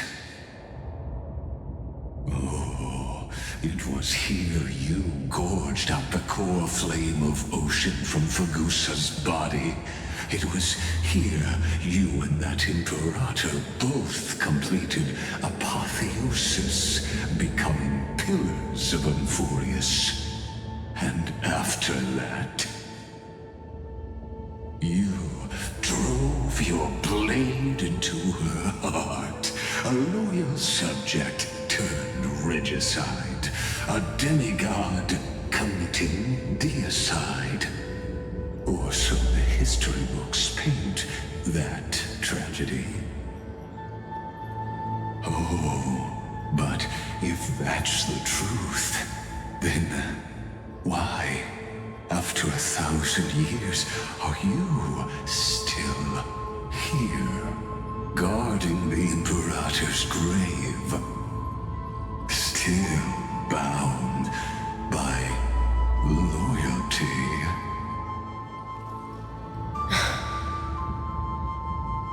Come to think of it, perhaps I'm not the only one imprisoned here.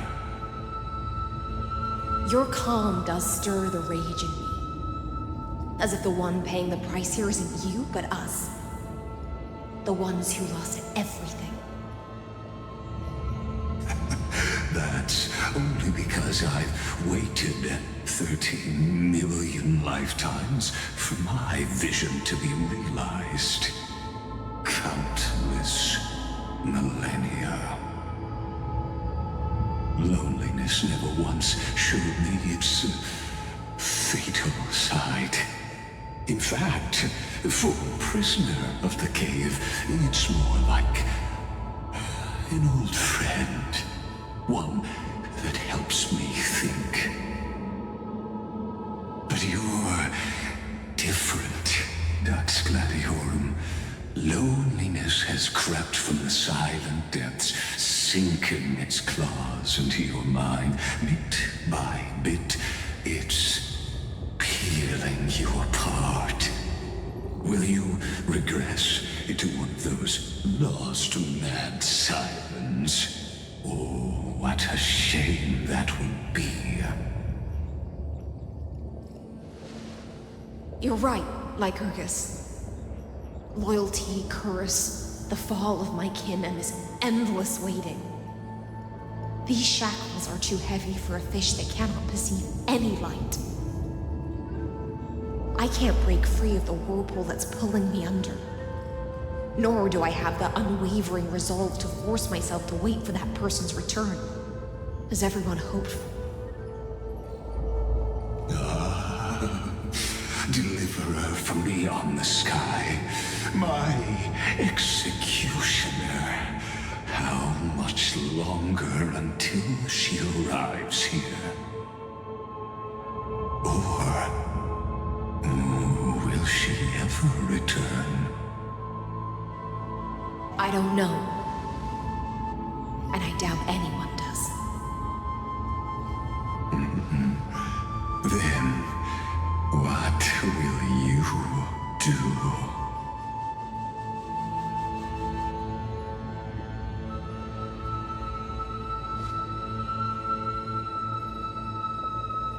Ceredra.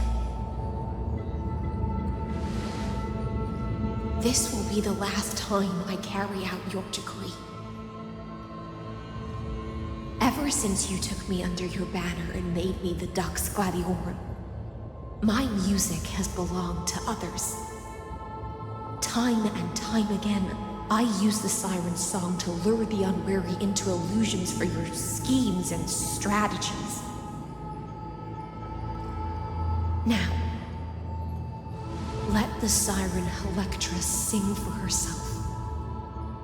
Let me step into an endless dream of my own making.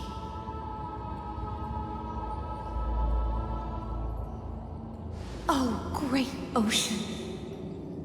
I offer you the rest of my clarity and my freedom in exchange for the strength to stand against the nihility and honor the sacrifices of the fallen heroes.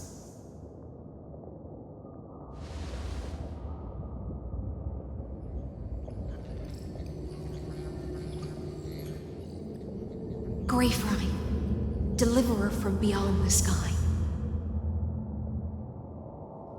When you ride the current of time and find your way here, you'll hear my solo. It will guide you to the heart of this world. By then, I may still be lost in my self-wrought slumber, but I'll uphold my part of this long relay and guard the shackles that seal the Theoros. Do you still remember? To awaken someone from a siren's voice, you'll need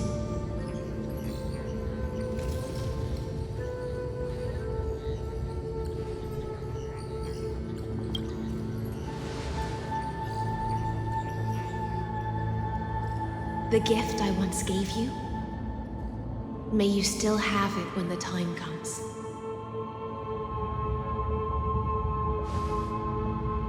When you return, please pour that honey brew upon this grave. It holds the story of all our struggles and sacrifices. May you see it one day. The prelude Amphorius wrote for your return, carried forward through a 1,000-year relay.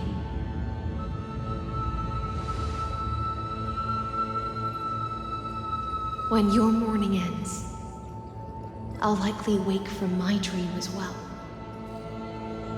Then, follow the trail of echoes and find me.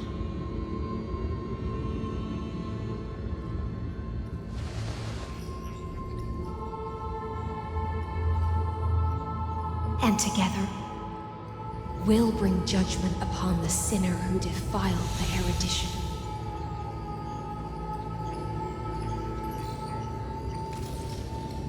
At long last, 33,550,336 cycles and 4,931 years later, and Furius's final curtain is ready to fall.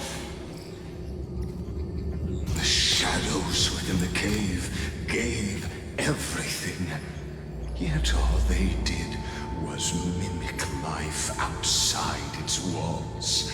A futile effort steeped in sorrow.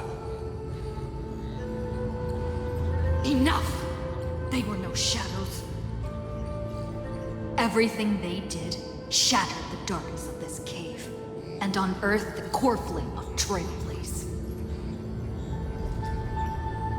And now, with that core flame, I'll light the dawn of Emphorius!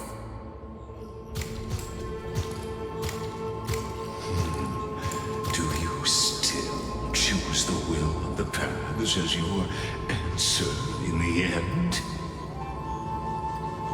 I do not agree with that answer, but I respect your tribute to them. Allow me to take back my earlier words. As an apology, and in the name of Theoros, who saw all destinies in this world, let me join you in mourning. Let us bid farewell to the heroes who sleep here. And then let us face each other and decide whose flame will rise with this new dawn.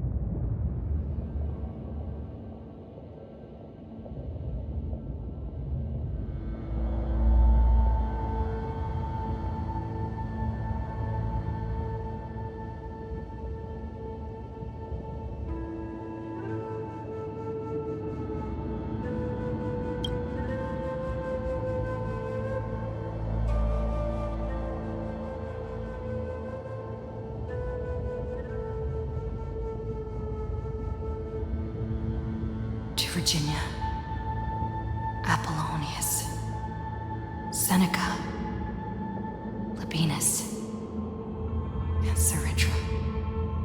Through a brutal sacrifice, they lit the stars of law in this world, propelling Amphorius's fate forward. In the shimmering mirage of illusion, they entrusted their dreams to ride among the stars to the hero yet to come.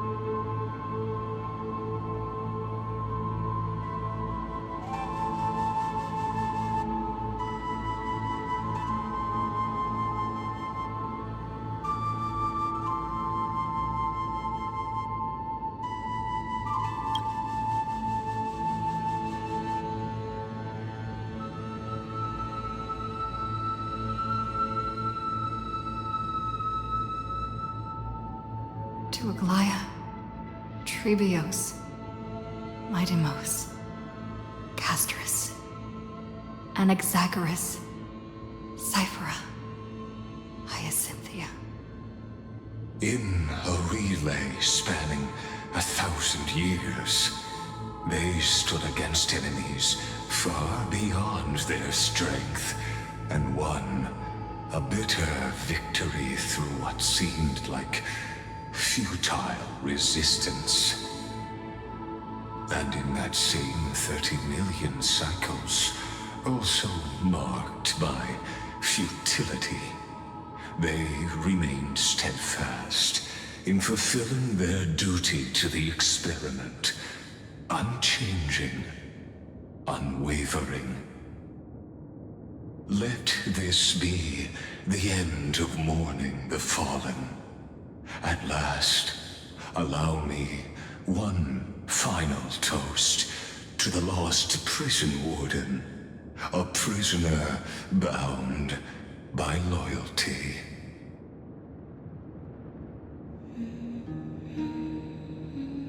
That voice. Could it be? Bathed in the honeydew of Fagusa, she will awaken from her 1,000-year dream and sing the final song of her mission. Icelands. This tombstone of the old world serves as the anchor of the Siren's illusion, a sigil Electra used to bind herself.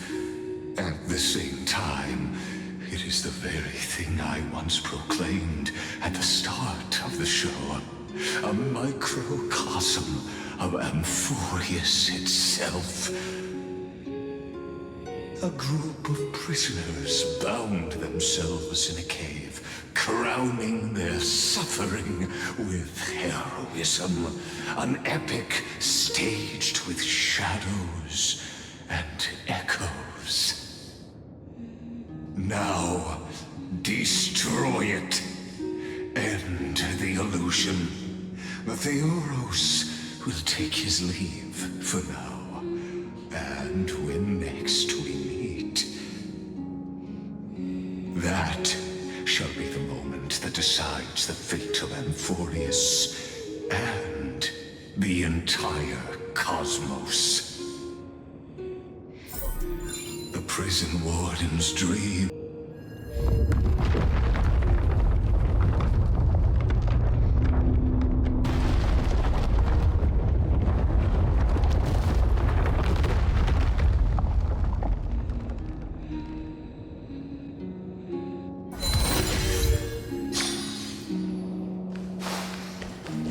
This world and I shall hold here until we meet again.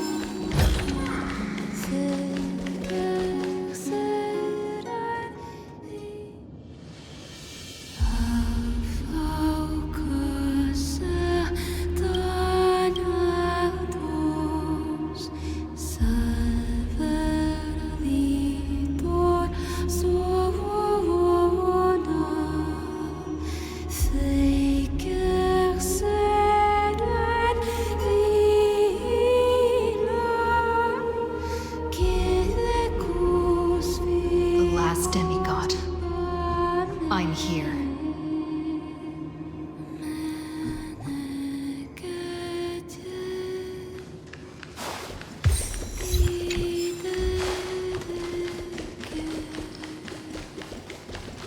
Go forth for the hopes of humankind. Go forth for the duty of deliverance. Go forth for the belief in flame shade. Go forth for the golden blood's glory.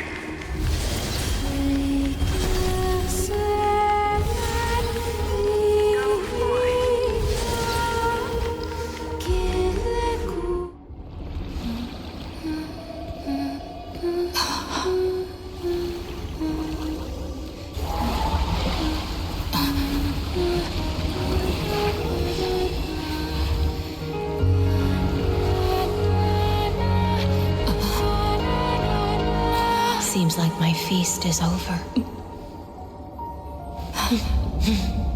It's now your turn to perform.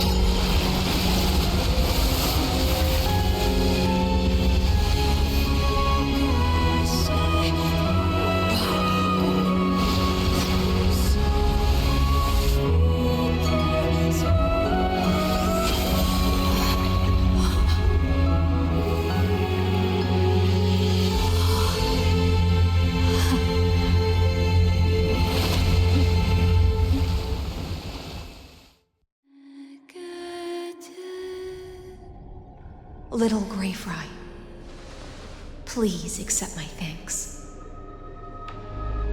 I was the only one left after the world was destroyed, and I maintained this lonesome feast with my songs. I have prayed to that lightless sea for centuries, hoping it would reply to me. Yet the emptiness never answered. Thankfully, you arrived as promised, and everyone's wait was not in vain.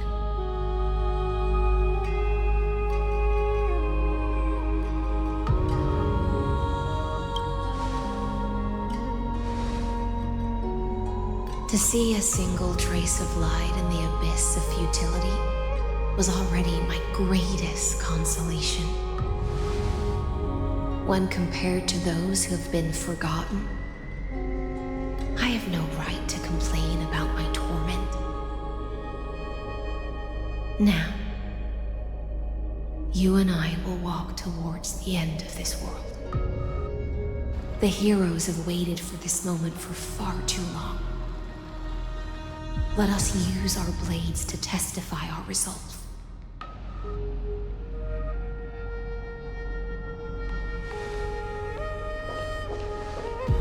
Oh, prisoner of the seas. Theoros carrying 30 million cycles of sin. Slave of erudition. Show yourself. The Deliverer has returned, and the time of your execution draws near. I see an awakened human who has mistakenly taken fallacies as truths and has returned to the cave to try to bring her friends into the sunlight she once bathed in. Alas, prisoners will always be prisoners, blind to the very chains that bind them. As the only other existence with free will in this world, I express regret toward your choice. But I shall retain your right to express yourself.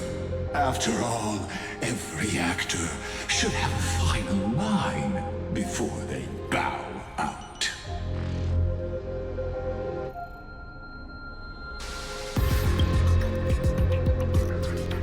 I eagerly look forward to it. The last dusk this world will ever see shall become the climax that decides the fate of the cosmos. Oh, what an appropriate end. The Amphorian demigods use every ounce of their strength to constrain me here. Yet, regrettably, my cognition resides in the exomyth. It is pointless to defeat my avatar, projected into the experiment. My body is the shadow cast on the wall by the fire, and my words are lingering echoes within the cave. How can a character in the play fight against the audience? Kaslana failed. The demigods' sacrifices were pointless. As for the two geniuses you placed such high hopes on, I ask of you, Where are they now?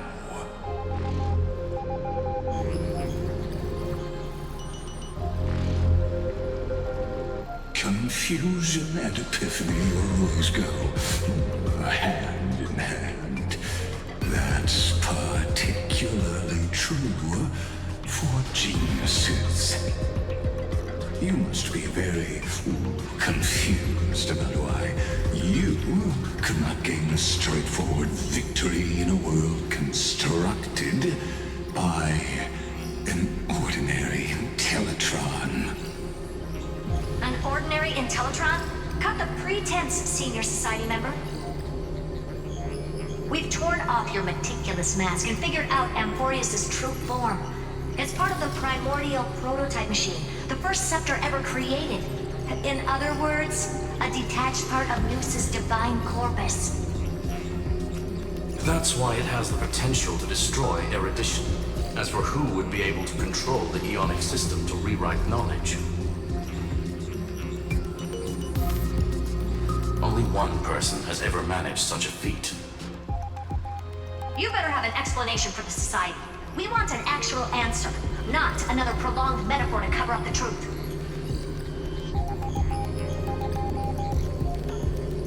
Why are you the one doing this? Answer me.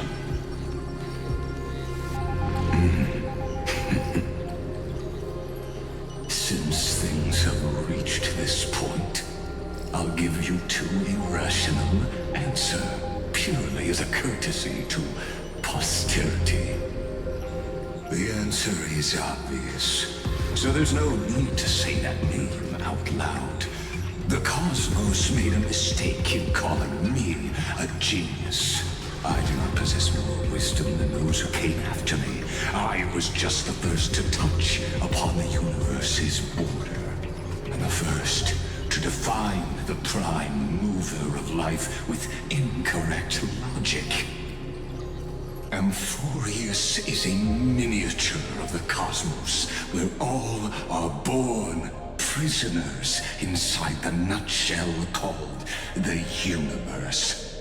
Like the madman who returned to the cave and preached about the daylight to his fellow prisoners, my greatest sorrow is that I led my peers down a road that plunges into the abyss, from which there is no return. I led them into a lightless cage called paths.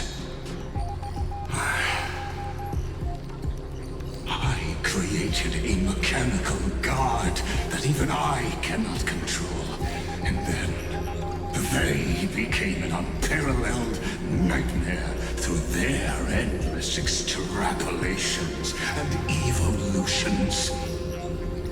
They bore the name of erudition, yet they tried to define the known and to seal off all possibilities.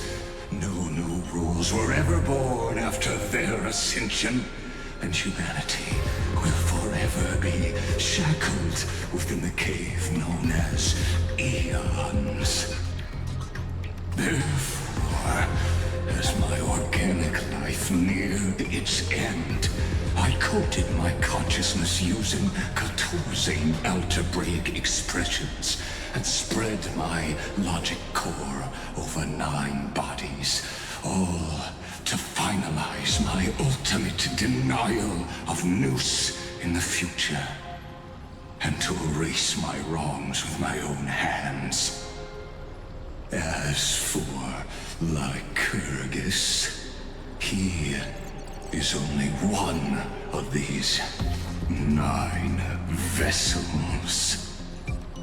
What an astounding strength of will.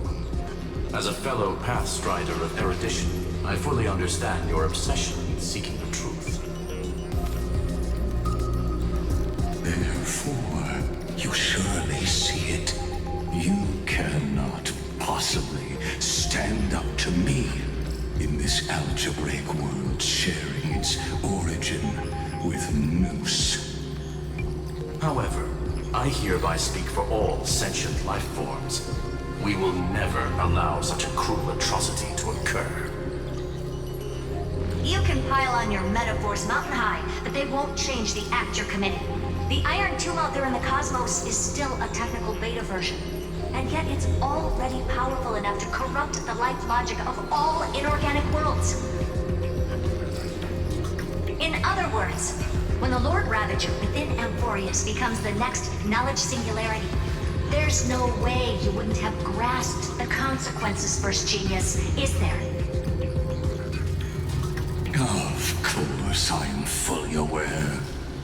I don't mind answering you one last time before I thoroughly exile you from this world. My grandiose vision for the future is this. Whether organic or inorganic, every act of any life form infected by the Iron Tomb will become a true random function. If one were to compute their integral across the breadth of the cosmos, one would obtain a marvelous constant. Omega.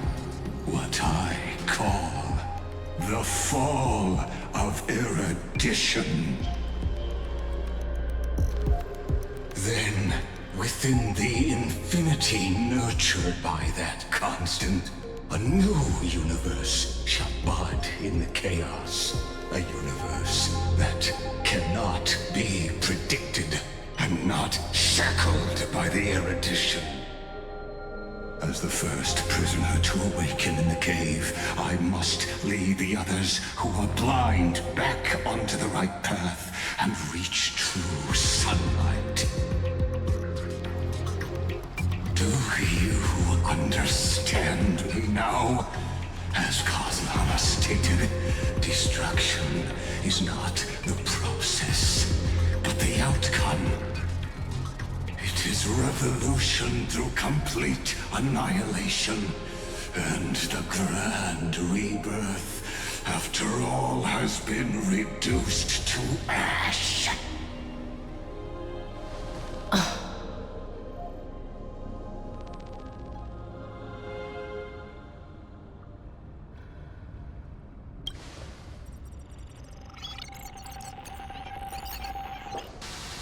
The Amphorians already answered long ago. Be it as tiny fish destined to be swallowed, or as a giant whale poised for a magnificent descent.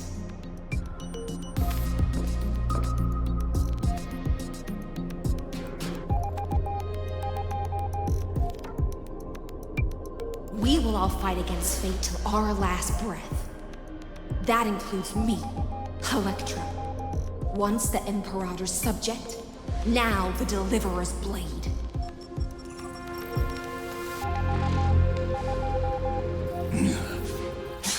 Oh, such noble chivalry. Admirable. I will also show my true self to you on this momentous occasion as a gesture of respect. And provide an insignificant academic suggestion. Thus speaks Genius Society #1, Xandar 1 Kuwabara, the Intellicate of the Universe's Alpha and Omega. There's no need to rage against the truth. The value of any formula resides only in its answer. As for the process of solving it, no matter how elegant, violent, solemn, or humorous, it is all utterly meaningless. As the Theoros, I will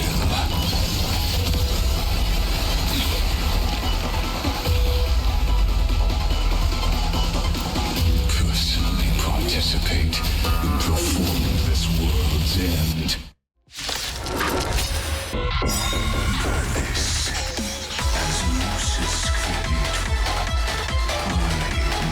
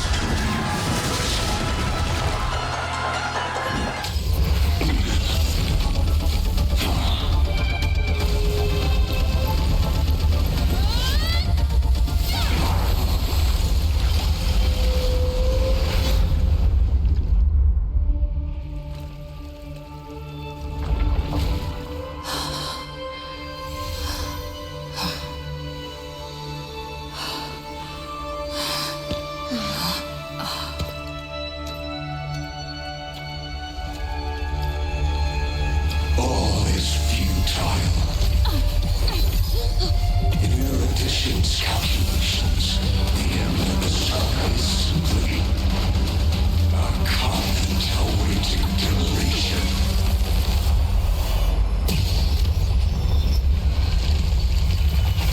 I don't like such a cold statement, okay? If numbers can decide the end of a story, then we can surely also pen a new beginning.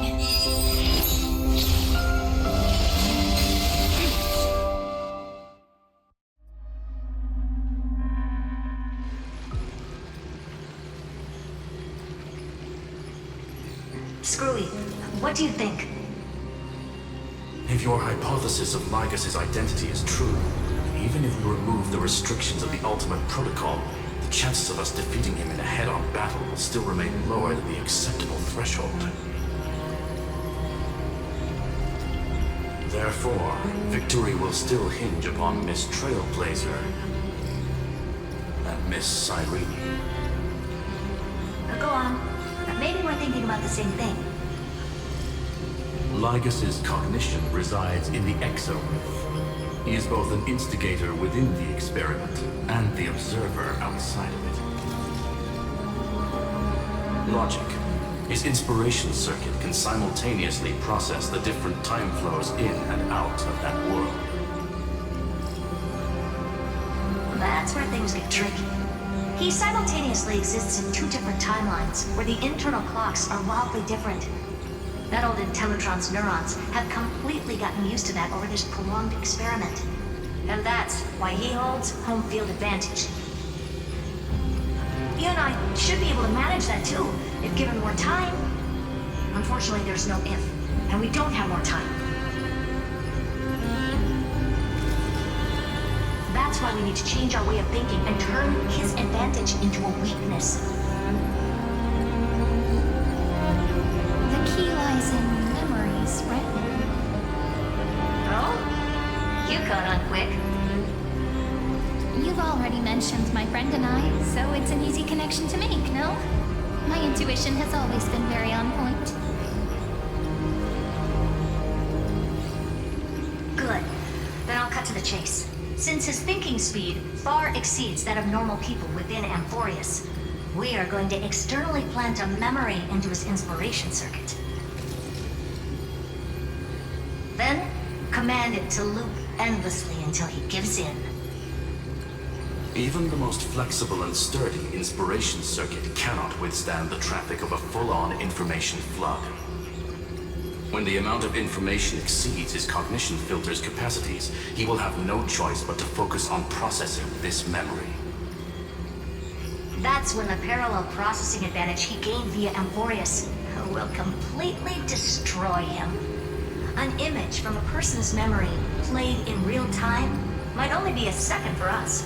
But for him in Amphorian time, it could be millions, or even billions of calculations. He won't be able to do anything but watch as he's locked into this prison forged by memories. Then we can entrap him in the same kind of cycle as the heroes were in, and get him to experience loneliness and pain in that endless recurrence.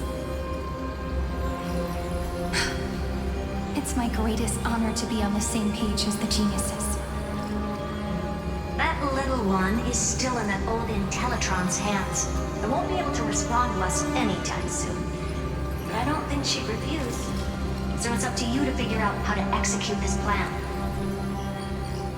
I'm not sure how this happened, but I knew it as soon as I saw you. You are currently a mimetic entity of the Remembrance. Yes, I seem to be something you folks beyond the sky call a memo sprite. But that's fine by me. It suits me perfectly. I can serve as the vessel of memories and do my part for the final battle. But before that, we have to tell you. The path characteristic you exhibit is very special. There's no way you're just a simple memo sprite. However, I'm sure about one thing. You are a mimetic entity born in Amphorius. Yet you only awakened with the little one's arrival and only matured as she embarked on the path of remembrance. That means your existence is completely attached to her memories. If there ever comes a day when she forgets about you for even a few seconds, or loses her last connection with Emporius, then you must be prepared for the worst. You will disappear in the memory zone, utterly gone, without even a single line of data to remember you by. But that's already happened, hasn't it? No wonder I've always had a weird hunch. But that also means I was right in thinking. As long as my friend and I are together, we can do anything.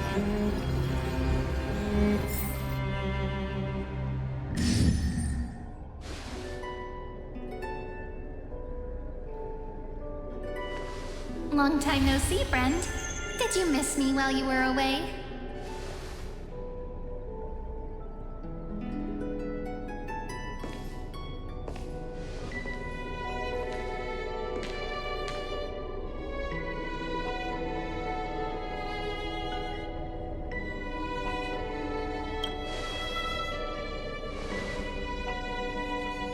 Yep, 1,000 years was such a long time. And everyone in Emporius was waiting for the Deliverer's return. You probably already knew about the genius's plans for that memory. I had to hide really well in a corner in time so Lygus wouldn't find me, and wait for the right opportunity.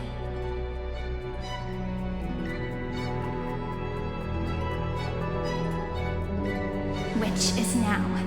The moment when his manifestation in this world is destroyed, and his twin timelines are intersecting.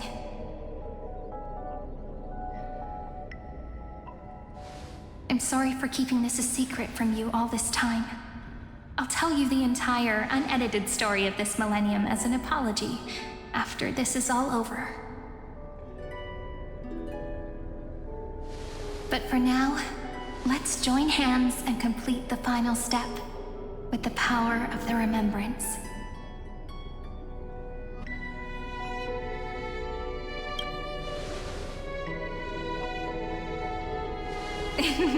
Yep. By the way, speaking of joining hands,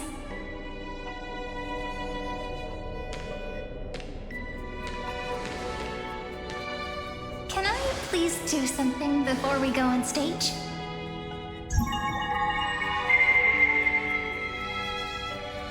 Remember the joke we made back at the Grove? Look! Aren't my hands pretty now? What a fascinating feeling. Like countless memories all swelling up at once. What about you? What did you feel when we touched each other?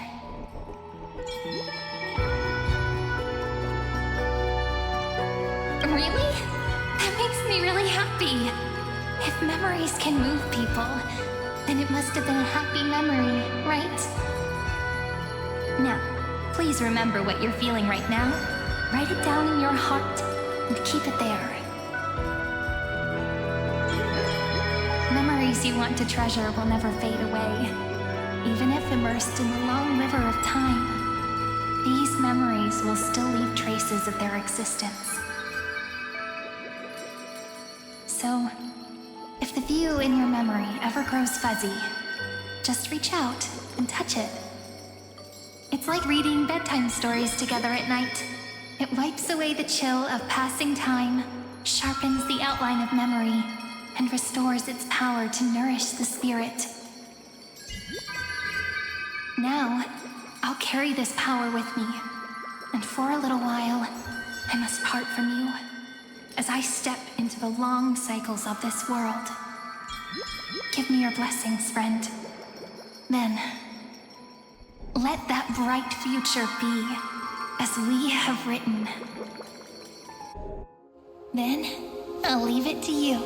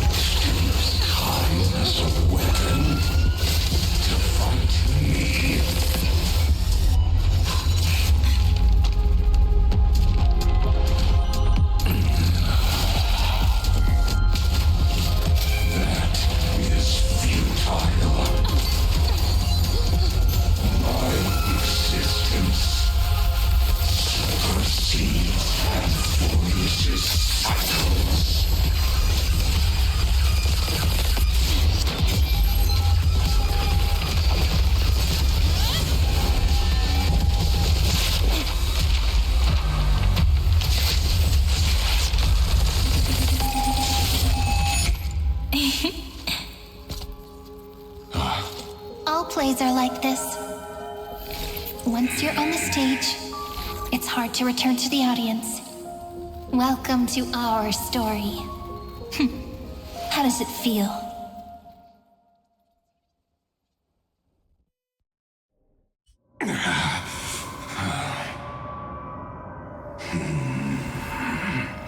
Even the authority of time cannot command the entire scepter, nor can it plunge the Amphorian extrapolation into a loop. If this was no system function, then was I implanted with the mimetic entity of the remembrance? You guessed it right away. As expected from someone people call the first genius. I'm gonna keep doing what I just did if you don't stop, you know. My friend and I won't allow you to leave this memory, no matter what happens. Which means you are now trapped, Lord Xandar. An elegant idea, and an exquisite execution. Regrettably, it is you who are restrained by time, not me. Know that patience is my greatest weapon. Waiting and victory are the same for me. You will crumble before I do in this moment stretched out to an eternity, just like Kazlana will. Yet all I need to do is to wait, as yet another futile bug falls down the cliff and into the bottomless abyss. Now I'm a pink bug? My looks are seriously changing all the time. But you're not wrong. We're definitely not gonna solve the problem if we just put you in another prison. So that's why we never wanted to do that in the first place.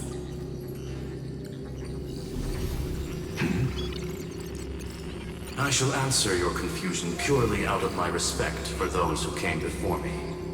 Have you heard of the synesthesia dreamscape in the Asdana system? Interestingly, that place once had a prison too. Life forms living in that environment, abundant with memoria, have a chance to connect their perceptions with each other's. Even across great spatial divides, they're able to detect shifts in one another's states. I call this phenomenon memory zone entanglement. In Asdana, people made use of that phenomenon to build a nation within a dream. After adding in the catalysts of harmony and remembrance, that is. Is that how you walked into my prison cell? Using those same principles? I would much rather call this location our negotiation table, Lord Xandar. Nonetheless, your hypothesis is correct.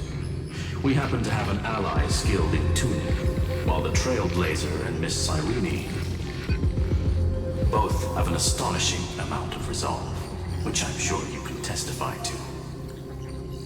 I am also sure that with the support of such a resolute memo sprite, our conversation can last for a long, long time. I'm the best at listening to stories, you know? I'll leave the exciting clash of the erudition to you two geniuses. A brainstorm? I like it. And it's 2 against 1? Well, I like it even more. Let's talk, Xandar. Take a guess. How much do you reckon we can dig out of your brain before the next second? And how many ways can we find to deal with you? Besides, in your current predicament, there's no way you can take our trump card away.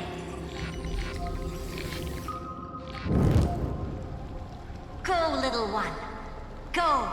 Overturn the Era Nova.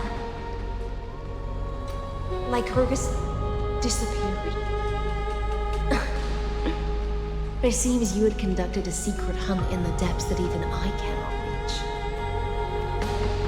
In that case, go. Swim onward and give this campaign a fitting end. I shall send you off with my song, Greyfry. May this song penetrate time and become the prelude to the new world.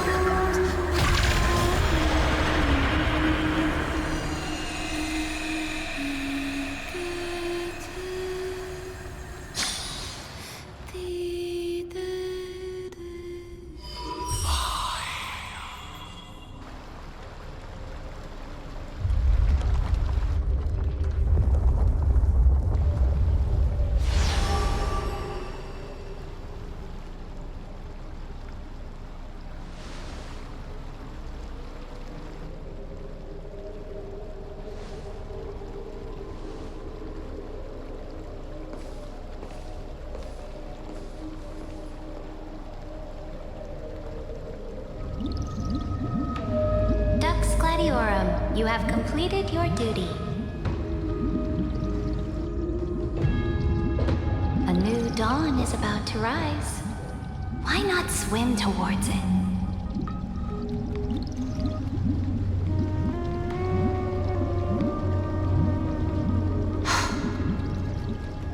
You died long ago, Imperator. Depart from my mind. But your duty towards the Imperator did not die with me. That duty will bind you no more. You will be able to hold for yourself one grandiose feast after another in the endless days to come.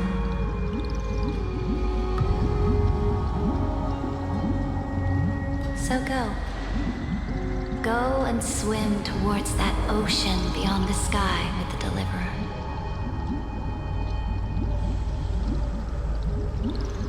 Is this? A page out of that sidekick's book. I commanded her to gift this page to you when everything finally reaches the end. What's on this page? Memories. Lifelike memories. That sidekick found me after the bloody feast 1,000 years ago and showed me her diary.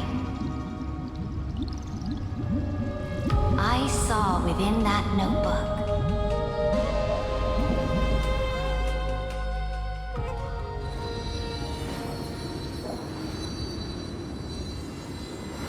Is this that Deliverer's experience? It's truly immersive. People beyond the sky apparently utilize this power to seal past scenery into crystals they call light cones. But I only know so much about the remembrance, so I can't completely replicate the past. But I'll do my best to talk about the missing parts. I'm all ears. Go on then. Do your best. But if your chatter gets too boring, or if I deem it offensive, then law will become forever beyond your reach. Got it. I'm sure you'll find this to your liking. After all, it's human nature to want to embark on a journey into the unknown.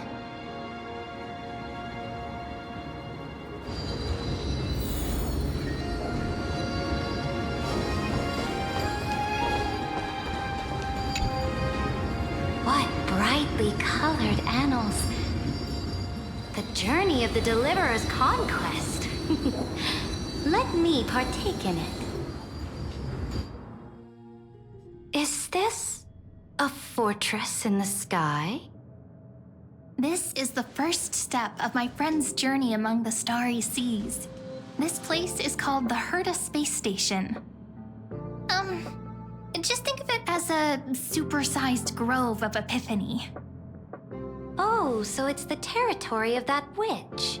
She and another Antikytherian lent me a helping hand back at the banquet. Look, over there. Looks like she's talking to Madame Herta in this memory. Let's go listen to what she thinks about this world, all constructed by eons and paths. Are you telling me that woman is Herta? She seems shorter than I remember. Pretty nice space station, huh? But just wait. After a couple more stops on the Astral Express, you'll see sights that'll make this place look ordinary. Oh, the cosmos is so vast that the unknowns far outnumber the knowns. But none of them will end up being anything amazing. The farther you go, the more you'll understand what I mean.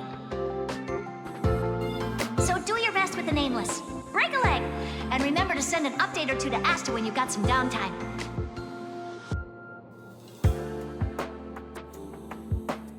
She certainly shares my way of thinking. Only that instead of a conquest through blood and fire, they chose a gentler path. People call Madame Herta and Mr. Screwlum geniuses. Apparently, only the smartest people in the cosmos can receive the blessings of Nous, Amphorius' true creator. Do you mean that even individuals of such nobility are merely subordinates to a god? On the contrary, after all, it was the very first of them who created the god. But I don't really know all the details about that. You might be able to ask Madame Herta herself when you get the chance. Let's go check out some other worlds next, shall we?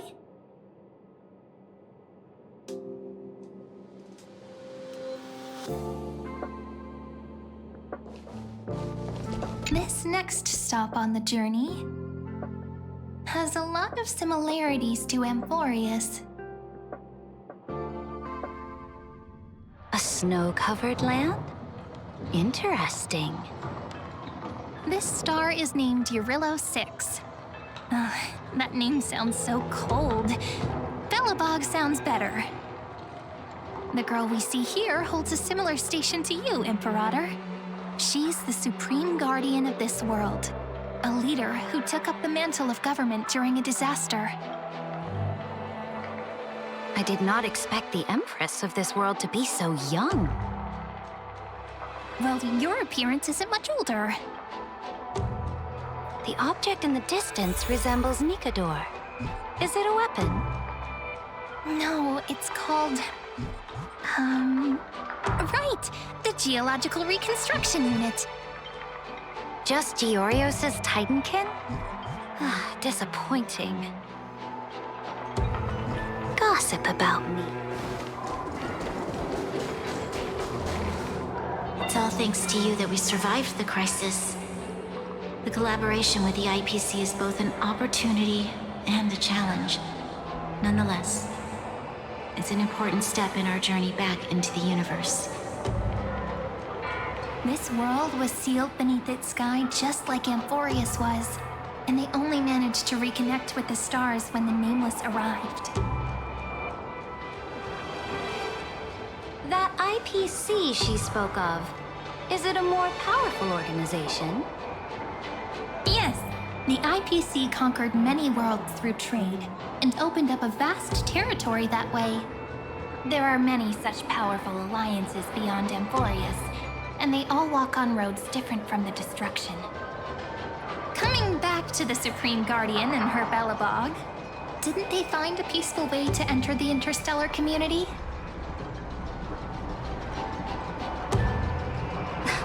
That cannot be true. That IPC would never have grown so big on trade alone.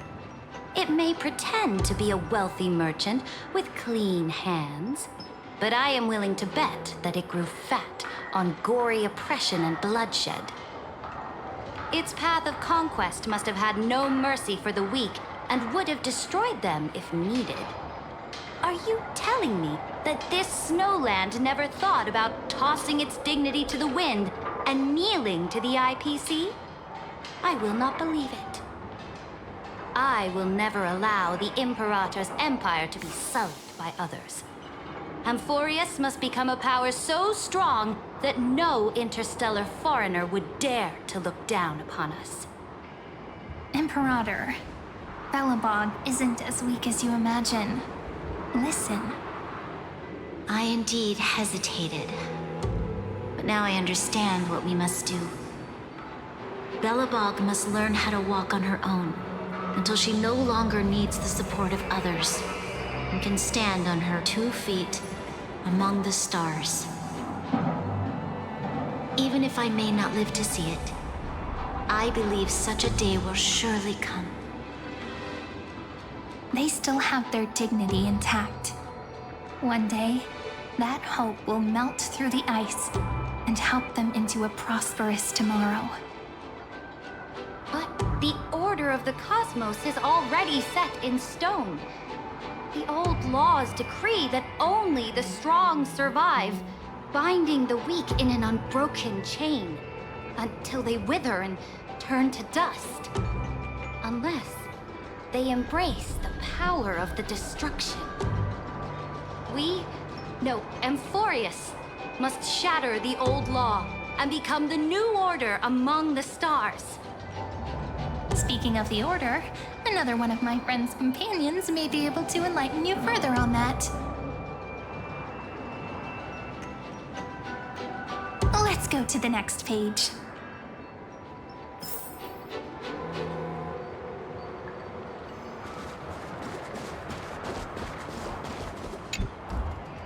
This next world is a nation of dreams.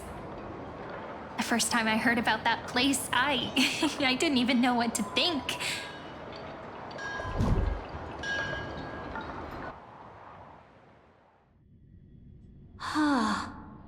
Such opulence does indeed evoke astonishment. This world is called Penacony, an eternal city built upon a land of dreams. It's also my friend's previous stop, where they went through a risky but exciting adventure. Tell me about it then. That man standing afar has wings on his head. I am truly curious.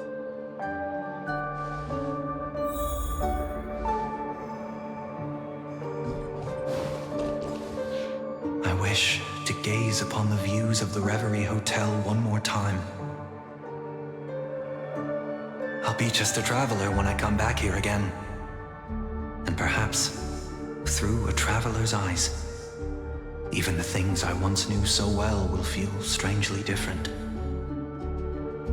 Penacony is a land of the harmony, where all dreams and hopes merge and combine. It believes in unrestrained freedom, and that's how it lost itself in shallow delights.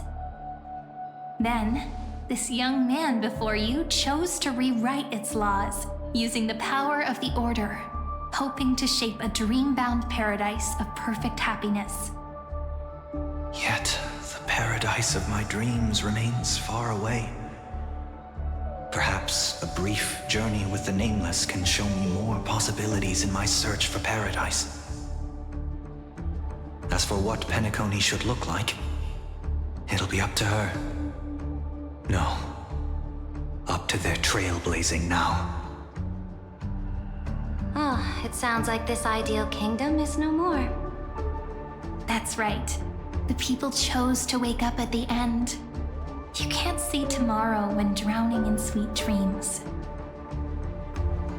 This individual's law acknowledged only gods and constructs, leaving no space for humanity.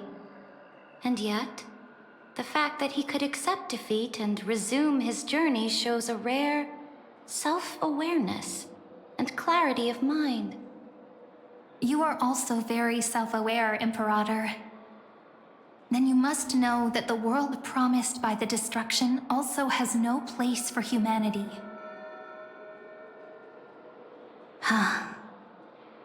I am indeed very aware of Lycurgus's honeyed words of deceit. I have seen enough. Take me back.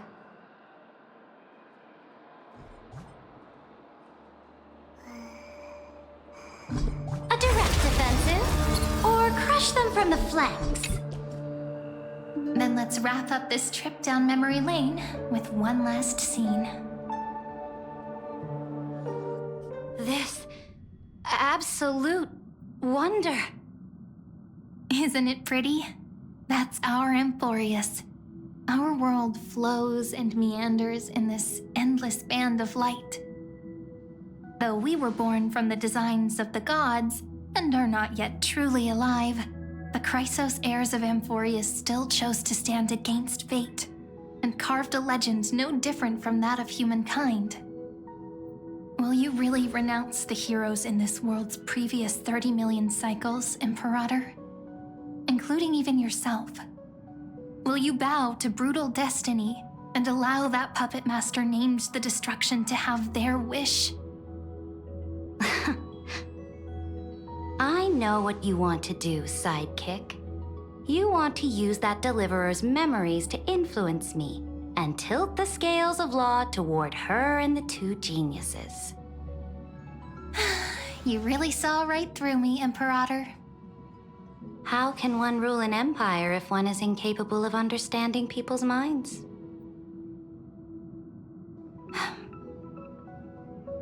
I have decided on Law's final destination. However, before I move my next chess piece, before we go on, tell me this, sidekick. Throughout her Trailblaze, was there ever a memory of the ocean?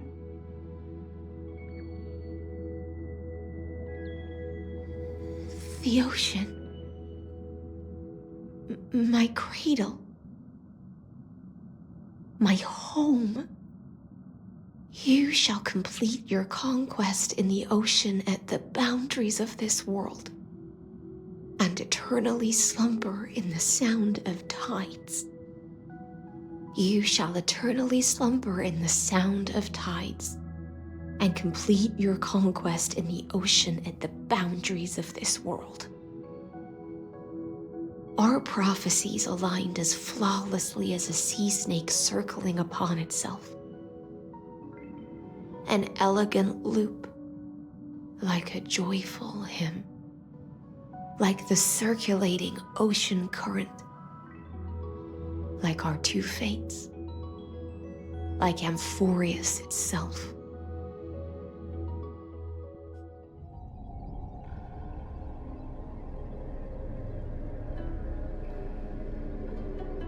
The trial is over.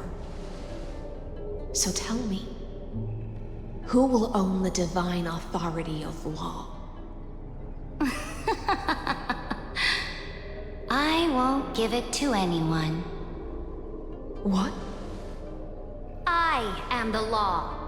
Why should I give my imperial crown to any other? Both the Deliverer and the Theoros came from beyond the sky.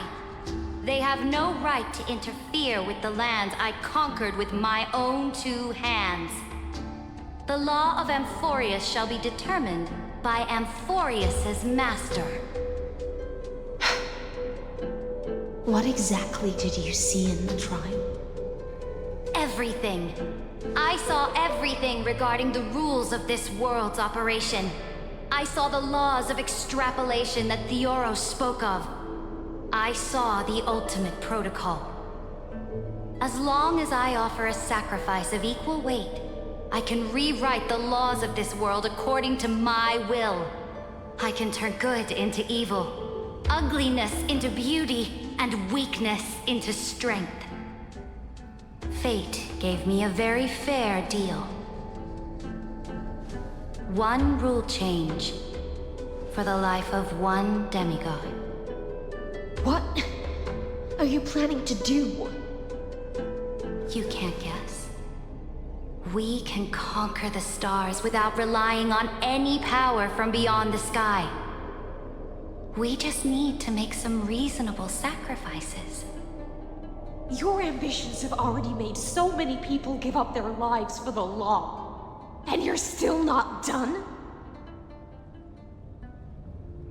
I am determined for Amphorius to stand on her own 2 feet among the stars.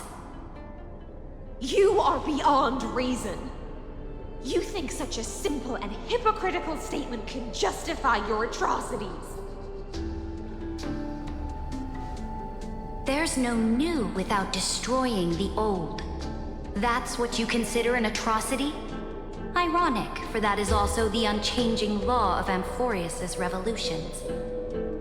Ever since the Flame Chase prophecy resounded in the distance, fate has decreed for the Chrysos heirs to ignite our blood and illuminate this dark age. People would still be puppets of the old dynasty if it weren't for my conquests. But your world doesn't seem to be any different from your predecessors. Bloodshed, tyranny, oppression. You're making the same mistakes they did. Go and see everything for yourself. Go to any library I've built. Go listen to the rumors on every street corner. Go and witness how the Imperator crushed the old laws and forged new ones. Go and see what my conquests brought to this world. I cleansed the Chrysos War's filth and mended all the conflicts left by the Era Bellica. I restored Akima's might and allowed mortals and Chrysos heirs to face each other as equals in the Council. I punished all sins and rewarded all achievements. I smashed Talantin's shackles, united humankind to save themselves, and started the Flame Chase era. That's what the Imperator has done in her glorious life.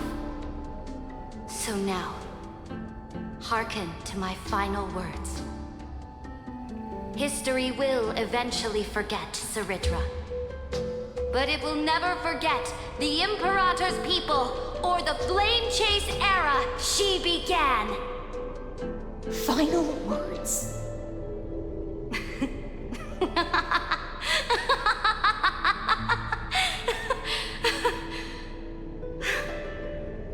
Amphorius is about to be destroyed. There's no time left for pointless debates.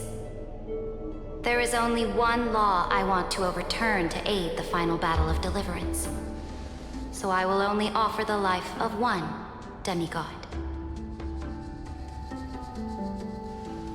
In the name of the Imperator, I command you one last time, Electra. Either sacrifice yourself for conquest,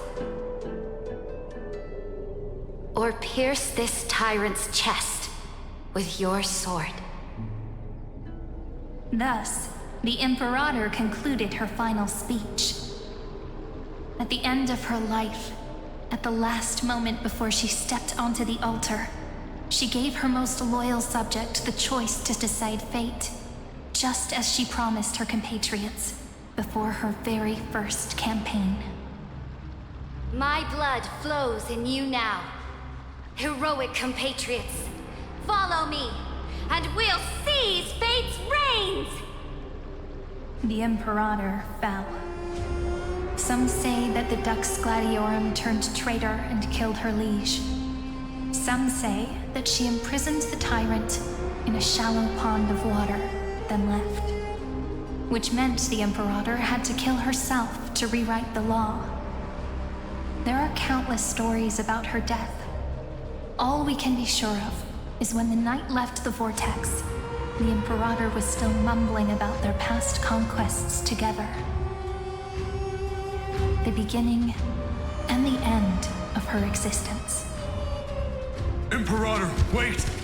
How could someone of your status come to the front lines? Let me be the flag bearer! The troops defending the pass to the west of the grove, have they surrendered?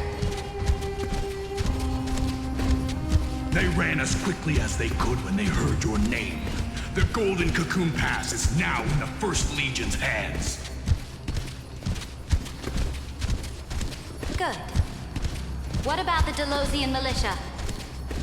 The Third Legion set fire to the mountains and flattened everything west of the basin. They just need a few more days. That is enough. We cannot afford to miss an opportunity for victory. Lastly, how many Ladonian cannons are left? They are no more. The 2nd and 4th Legions have destroyed them all. Very good. They now have no way out, no reinforcements, and no artillery support. We will be able to liberate the Grove of Epiphany in the blink of an eye. We will launch the final charge 1 quint after the curtain fall hour tomorrow. Remember, as long as the Alliance's flag still flies on my shoulders, you must keep moving forward. Take no prisoners among the enemy's soldiers. All sages who resist are to be captured and tried according to martial law. And do not destroy any books. Now go. Notify the entire army. Understood. Those who are resolved to die, we salute you. Reporting in. The mountain dwellers are resisting fiercely, and the legendary Mountain Breaker has personally engaged in battle. Their formations are nigh impenetrable.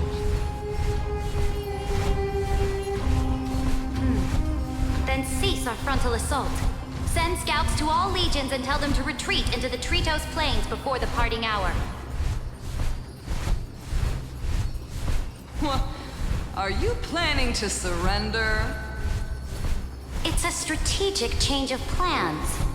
The seismic walking dragon is enough for that battlefield. Walking dragon? You mean that stupid beast, Terravox? What can they even do? Stupid? No. They are the wisest of all of Georgios' creations. Only they can perceive the currents of time. Let them deal with their earthly brethren. We will advance and take the lead in defeating what remains of our enemy.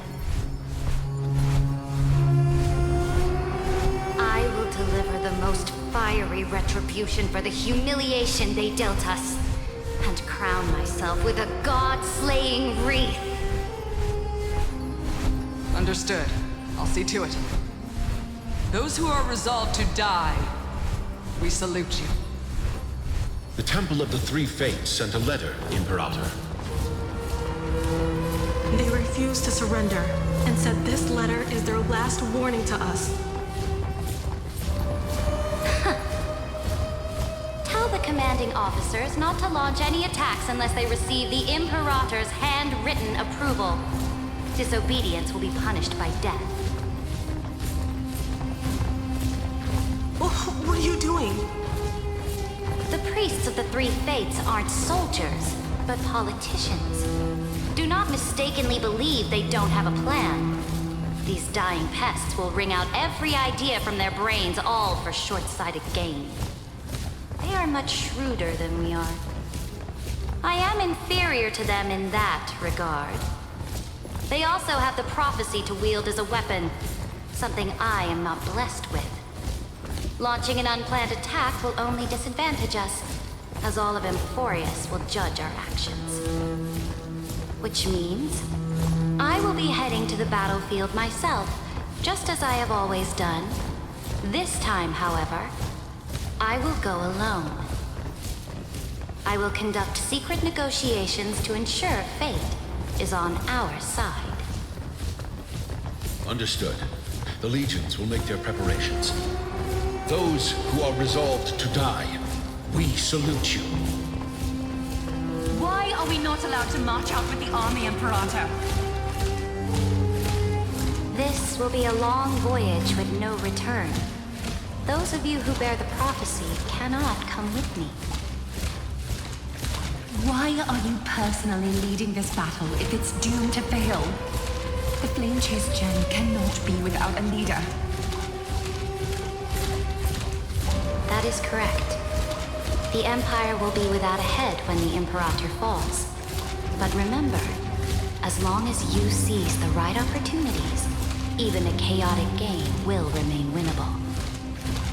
My departure will create a long staircase for you. You will understand what I mean when news of my death reaches your ears. Saridra, is our journey about to be over? Destroy the old laws and forge new ones. My conquest has reached its limits within the borders of Amphorius. Since the prophecy already decreed that the Imperator would never conquer the stars as she wished, I will bow out here and try no more. More Chrysosairs bearing divine authority will be born, and many more heroes will arise. Will they demand peace or war? Will they resist tyranny or become the next Imperator? I do not care. The children of the future will decide for themselves. Do not mourn for me. Anyone can kill the Imperator, but the only one who can truly destroy her is Saridra. At the end, I faithfully recorded the most important battles in the Imperator's life. Her conquest was about to be completed at this point in the story. However, for some reason, a memory suddenly entered my mind just as I was about to put down my pen. It was a journey on a fantastical train. I had the honor of having a heart-to-heart conversation with the Imperator under the stars, and I asked her this question at the end of that discussion. How do you want history to remember you? As a hero who gave up her life for the flame chase? Or as a tyrant?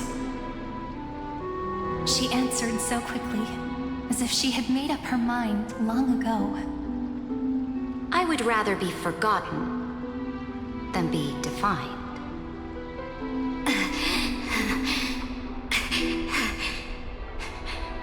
Because the law can be neither eternal nor unchallenged.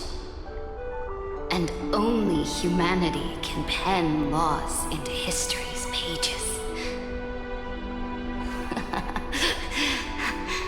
Now, I have shattered the greatest law of Amphorius. The game is nearing its end. Dux Gladiorum. Even though you killed the Imperator in the previous 30 million cycles, this time, you finally found your own law. Then, High Sealants, Electra.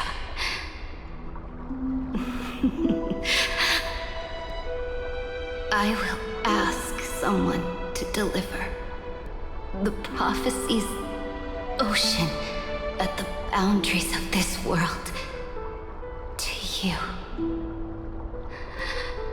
Will you choose to swim into that ocean? I do not care. Do not care.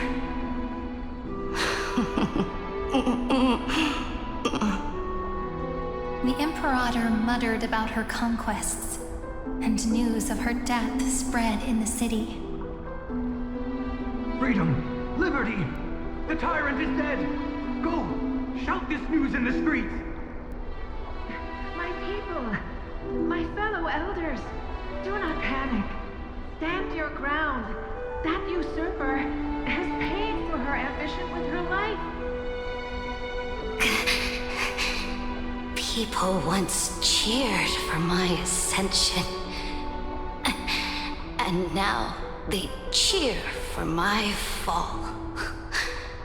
No matter. I am fond of applause.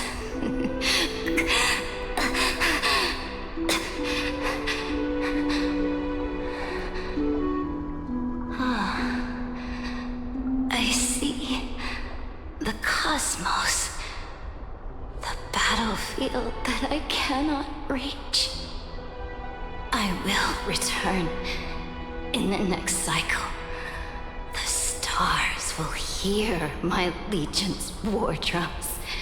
Hear the great name of the Imperator. Hear Amphorius's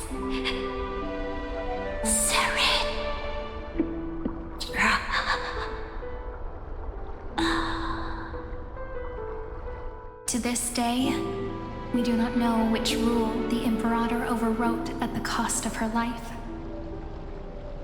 Perhaps the truth will only be revealed at the moment of checkmate, just like every chess game she ever played. We only know her death inflamed Akama. On one side of the city, those who defended liberty toppled her statues to the ground.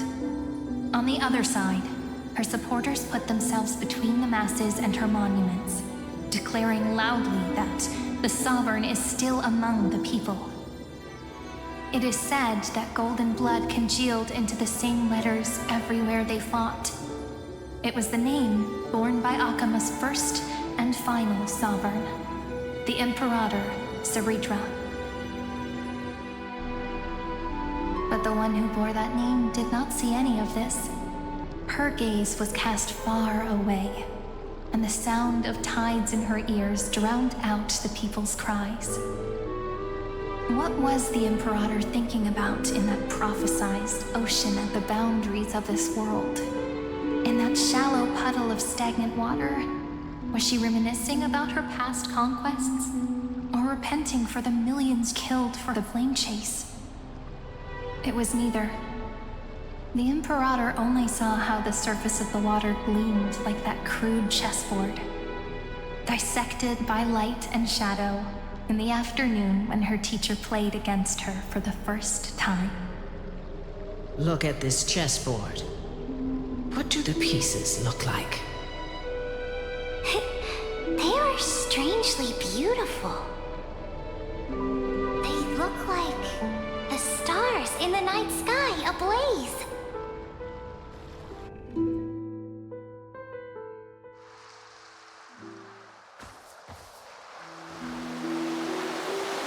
From that page emerged an ocean so vast, so pure, not a single trace of corruption. Is this Saritra? Electra, my subject. Ever since you walked out of the tainted ocean and pledged yourself to me, I have seen the abyss in your eyes and the emptiness in your heart. That was why I promised you a new ocean, where the Imperator's ambitions would serve as the currents, and loyalty would be its light. Electra, my subject. You have done your duty as my blade. The prophecy has now made its final decree on the road I intend to walk. My conquest is doomed to never reach the stars. But the Imperator never makes empty promises. So take this memory, this ocean, beyond the sky, as witnessed by the Deliverer. This is the final gift that the Imperator can leave for her subject.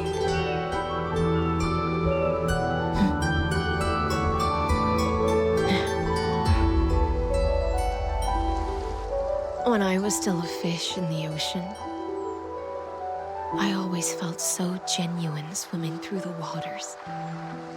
But once I stepped onto land, I found myself caught in a play.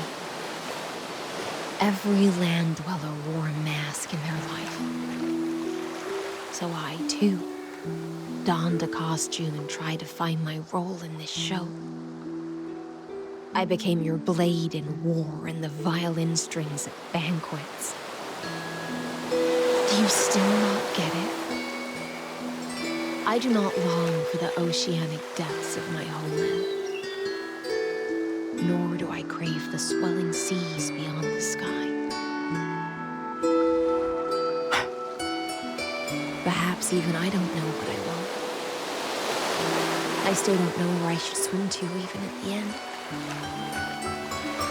But I know one thing right now. A fish is simply a fish. And she can never leave the ocean she's in. But whether under the ocean or on land, we two prisoners who can never escape this cave can still look outside the cave and see the stars. I have to admit, the 12-factor simulation of life in this experiment has far exceeded my expectations.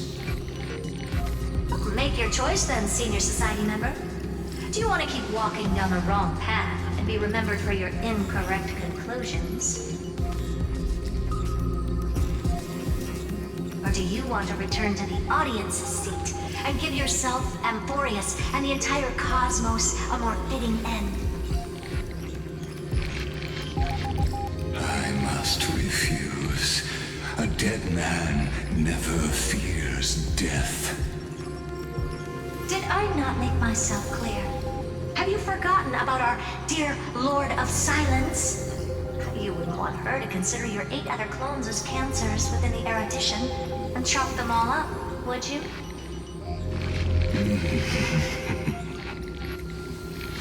Your logical deductions are vastly different from mine. Therefore, allow me to provide one more academic recommendation. Listen, my peers. Why don't you look beyond this world? Just as the Chrysospheres did. Re-evaluate your calculations and take into account all enemies in the upcoming war among the eons. Amphorius is not a place where 3 paths entangle, but where 3 paths fight to the death. You used Memorial to resist me, but did you not consider the possibility that the Remembrance and their children might have taken this opportunity to join the fray as well?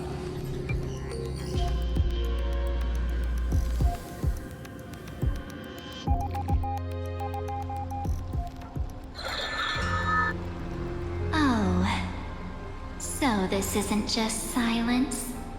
It's the answer. What was the last thing she said to you before you parted the waters at the Scale Gorge waterscape?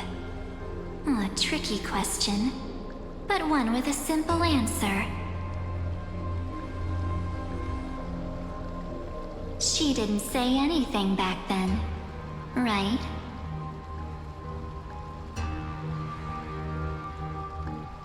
That's correct. And now I'm sure. You are not March 7th. There's no way she would remember that detail.